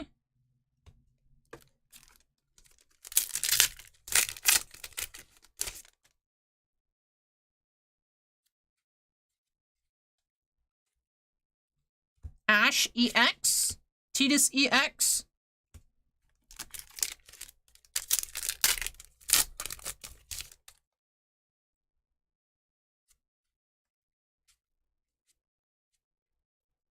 Shadow Lord, and Zidane.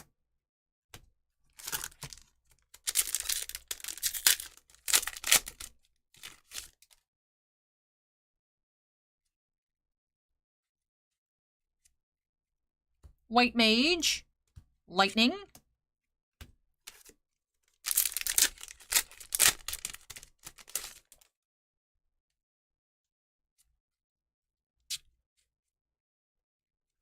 Prish. Strago EX.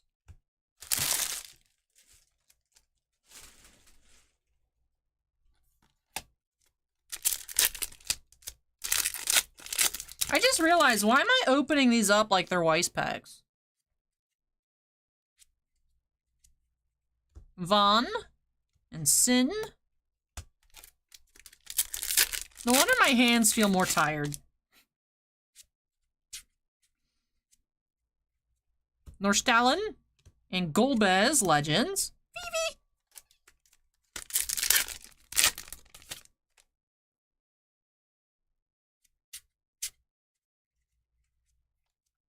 Flan, Cherukiki.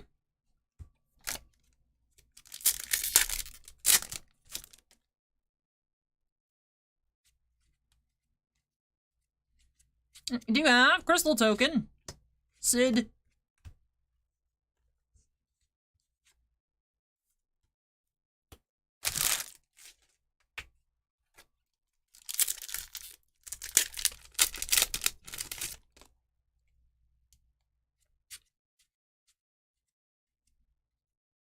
Cookie Chibuki.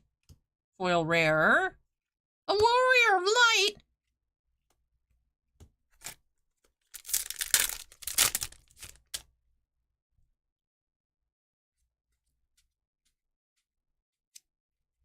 Monk and Umaro.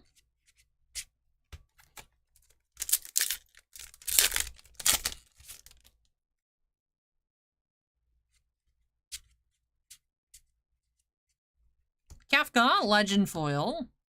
Medine. Nice. Box 1 had 3 Legend Foils.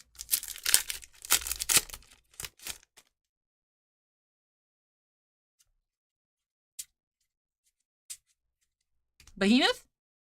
Mog.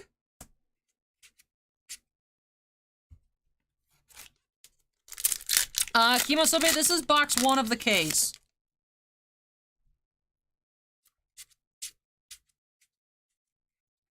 Emerald Weapon. Mobius.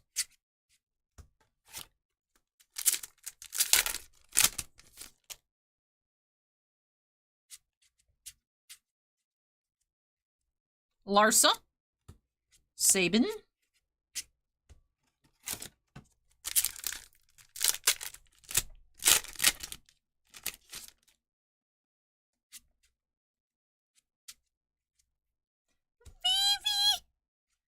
I would like to collect PSA 10 VVs.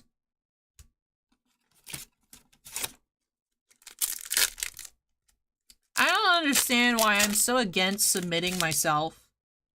But I should probably just start submitting my own stuff to PSA than just buying or making other people grade it for me. I should probably just send my own stuff, but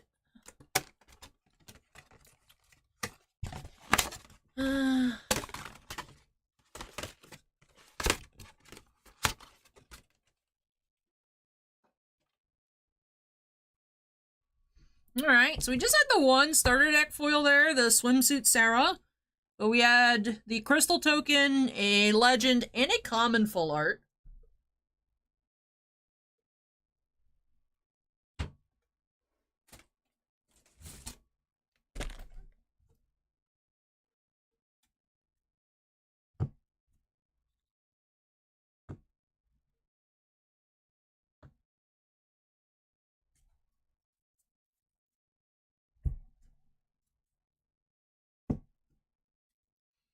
Trimpa says, I hear it takes months for them to grade cards. It depends on who you go with and how much you spend.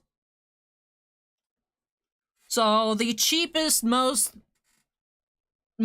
bulk submissions do take months, but it depends on how much you pay, what tier, what kind of cards you're sending. Like if I'm sending a 99-cent VB foil, they're probably not going to get to it anytime soon. I could pay for Express, but that'd be dumb. That'd be like $200. I could just pay for the value. I think the minimum's $15.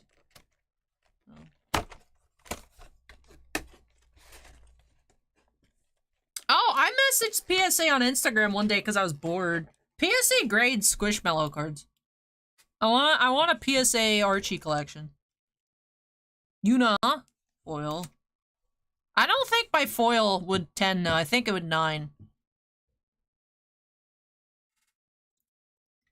Emosobe said, just give them $1,000 and ask them to grade a common Whooper. I mean, that's almost what I do. There's some dude in Australia who has a YouTube channel, which I enjoy listening to him talk about his subs and whatnot. His name's Pokemon Steven. He just submits in bulk, like, just Japanese cards. And I've been getting a lot of Whoopers from him. Intense. And I'm like, I'm pretty sure it'd be cheaper if I just did it myself, but I don't know where I'd find, like, a tenable Japanese Whooper. So, just whatever. The fruits of his labor, I don't care. But it's probably a good idea for me to learn what to look for and how to submit my own cards. Just in general. Monk and T2CX.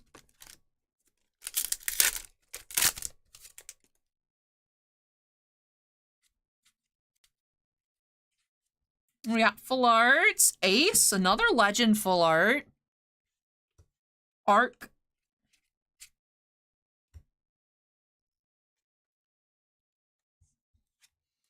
Hemosobi says, I want some graded cards, but at the same time, I don't want to pay for it.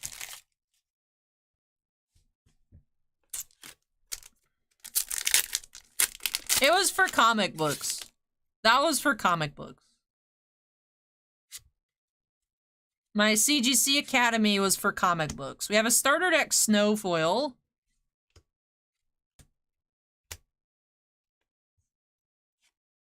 So I know what I'm looking for on comic books. I wish I knew what I was looking for on the cards. C-Sweets' value sometimes goes 5 to 6 weeks for me. Nice. C-Sweet, what do you normally submit? Echo, Laragorn. Alan says, I can't wait to get my Bowie Young Gun back. First PSA 10, I hope. Sarah and Realm. Of course you sent the Bowie to PSA. Of course you did, Alan. Of course. Tonberry, Common Foil, and Lightning.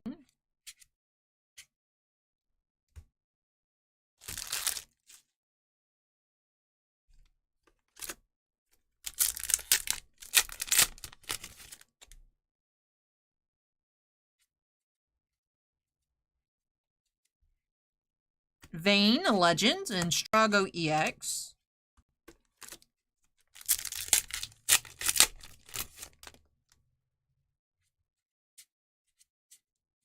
I'm curious. Oh, we have a VB. I'm curious. I need to find my old Pokemon cards and look through them.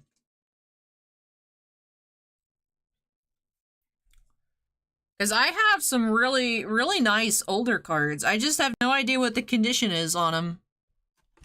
Like, I have 2 full art Plasma Freeze Lugias. I remember I was mad that I pulled 2 of them, because at the time it was a $3 card. I was like, I don't even like Lugia. I like Ho-Oh better. Why do I have 2 of this card? I have 2 Plasma Freeze full art Lugias. I have that secret rare Shanks out of Platinum Arceus or whatever. The gold Shanks, the shiny Shanks. I've got like 50% of that Arceus set because I kept begging my mom to buy me packs of Platinum Arceus every time we went to Target so I could try and complete the set because it had the cool ripples on them. Which I'm collecting that in a 10 set. It's very expensive. Those Arceus cards in 10s are expensive. I doubt any of my cards from when I was growing up are 10s, but you never know. I want to look through them. See if there's anything cool in there.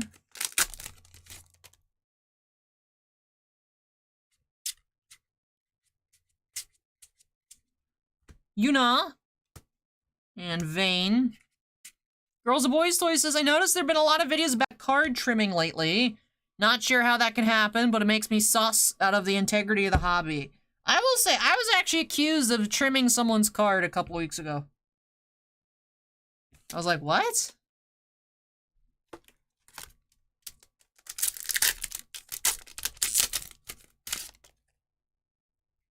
I was like, why would I trim your card? What? Jinai, common foil. So I went and I found the 2-year-old live stream that the card was pulled in and screenshotted it and, you know, sent my response back. I'm like, I believe you if BGS says the card looks kind of small. Because it did look kind of small when we pulled it out of the pack. You can see it in comparison to the card behind it. It's a bit shorter. But I'm not trimming cards.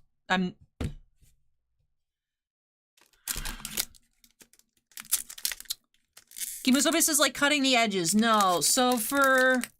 You know how you can have, like, edge wear on a card, right? Like, let's say this Vanille... Or let's say, Kimusobe, were you there for the, that weird foil peel on the X-Fractor earlier? Like, if that was closer to the edge, in theory, you could cut that off. And then it has a perfect edge.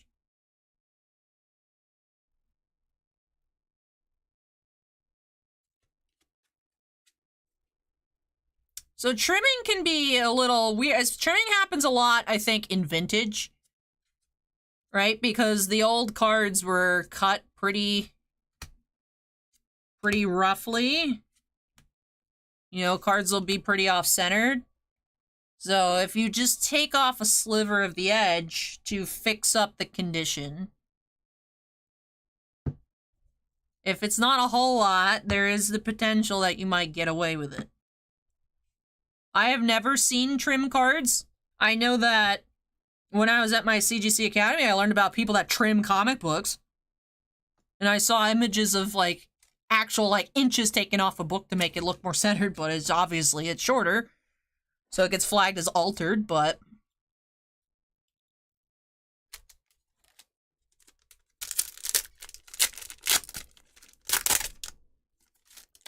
But yeah, it doesn't quite fall under the category of, like, restoration.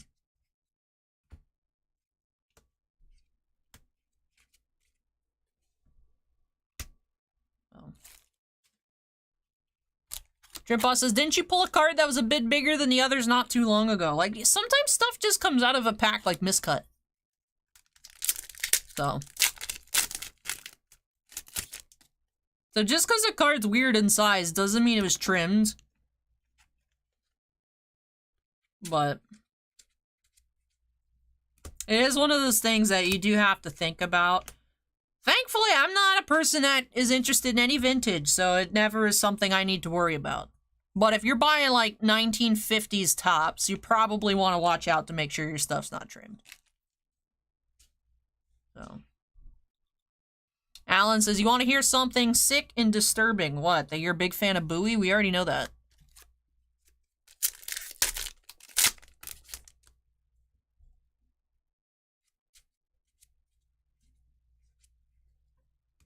Eldnarsh. Sin.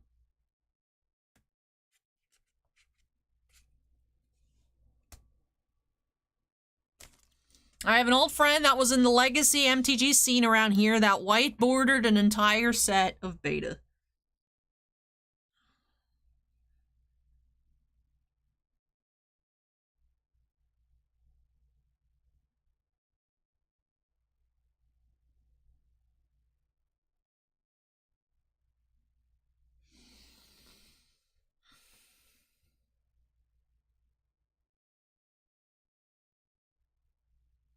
Demosobe says, I wish I knew what that meant. So you know how Magic cards have black borders aside from like a few sets that are white bordered? So usually what happens is when people fix Magic cards is back in the day, or on sets that were white bordered to make them match with the other ones, you would take a black Sharpie, and that's how you'd fix edge wear. It's like, oh, if you can't see like a chunk taken out of it, right? It doesn't exist. You just fill it in, you fill in the border spots with a black marker. So I'm imagining white border MTG is the inverse of it. This dude colored on a set of beta. This dude put a white border on a Black Lotus to make it match the rest of his deck, I guess. That's insane.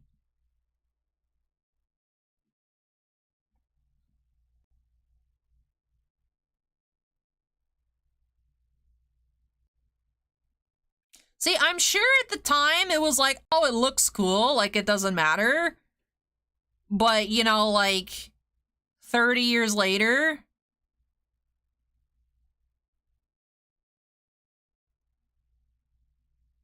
when Black Lotuses are like $9,000,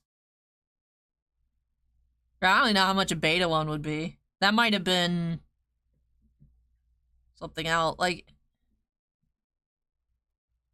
wait, the dude did it 10 years ago?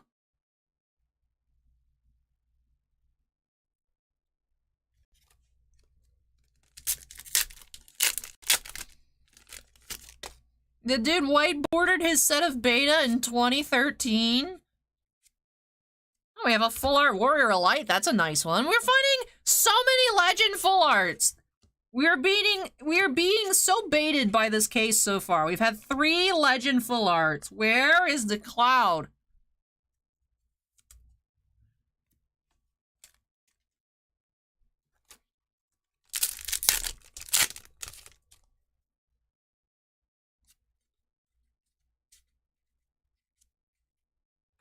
Joseph, Cherokee,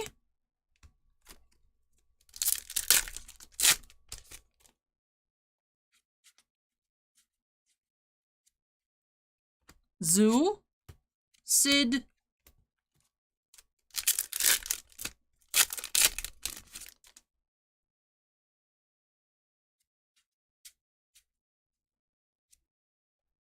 Unifoil, Gao,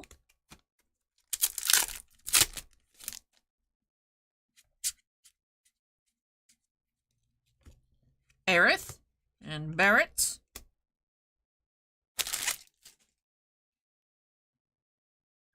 Alan says he worked on it for years. That's crazy. That's insane.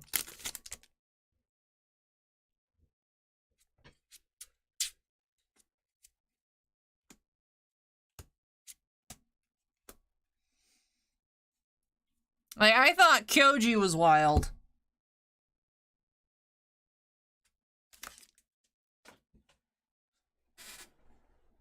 I thought Kyoji was wild. I don't think Kyoji's popped in yet tonight.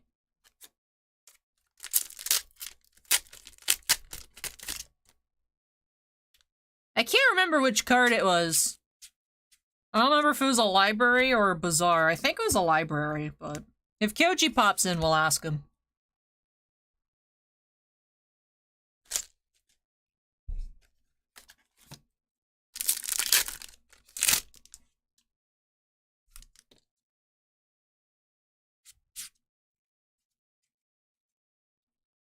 Graph, Mobius,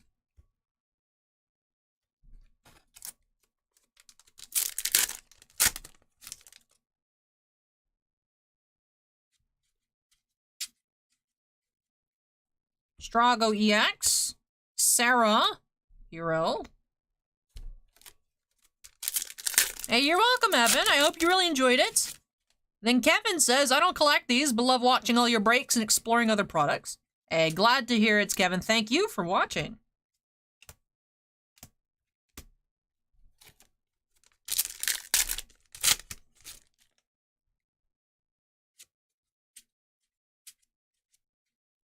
Larkesius and Dumoro.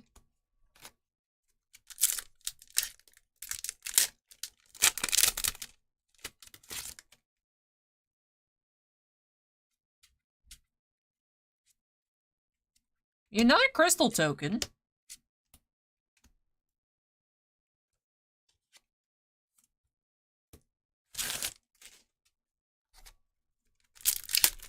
Six boxes of Trimpots.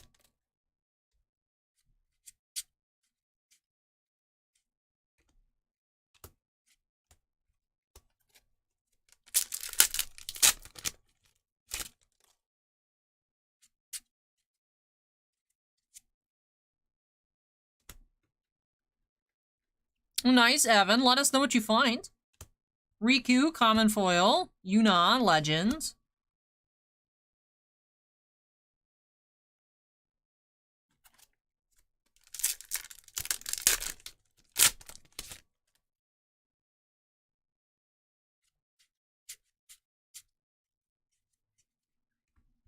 Ruby Weapon. And Anima.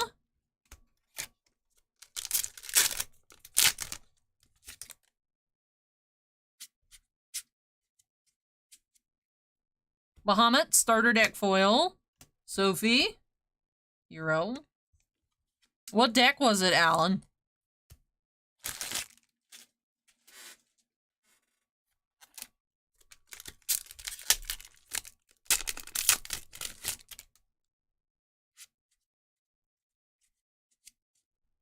Wool.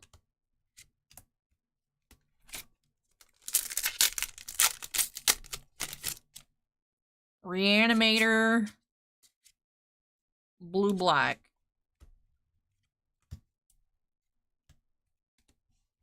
I'm gonna need more info on that. I don't know what that is.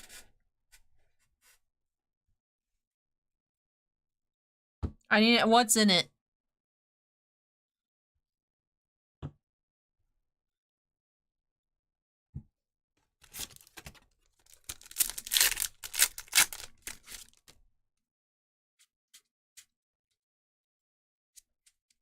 The Emperor.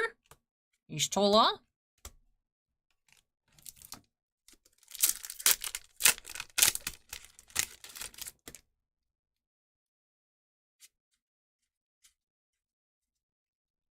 Ricard.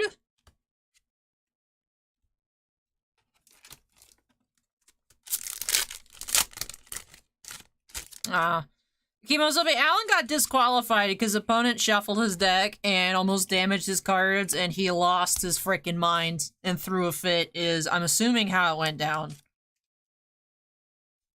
Don't people normally ask if they can shuffle it that way before doing it? Maybe that was his plan, was to just cheese out wins by making all his opponents mad.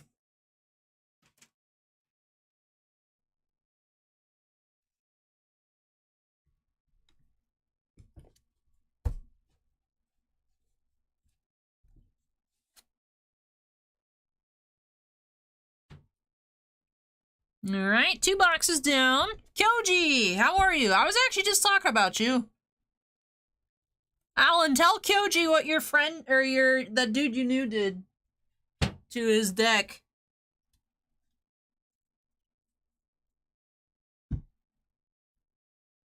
Shannon says, Allie, I think it's cloud time. We have found a lot of Legends full art so far. We are 2 boxes in, we've had 3 Legend full arts.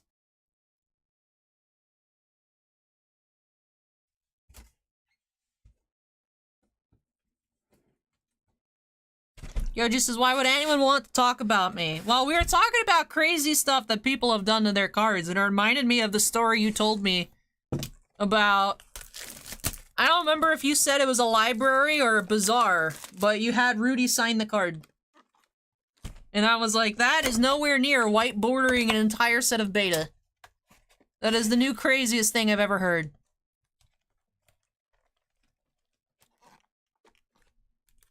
Alright.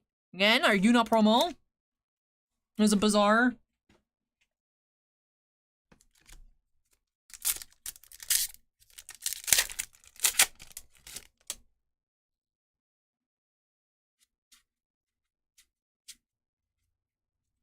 Leviathan. Kurlax.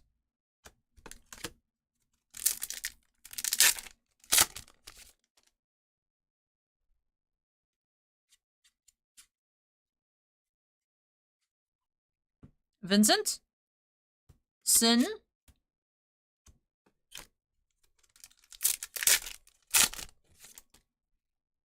Hey, BF Golf, we didn't win. But I appreciate you checking in. No, we have a normal Cloud.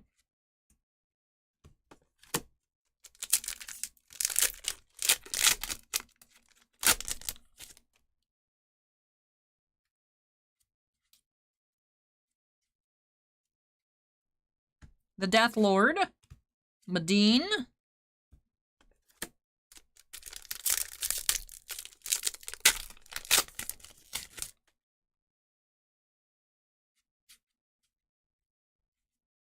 Is that a full art Yuna? Oh my goodness. So we do have a full art Yuna here. This case has been popping off so far. We just haven't seen Cloud.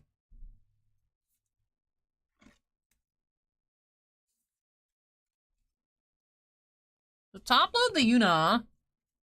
Honestly, I think we should probably top load the Wool. And by Wool, I mean the real Warrior of Light, not Wool. I'm gonna do it. 10-2 Yuna.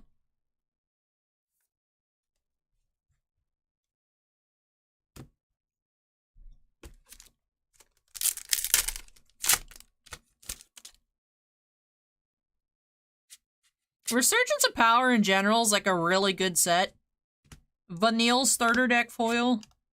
BB. Yeah, it's the full art Warrior Light normal legend.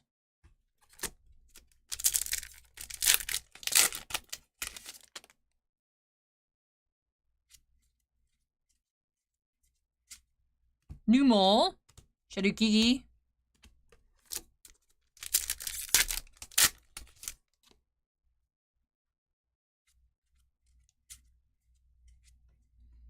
Gramps EX.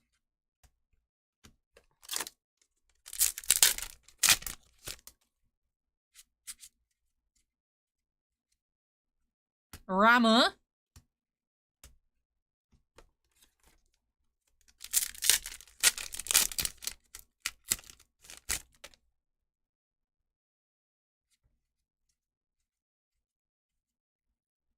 Very old. Golbez.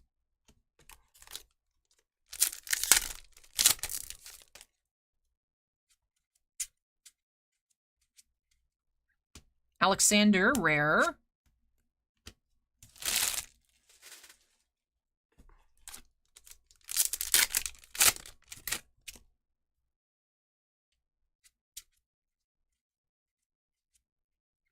Lightning, starter deck foil.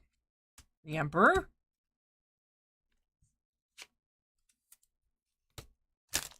Tripos, we still have 3 boxes after this one. We're only on box 3 of the case.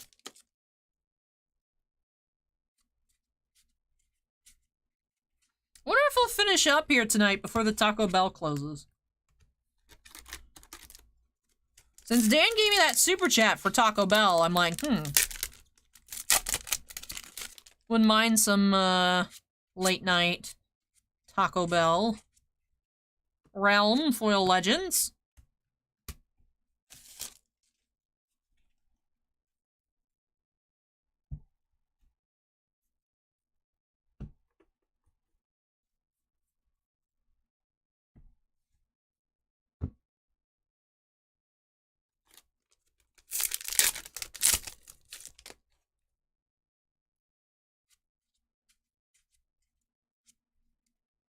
Bomb, common foil.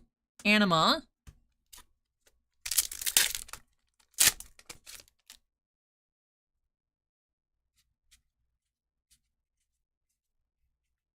Monk. Maya.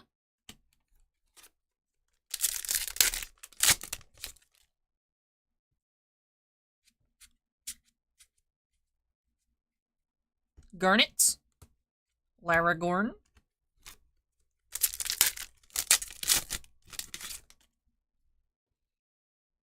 No, they're not they're not 24 hours anymore. 5-star. We do have a Bahamut starter deck foil. Full art. Grandpa's had 2 bean burritos for lunch. Ooh, nice.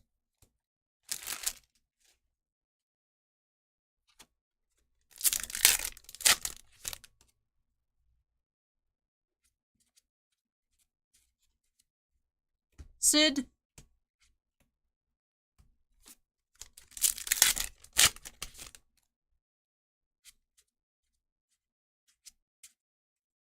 Rydia. Rare.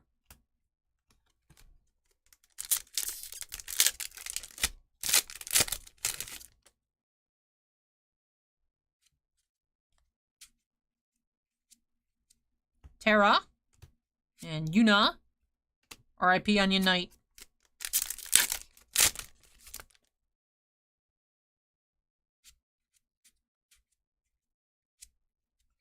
Anima.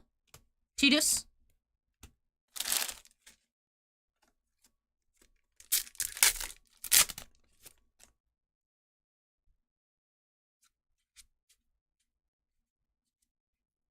Maki Chibuki. Sophie. Phoebe. So I have a general question for those of you that are grading enthusiasts in chat.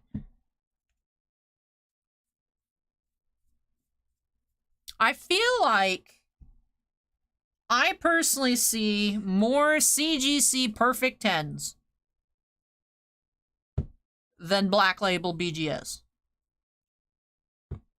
I don't know if that's just because I tend to look at more Pokemon, and Pokemon seems to be CGC even over PSA now, and there's a lot of CGC out there, so I see the CGC Perfect. Whereas, I'll see a lot of Black Labels out of Weiss, but that's about it. And not even like a lot. It's like I'll see people post them, you know? But they should be as difficult to get, right? In theory, they should mean the same thing. A Perfect 10's a Black Label, but I feel like I still see less Black Labels.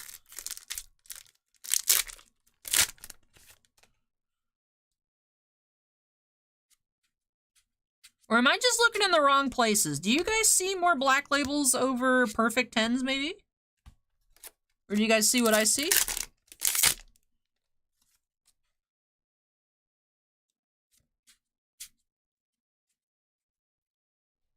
Hilda, Hero.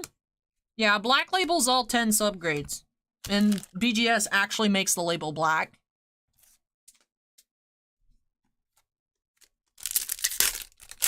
But yeah. All 10s, just like a Perfect 10 is all 10s on CGC. Sarah, foil. R.I.P. Onion Knight.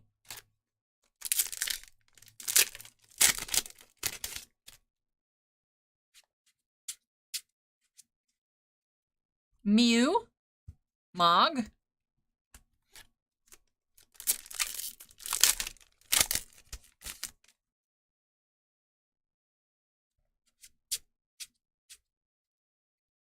Noct EX and Prish.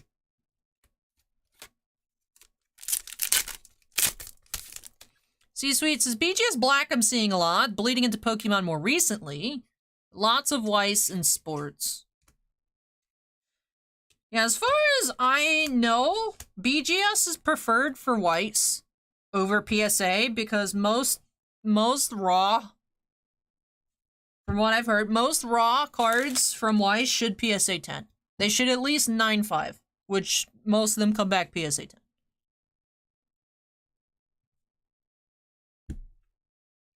So I see when people grade Weiss, I see it go to BGS. So I'll see people post like they're, oh, I have my $5,000 raw albedo SP, but I got it in a black label. So, C-Suites is less CGC 10 in my opinion.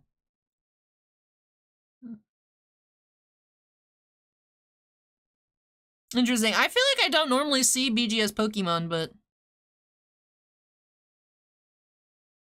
I guess it all just depends on like where you look. Whatnot is full of CGC Pokemon. It's like I knew CGC was growing in popularity. I didn't realize it was that popular. I feel like CGC's kind of overtaken PSA in terms of what people want now just because it comes back faster. And it has 0.5s, which I don't like 0.5s. But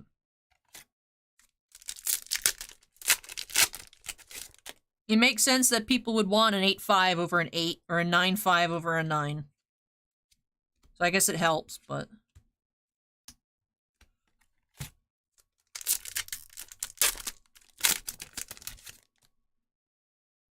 Five Star says I have a Tifa promo BGS 10.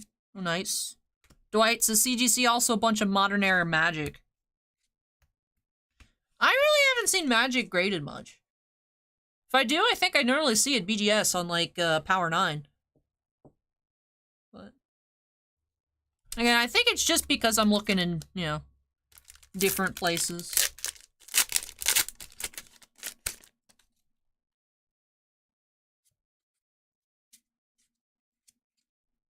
Evray. I remember last year at the National, I bought this random perfect 10 Pikachu because I thought it was cute. The, Nagata Pikachu or whatever.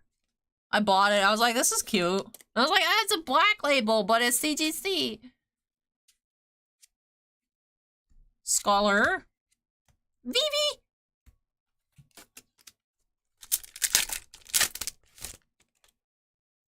Yeah, Big, the Uno's super cool. Freet.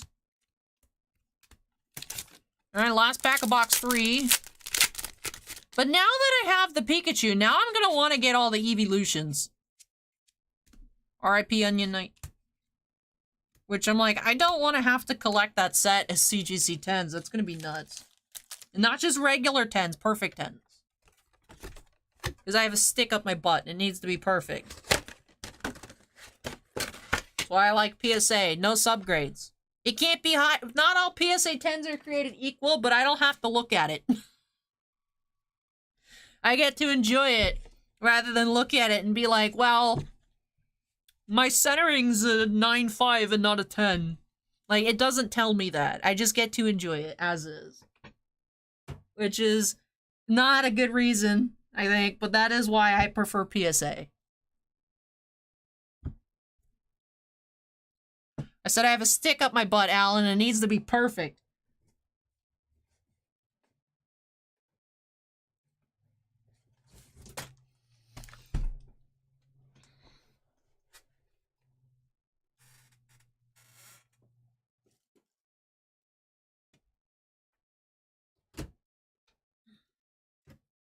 I rediscovered my busted whoopers the other day. You know, Trimposs was asking if I have anything less than 10s. I do. These are gifted to me. It's an 8. And this one actually I'm impressed with. It's a 9, but it's got an OC designation for off-centered, which I don't really see that. I actually enjoy this. I enjoy this 9 OC. This 8 makes me sad.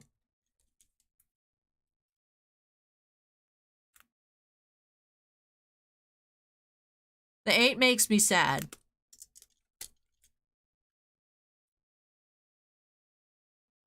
I'm assuming the 8 is also for off-centered. Not as much as the one on the right that got the OC, but...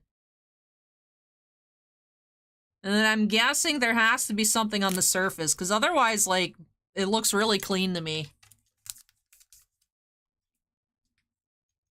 Change Up says 9 OC equals 7, though. I just like that it's got a fancy label.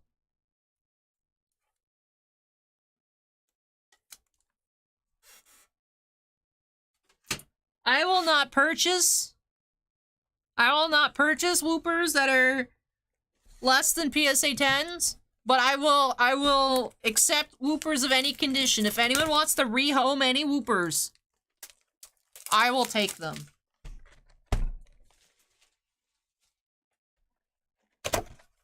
Kyoji says there's a dude who built a Gonti EDH deck and all the cards are HP damaged.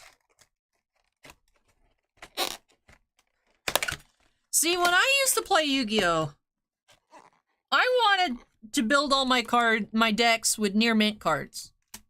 And then as I played the game, I learned if I'm gonna build a deck to play with, I should probably not care too much about condition because they're gonna get messed up anyways.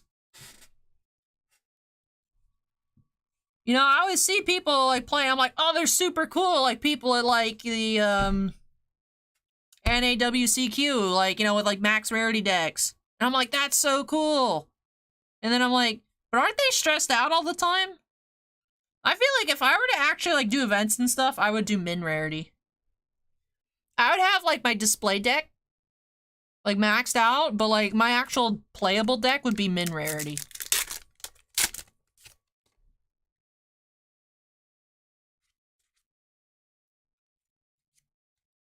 Mobius, Hero, another Warrior Light. RIP Onion Knight.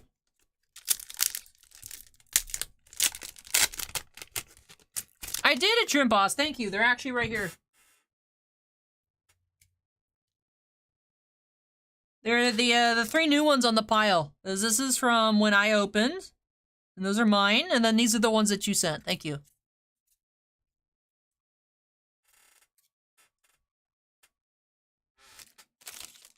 And then Cobra says, have you ever heard of that new card grading company named Arena Club? After your card's graded, it shows you exactly where it was not a 10. I hadn't heard of them. I will say there's a lot of grading companies that I don't know anything about. It still feels like a new grading company pops up like every other month.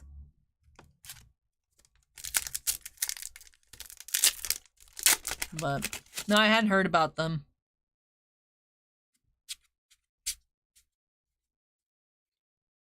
Sephiroth.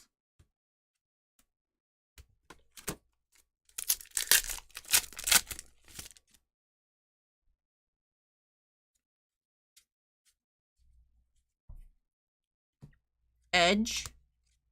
Sin. C-Suite, do you like BGS or do you prefer like PSA or CGC?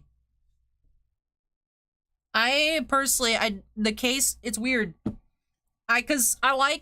I've always enjoyed my stupid Nokia, like giant square Windows phones. Big, clunky, and square. But I don't like the BGS cases. I just don't like them. I don't like that they're square. So I'm just, I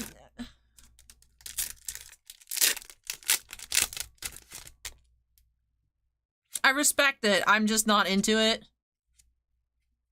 Like, if I were to get BGS, I'd get Black Label. C-Suite says, I prefer PSA. I only own one BGS Black. Cool. I don't know what it is. It's just like the actual design of BGS cases I don't like.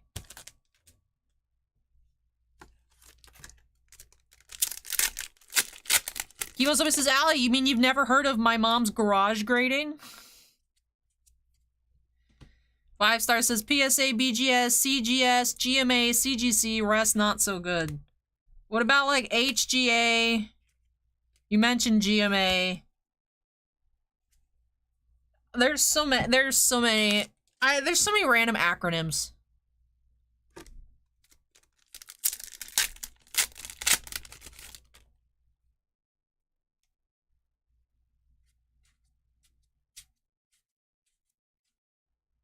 Sophie, Hero, Zidane.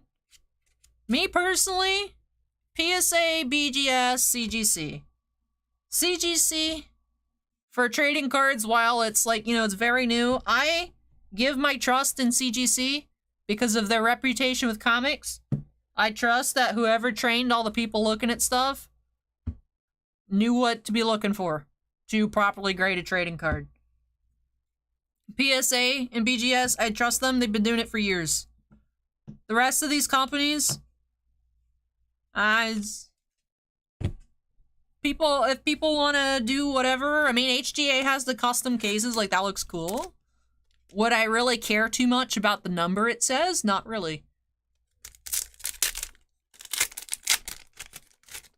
They look cool. You enjoy your food, Kyoji, and make sure you come tell us the story another time.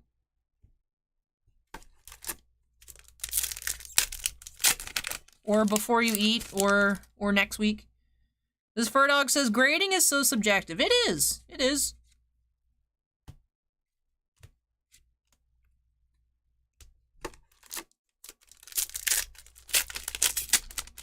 But for me personally, in terms of what actually adds value to a card, ooh, the Raffia Legend, I feel like is not appreciated enough. It's really cute. In terms of what adds value, grade dependent, it would be PSA, BGS, CGC. And then CSG does vintage, which is related to CGC somehow. They're good for vintage. I don't like their case designs either. But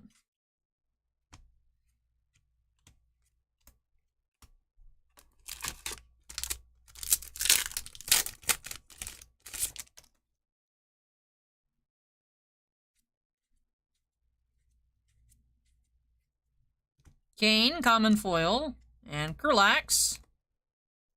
Sig says, I think Mana uses AI or something to grade cards. I've heard of a few companies popping up that supposedly use like AI and like computers to grade, but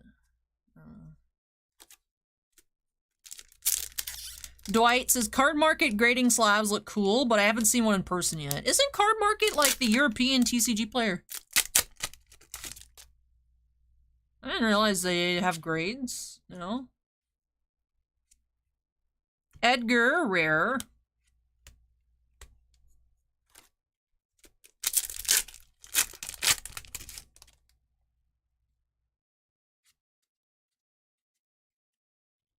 We have Zidane foil.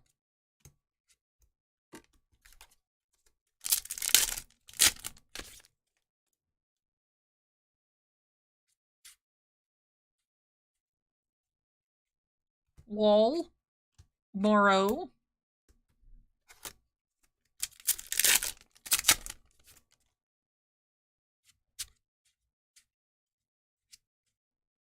Lilty. Very old.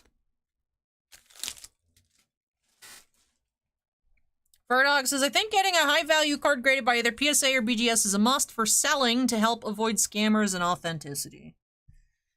For the most part, yeah, unfortunately, it does feel like it's coming to that. Like, I saw a story, which I haven't been able to verify, but it's in the Star Wars group that I'm in online. The dude bought it off of a Whatnot seller, but the Whatnot seller didn't even have it for sale. He just had it in his personal collection. The dude, like, said, please come on, sell it to me, and the dude sold it to him. At least that's what was claimed. So this person had bought it already, and what had happened, it was fake. It was the Star Wars Galaxy Yoda promo card that was actually called back from Lucasfilm because it talks about Yoda's species, and they didn't want that to, like, be, like, it's not canon, like, about Yoda's species and, like, their planet and whatnot, so that card was, like, nixed. But there's still some copies out there, and it's a several $1,000 card. But the dude who bought it sent it off to, I think he said PSA, and PSA was able to show, they actually peeled the card apart, and it wasn't real. There's a different card on the inside that I guess had been overlaid on top of it. And it's, you know, so it's like, oh, with that, it's like, yeah, if the original person had, when they bought it, got it graded, they would have realized it was fake. But the thing is like, Girls and Boys Toys was just talking about it. Watch the YouTube video where a dude had an Otani BGS 9, trimmed it, and sent it to PSA, and PSA didn't catch it was trimmed and tended. Stuff happens. But then there's also the thing where if a card's a little bit small, it doesn't necessarily mean it's trimmed. It could have just been cut weird at the factory. You don't know that it's trimmed. Yeah. Right.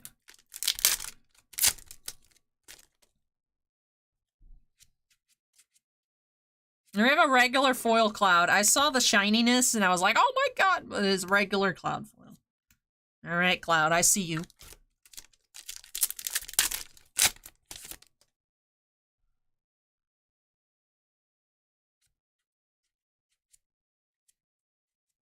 Dude, I have a Prish full art. We're getting so many full art legends, dude. My goodness. We've had like 6 full art legends in this case. Prish, Yuna, Wall, Vayne. Alright, we've had 5. We had 5 full art legends in this case. I just can't count. Wait, no, that's 4. We've had 4. I also can't count. So many! It's 1 AM, I'm tired. We've had 4 full art legends.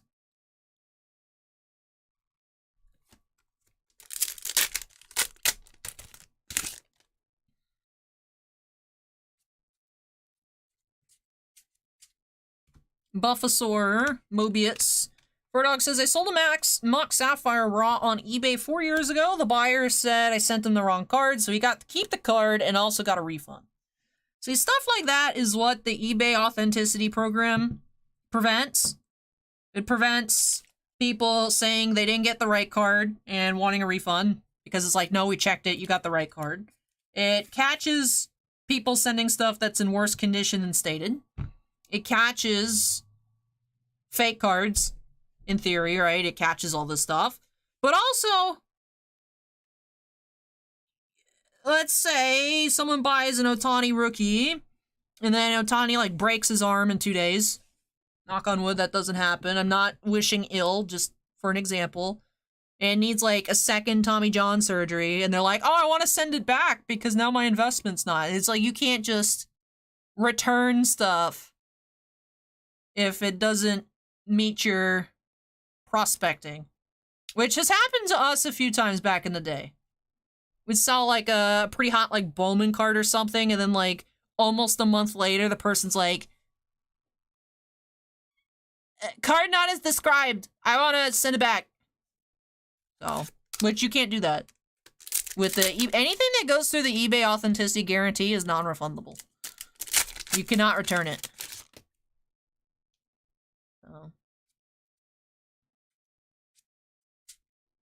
Maya, Hero, Cherokee. I don't know, I haven't watched the video. Girls and Boys Toys was describing a video they watched about the Otani card. I'm assuming the person who made the video maybe did it themselves. I don't know. I haven't watched it, but there is stuff that happens.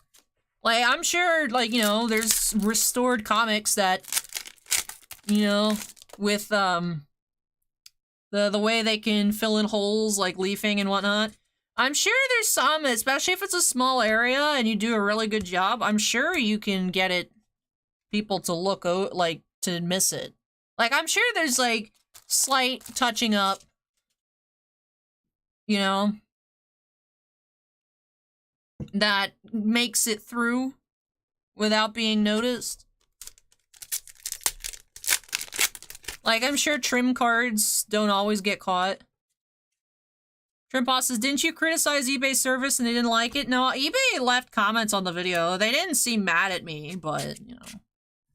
But yeah, I mean, in theory, it's a good idea. In theory, the eBay authentication program is a good idea. I just don't like the fact that it's non-optional as a buyer. I don't want more hands on my cards. And I also don't like the way it was packaged. They said it was going to be with signature confirmation. It was not, and the item was not secure. And at that point, the program had just started, and people were having cards that were sliding around getting damaged. Someone had a Scarlet Witch red PMG get damaged. I saw that. And I actually had a card get lost after leaving CGC. It wasn't something I had bought. It was something that was bought as a gift. That it hit the trigger to go to Sarasota instead of just directly to me. And it got lost. And it was a $500 Tomoko Taniguchi Star Wars Padme sketch card. Gone. Where it got there in the first place, so in theory, if it had just shipped to my house, it would have gotten there. It's just the extra handling, you know, in-house where people can damage stuff. Stuff happens. People can, you know, or just extra at the post office, which I have less faith in the post office. The less traveling my packages need to do, the better. So I would prefer it if it was a non-optional, but I understand its purpose. I think it's a good idea. I just wish it was optional.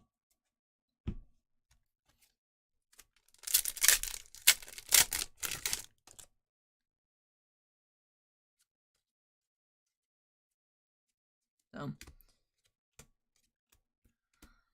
But that's just, you know, stuff that happens with the mail. Yeah, they got a refund, but I'd still obviously, we'd rather have the card than the refund.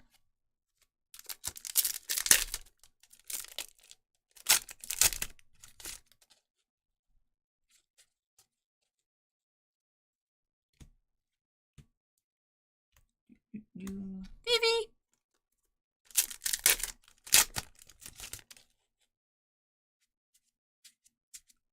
Tifa? Strago. Very rarely have I had stuff getting lost in the mail, but it's still a thing that happens. So it's just like any extra handling, it's like, well, Allie, it could have just accidentally got rerouted somewhere and then lost somewhere else. It's just, you know, overall, I think it's a good thing, but especially when they first started, it was rough.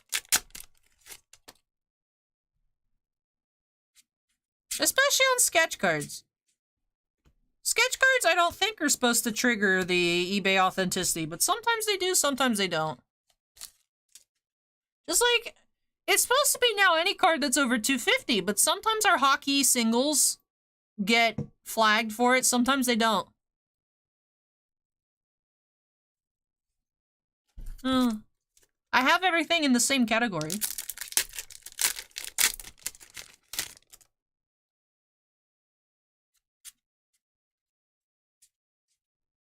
Gilgamesh. Hilda.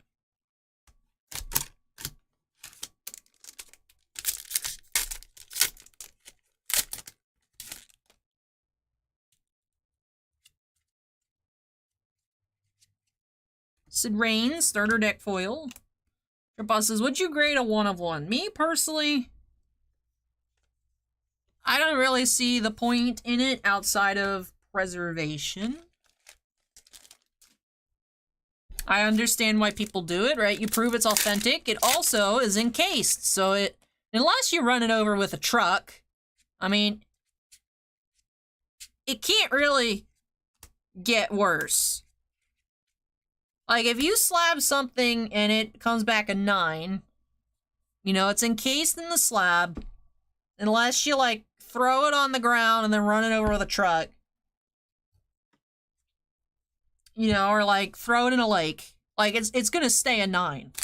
Whereas if you have it raw, stuff can happen. You could drop it and it ding a corner, where if it's in a slab, the slab might crack, but your card's probably gonna be fine.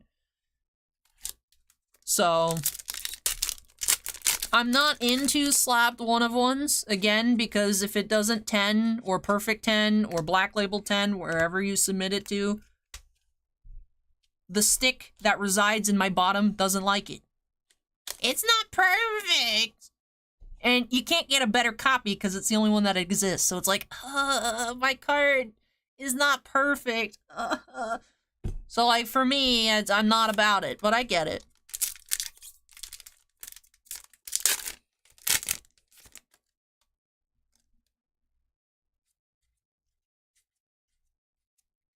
Vanille.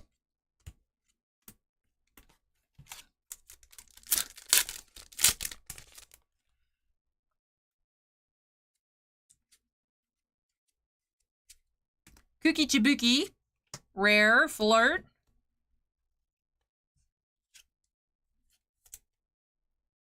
That is what I've seen some people do. There's a lot of people that get their Star Wars stuff slabbed. Like their autos slabbed, not graded, but BGS slabbed for just the authenticity.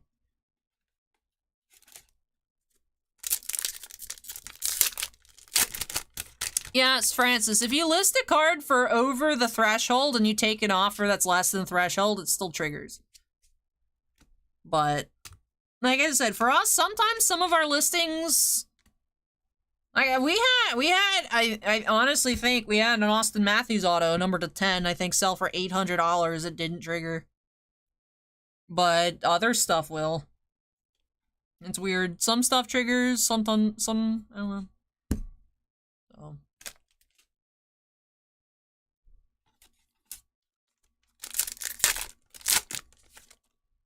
Yoji says, speaking of one-on-ones, if I open the One Ring, I'm gonna have Post Malone buy me a house. Lunith? Yune? I mean, that sounds like a good plan.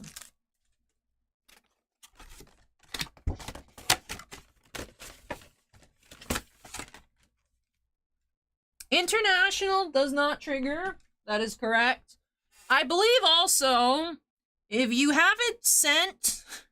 I saw someone say this is a loophole. I don't know if they fixed it, but if you have your main address as a residence in the United States and it triggers, but when you check out, if you swap your address from your physical address to a P.O. box, it used to not trigger.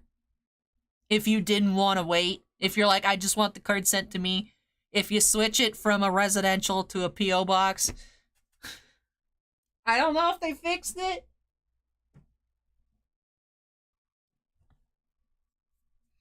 But I did pack up something earlier this week that was $450. That should have triggered, that didn't trigger, and it went to a P.O. box, so. Greg says, what do you mean by trigger? I'm talking about it forcing you to go through the eBay authentication program. Because any sports autograph or non-sports autograph card or non-sketch cards, because originally the announcement was sketch cards were not supposed to do it, but some sketches do. If they are now over $250, it goes through the eBay's authenticity guarantee program where they send it to CGC or whatever to inspect that it's real and inspect that it's the card that was stated. So if you run an auction, if it ends at $249.99, it won't trigger the authenticity. If it's $250, it will. But it doesn't always work the way you expect it to. So. But yes, also as who had mentioned it? Francis mentioned, if you have it something as a best offer, but the starting price is higher than $250, and you take less than it, it still triggers.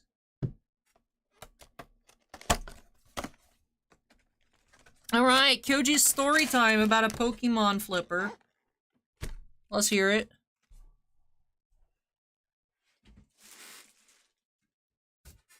Alright, we are on box 5.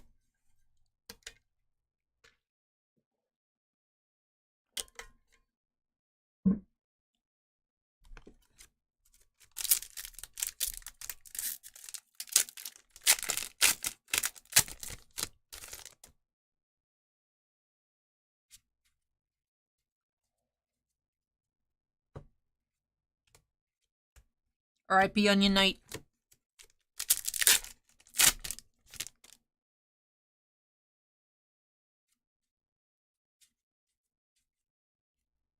Bart's. Sabin.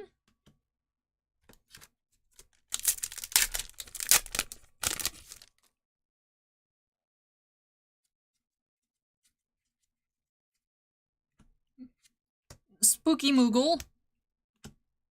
Starter deck foil.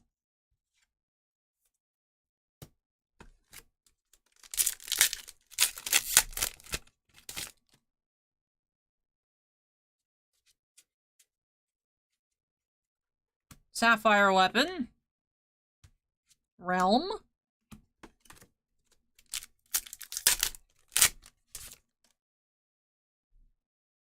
Yeah, the cases of Final Fantasy typically take around 2 hours, which is why I'd close the queue. That's why I closed the queue when C-Suite's boxes went through, because I'm like, oh, yep, we're gonna be late. Sabin, full art. Very cool. The Sabin and the Edgar ones look really cool next to each other. So that's why, even though we had 10 breaks, definitely a voluptuous stream tonight.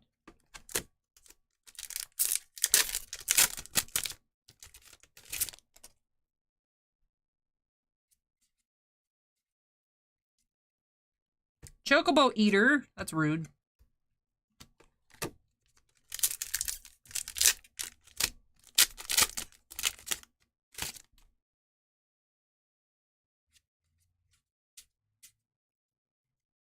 White Mage. Sid.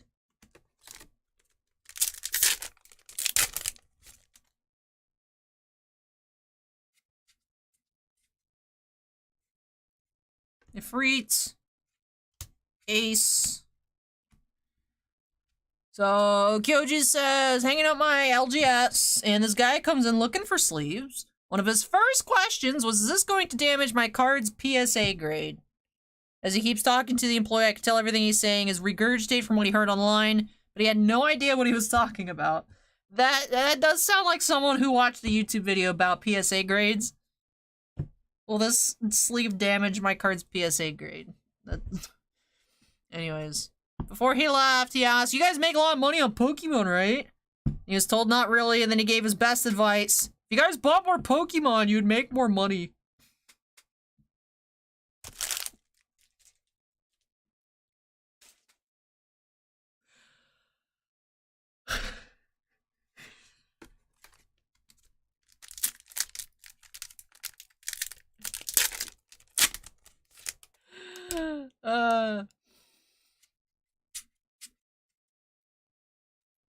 Behemoth Foil and Doga. C-Suite says, for your pre-recorded breaks, do you limit it to like 2 hours of opening per day? I try to not have more than 3 videos per day because I want all the notifications to trigger. If there's more than 3 within a 24-hour period, it doesn't trigger for the ones that are afterwards. But in general, I don't want to have any videos that are longer than 2 hours just because it takes so much time, like, after editing for the video to export. So it's easier to do longer openings on the stream because, right, the feed is live and then it's there. When the stream's over, YouTube has it ready to watch back. Whereas, like, if I record a 2-hour video and then it's gonna take, like, I mean, before I use this new program, it used to take, a 2-hour video would take 3 hours to export. So then that's 5 hours before anyone gets to see content. Also, before we had fiber internet, it also would take like 40 minutes to upload a video that long. Or longer. So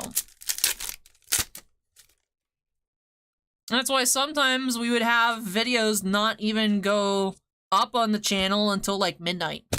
Because it would just take so long for it to, you know, just get up there. Feechin says no editing needed. For me, even if I don't really touch anything. I'd cut for the intro and I'd fade in for a minute and then I'd slap the intro piece on and then same at the end. I cut it at the end. I fade out after I wave and I do this and I throw the outro on.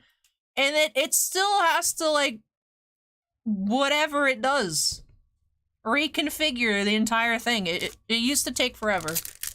So even though I'm not, like, doing any like real editing, it's still, you know, Takes a lot of time for it to export. Sophia, Laragorn.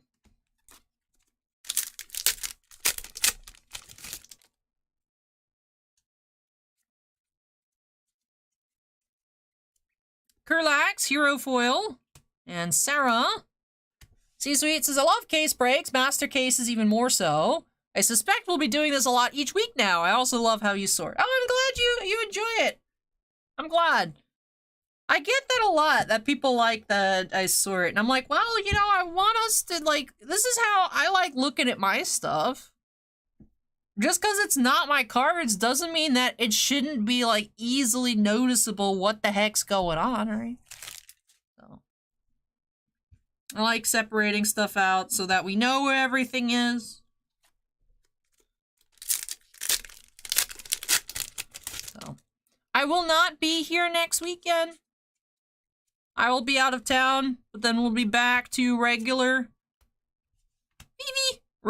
schedule up until I go to the National at the end of July. So.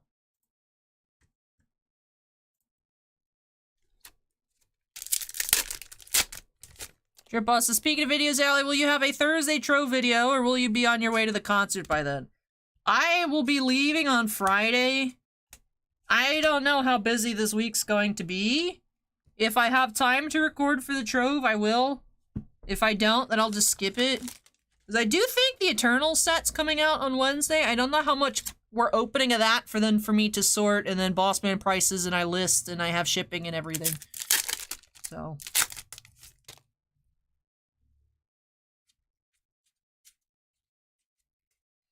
Ishtola. Sin.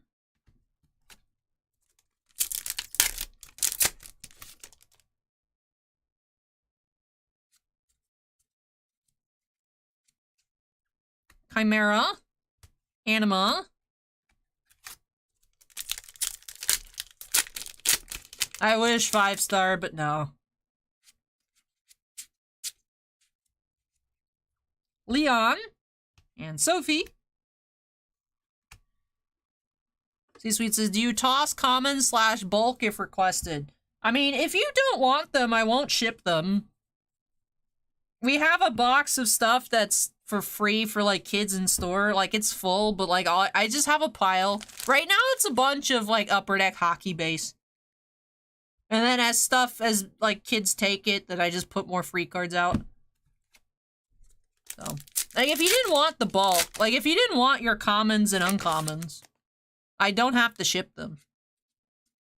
They are included, but if there's anything you don't want, I mean, it makes my life easier to not pack up 400 count boxes of commons. So, whatever you want, C-Sweet. If you want all of it, it's yours. If you want to get rid of some of it, it's up to you. Anthony says, how often are you in the actual shop nowadays?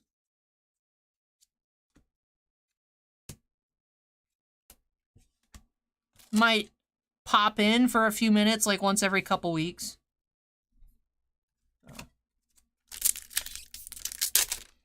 C-Sweet says, great, you can take the commons and uncommons for the kids. Now, I said uncommons. Now, of course, Final Fantasy, the uncommons are the rares. If you don't want your uncommons and your rares, I can do that. For sure. Grandpa says, do a lot of kids come into the store for free cards? Like I said, I'm not really over there much, but the pile gets smaller over time, so I'm assuming people are taking it. I mean, someone's taking it. So.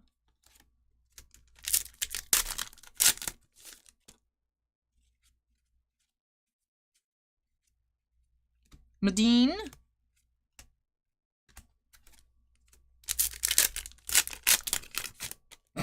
Didblade says it's all just me. Vaughn. Cherokee.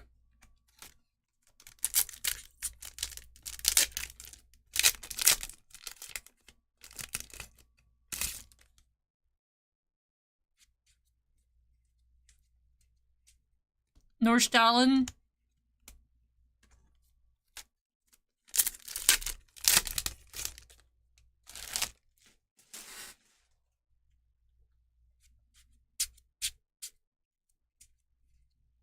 Flan. Cloud.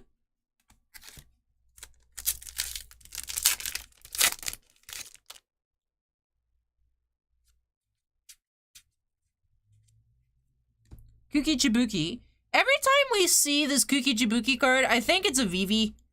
Is there? I think it might have been like a starter deck Vivi card that has like that same color pattern on the side. And every time I'm like, it's not Vivi. The Vivi's not in this set, but I think it's a Vivi every time I see it.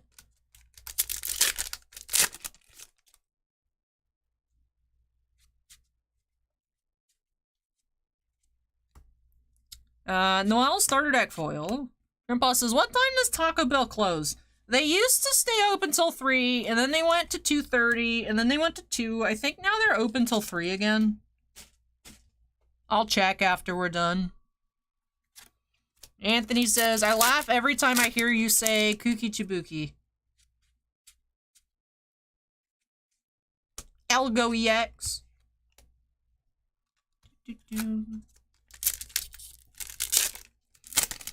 These weeks is commons for Final Fantasy. When other sets, I'll put in my notes to continually toss the commons and uncommons for Weiss. Okay, okay. Kuki Chibuki. Mog. Alright. So just the commons. Acorn says, you are a Maxim model. Call them and demand they stay open until you get your food. Yeah, because the Taco Bell employees are going to appreciate that so much. I remember one time when they were open till 3, and I pulled up at like 2:50, and I said, you know, my normal order, my bean burritos with no onions.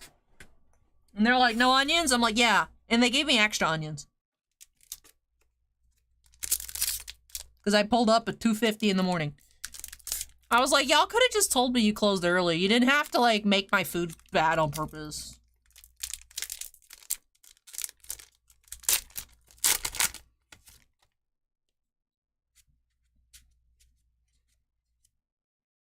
Maki Chibuki. Full art. Phoebe. I have this little minifigure. It's by my bed. I have a little minifigure that looks exactly like that.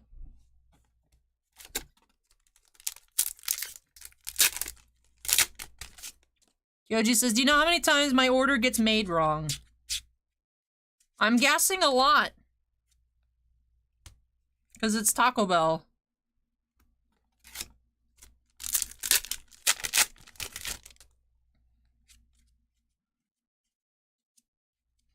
Larsa and Refia.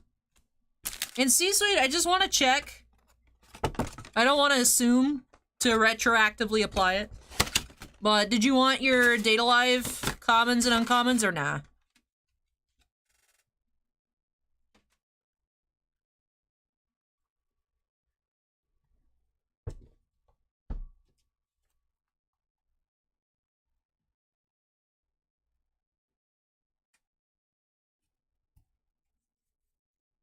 Alright, one final box remains.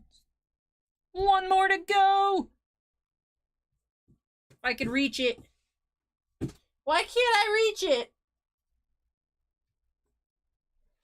Ah, I was like 1 inch too short.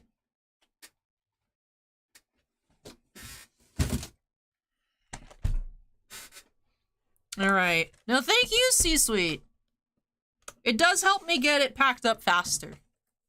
So I'll leave orders that are bigger, like, to the end, because I'm like, I don't want to do that. I do tend to do, like, the smaller stuff first. Like, the first thing that's getting packed up from tonight is TakeFlight's 4 cards. I'm like, yes, look, I was productive. 1/10 of the way done. Because that's what it is, you know, it's I'm 1/10 of the way done. That 10th is not equal to this 10th. But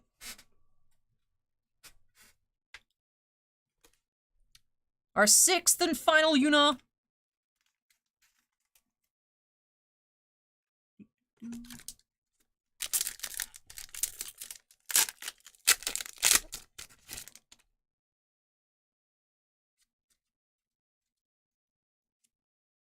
Gilgamesh and Sin.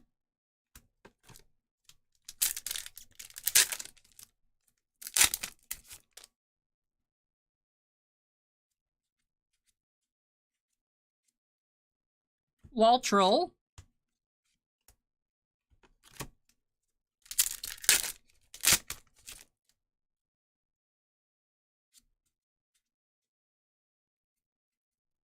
Leviathan. Cherokee.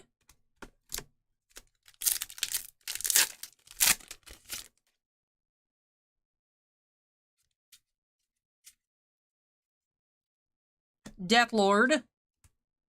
Sid. Phoebe.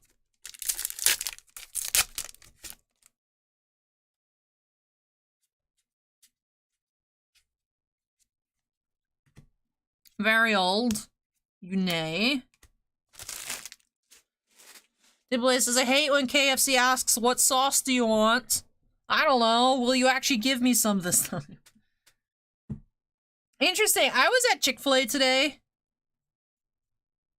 And like, you want sauce? And I normally say, nah, I don't need any sauce. But I was feeling like having some ketchup with my nuggets instead of just raw nuggets. I was like, yeah, I'll have some ketchup. You know what they give me?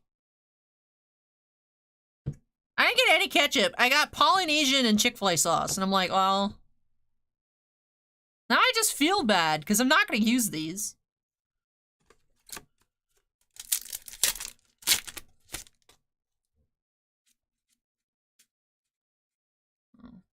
I'm like, I should have just said no sauce.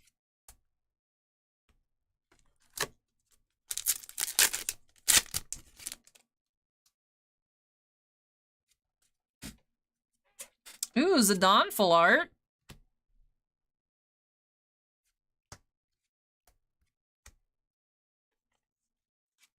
Very nice. Legend full art.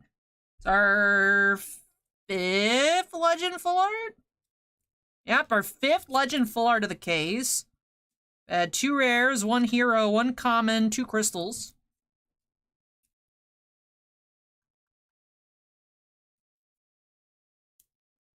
Wait, no, it is our 6th. I was right earlier. I was forgetting the ace. Yeah, we did have 5 earlier. Now we have 6.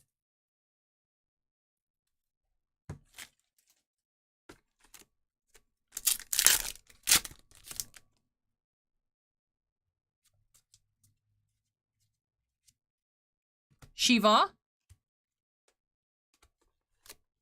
Nice. Glad I was able to get you one you're looking for, C-Suite.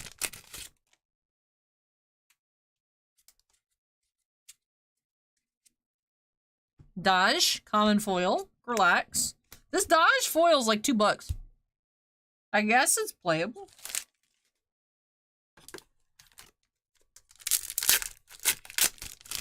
Oh, nice, Tibley. You got your free emotes. Vincent, Sarah.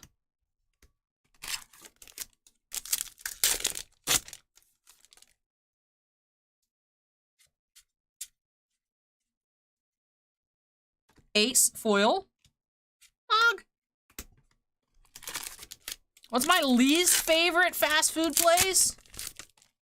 There's a lot that I have never been to. Luneth.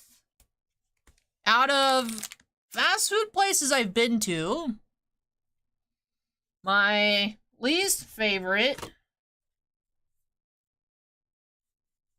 probably Long John Silver's.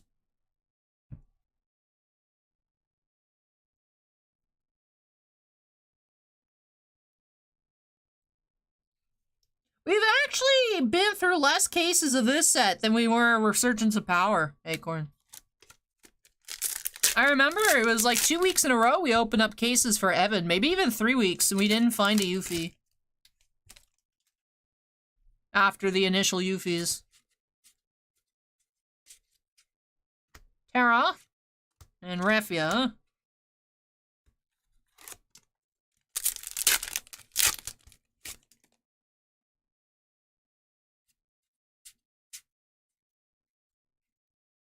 Anima. Hero. I think we were just stupidly lucky on the 2 Yuffies. It's a regular Cloud. Zach. Cloud. Shannon says, Allie, are there any official numbers on finding clouds from Square? I heard that the Yuffie was 1 in 5 cases. I don't know if the cloud is different or not. I haven't kept up with any of that info.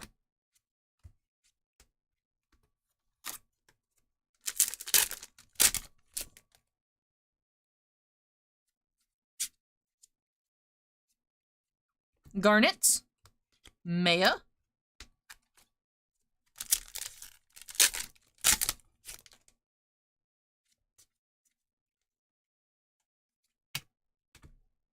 Warrior of Light. Laragorn.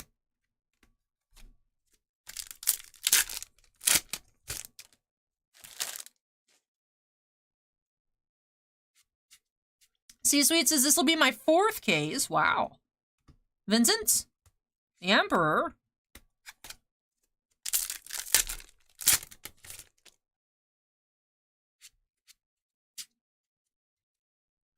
Numol. Dolga.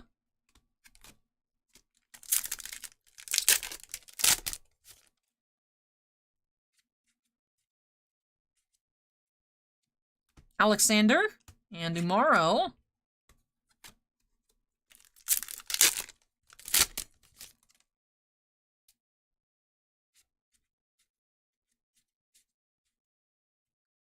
Hope, Starter Deck Foil, and Tina CX.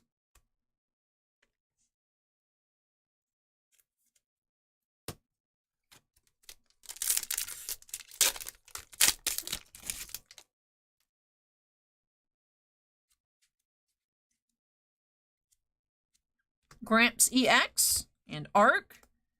Tiblay says, I don't know the rate, but I know my Manga Shanks in the first One Piece set is super rare. Got one in my 4th box and then got one in prize support.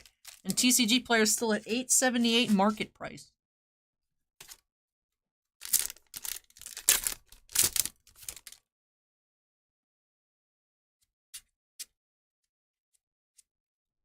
Rama. Anima.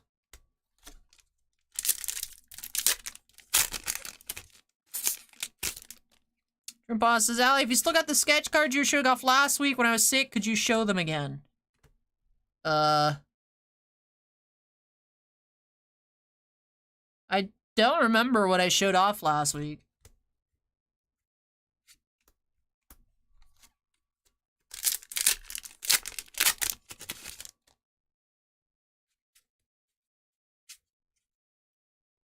Hilda.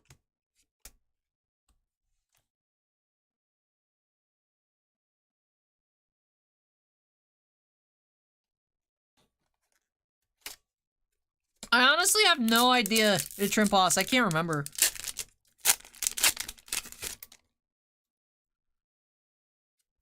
I don't remember showing anything off. Miyu? Zidane? Oh, yeah. Yeah, I remember now. Yeah, I'll show those.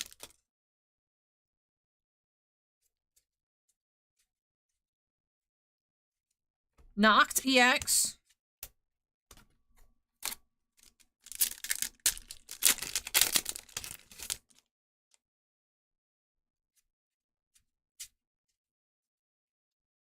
Fang, Starter Deck Foil.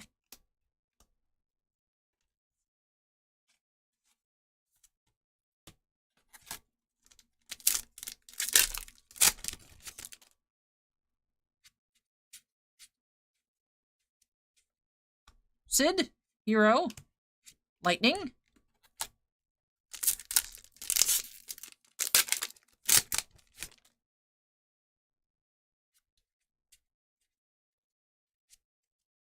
Rydia, Strago EX.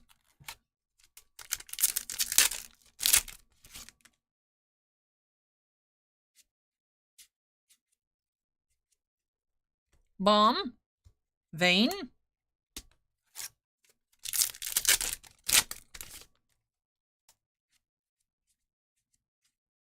Evray, Hilda.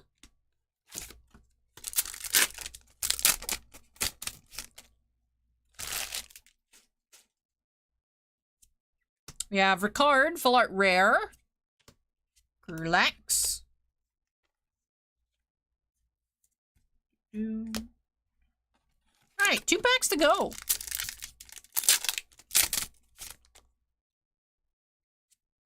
Maki Chibuki. Eevee. And final pack. We have Dragoon, common foil, and ending off the Kefka. Alright. Very nice. So we did not, unfortunately, find a Cloud.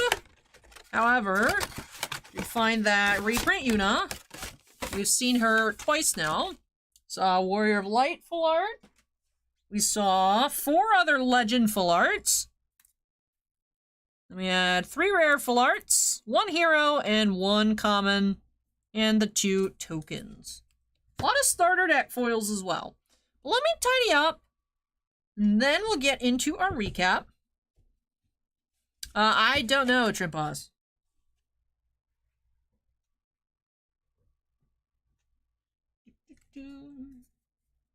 Tidy up, we'll look at our Legend foils. Typically, the way Final Fantasy cases work, the 6-box cases, you should have 1 of every regular card at the minimum. So 1 of every base foil, so there should be a foil of every single legend, every single hero, every single rare, and every single common.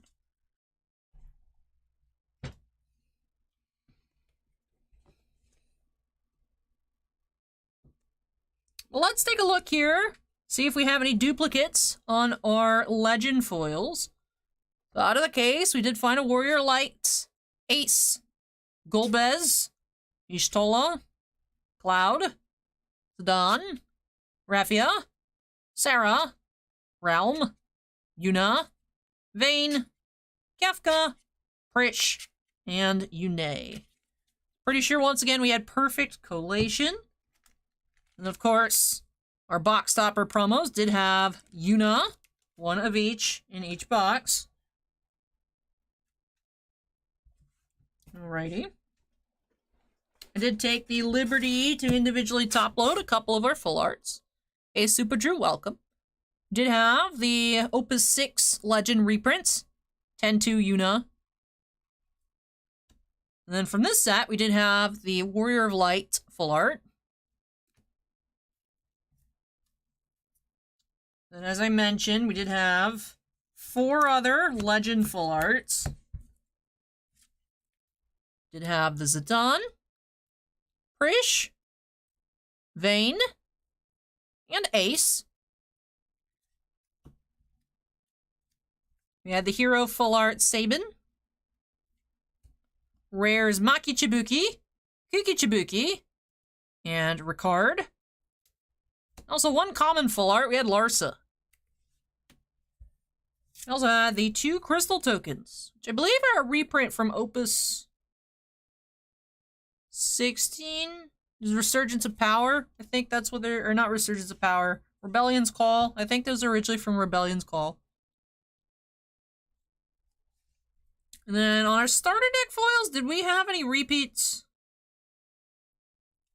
No, the Vanille, the Sid Reigns,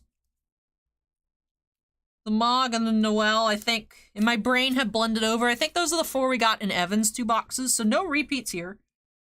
But we did see those earlier tonight. We did have a full art starter deck foil, Bahamut.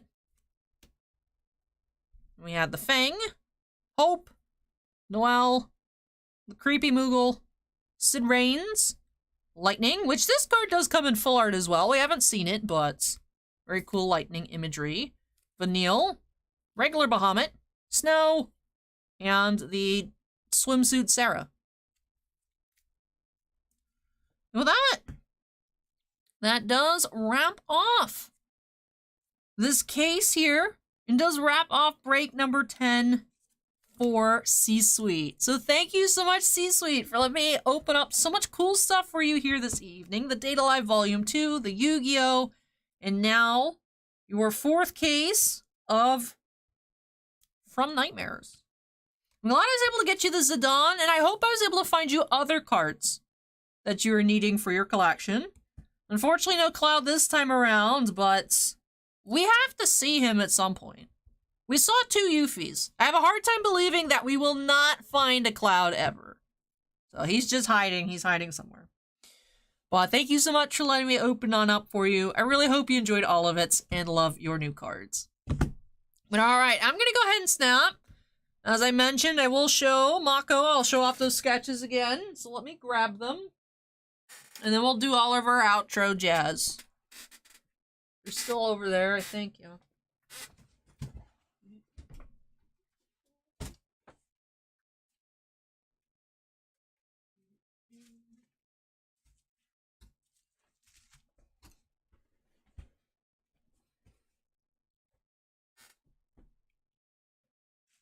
Alrighty. So, these are my sketches. I completely forgot I showed these off last week. Here we got Steven Stamkos. Believe it or not, this is a sketch.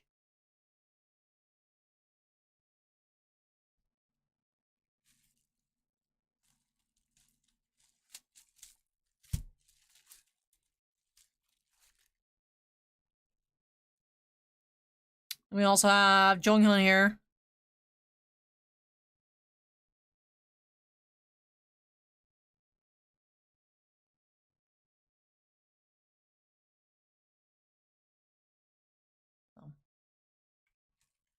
So yes, my sketches. So, all right. With that though, I think that does wrap up everything I have for you all this evening.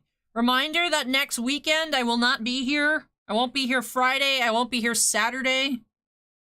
Bossman has not mentioned that he's going to do a stream. So I would imagine just next weekend is just a week off. So hopefully I'll be able to pre-record something for Friday. But we'll see. We'll just see how this week shapes up. But yeah, a lot of fun. A lot of fun tonight. We opened up a lot of cool stuff. Very, very, very pleasant surprise having so much Final Fantasy at the end of the queue. I love opening up Final Fantasy. So I hope that you all enjoyed it. I hope that you all enjoyed it. I hopefully am going to, against my better judgment, go eat several hundred calories worth of Taco Bell. So. But yeah, a lot of fun here tonight. Hopefully we see some really cool stuff this upcoming week. Do believe we already have a break in the queue for Monday. We got a box of Prism Draft Baseball for Anthony. Not Twitch Anthony, a different Anthony. But yeah, and hopefully we see a lot of cool cards this upcoming week. And that you all will tune in and check them out along with me. But for tonight, that'll do it. So those of you on YouTube, before you head on out, if you had fun, don't forget to go ahead and hit the like button. Those of you on Twitch, if you're not yet following, would appreciate it if you'd hit that button as well. None of it costs anything at all. And yeah. Oh, C-Suite is another Final Fantasy case to maybe record this week. Placing order now. Sure, just leave a note, C-Suite. Just leave a note. Because I think I have it so that the cases are for live breaks, but I can record it for you.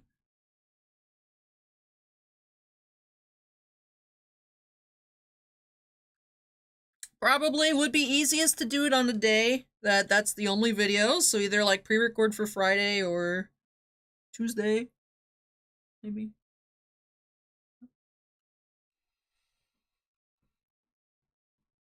Trip Boss says, I love my new Garbage Pail Kids cards alley, something I didn't think I would be saying. But yes, thank you so much everyone for tuning in. I hope that you all had a wonderful time. As I mentioned, I hope you all will join me next week, throughout the week, during our uploads, to enjoy whatever products we get on into along with me. But yes, we'll be out of town Friday, Saturday. I mean, I also won't be here Sunday, but that doesn't affect anything schedule-wise. And I will It'll be weird. It's always weird when I don't do the Saturday night streams. It's like I'm always like, I feel like something's wrong at like 8 p.m. on Saturdays. If I'm not here, I'm like, ugh, it's weird. It's so weird. Oh, and as Juan mentions, Happy Mother's Day to all the moms out there watching. I know there's several. Shannon reminded me at midnight. Sorry, I told my mom. But so I'm in the clear. I'm safe. But yeah. I feel like I used to be better at outros. Now we all just awkwardly stare at each other. No, but yes, thank you. And I just said no, but yes. Thank you so much, everyone, for watching. I am just gonna hit the end button. The Kimosobe says I am terrible at outros. But yes, no, I appreciate you all hanging out. It's almost 2 a.m. I'm sure those of you on the West Coast are like, but Allie, it's not even midnight yet. Go to bed, get some sleep. Rest well. Drink water, stay hydrated, get lots of sleep. And I'll catch you all again here on Monday. So take care, everyone. Stay safe. And I hope you guys will tune back in on Monday. Bye.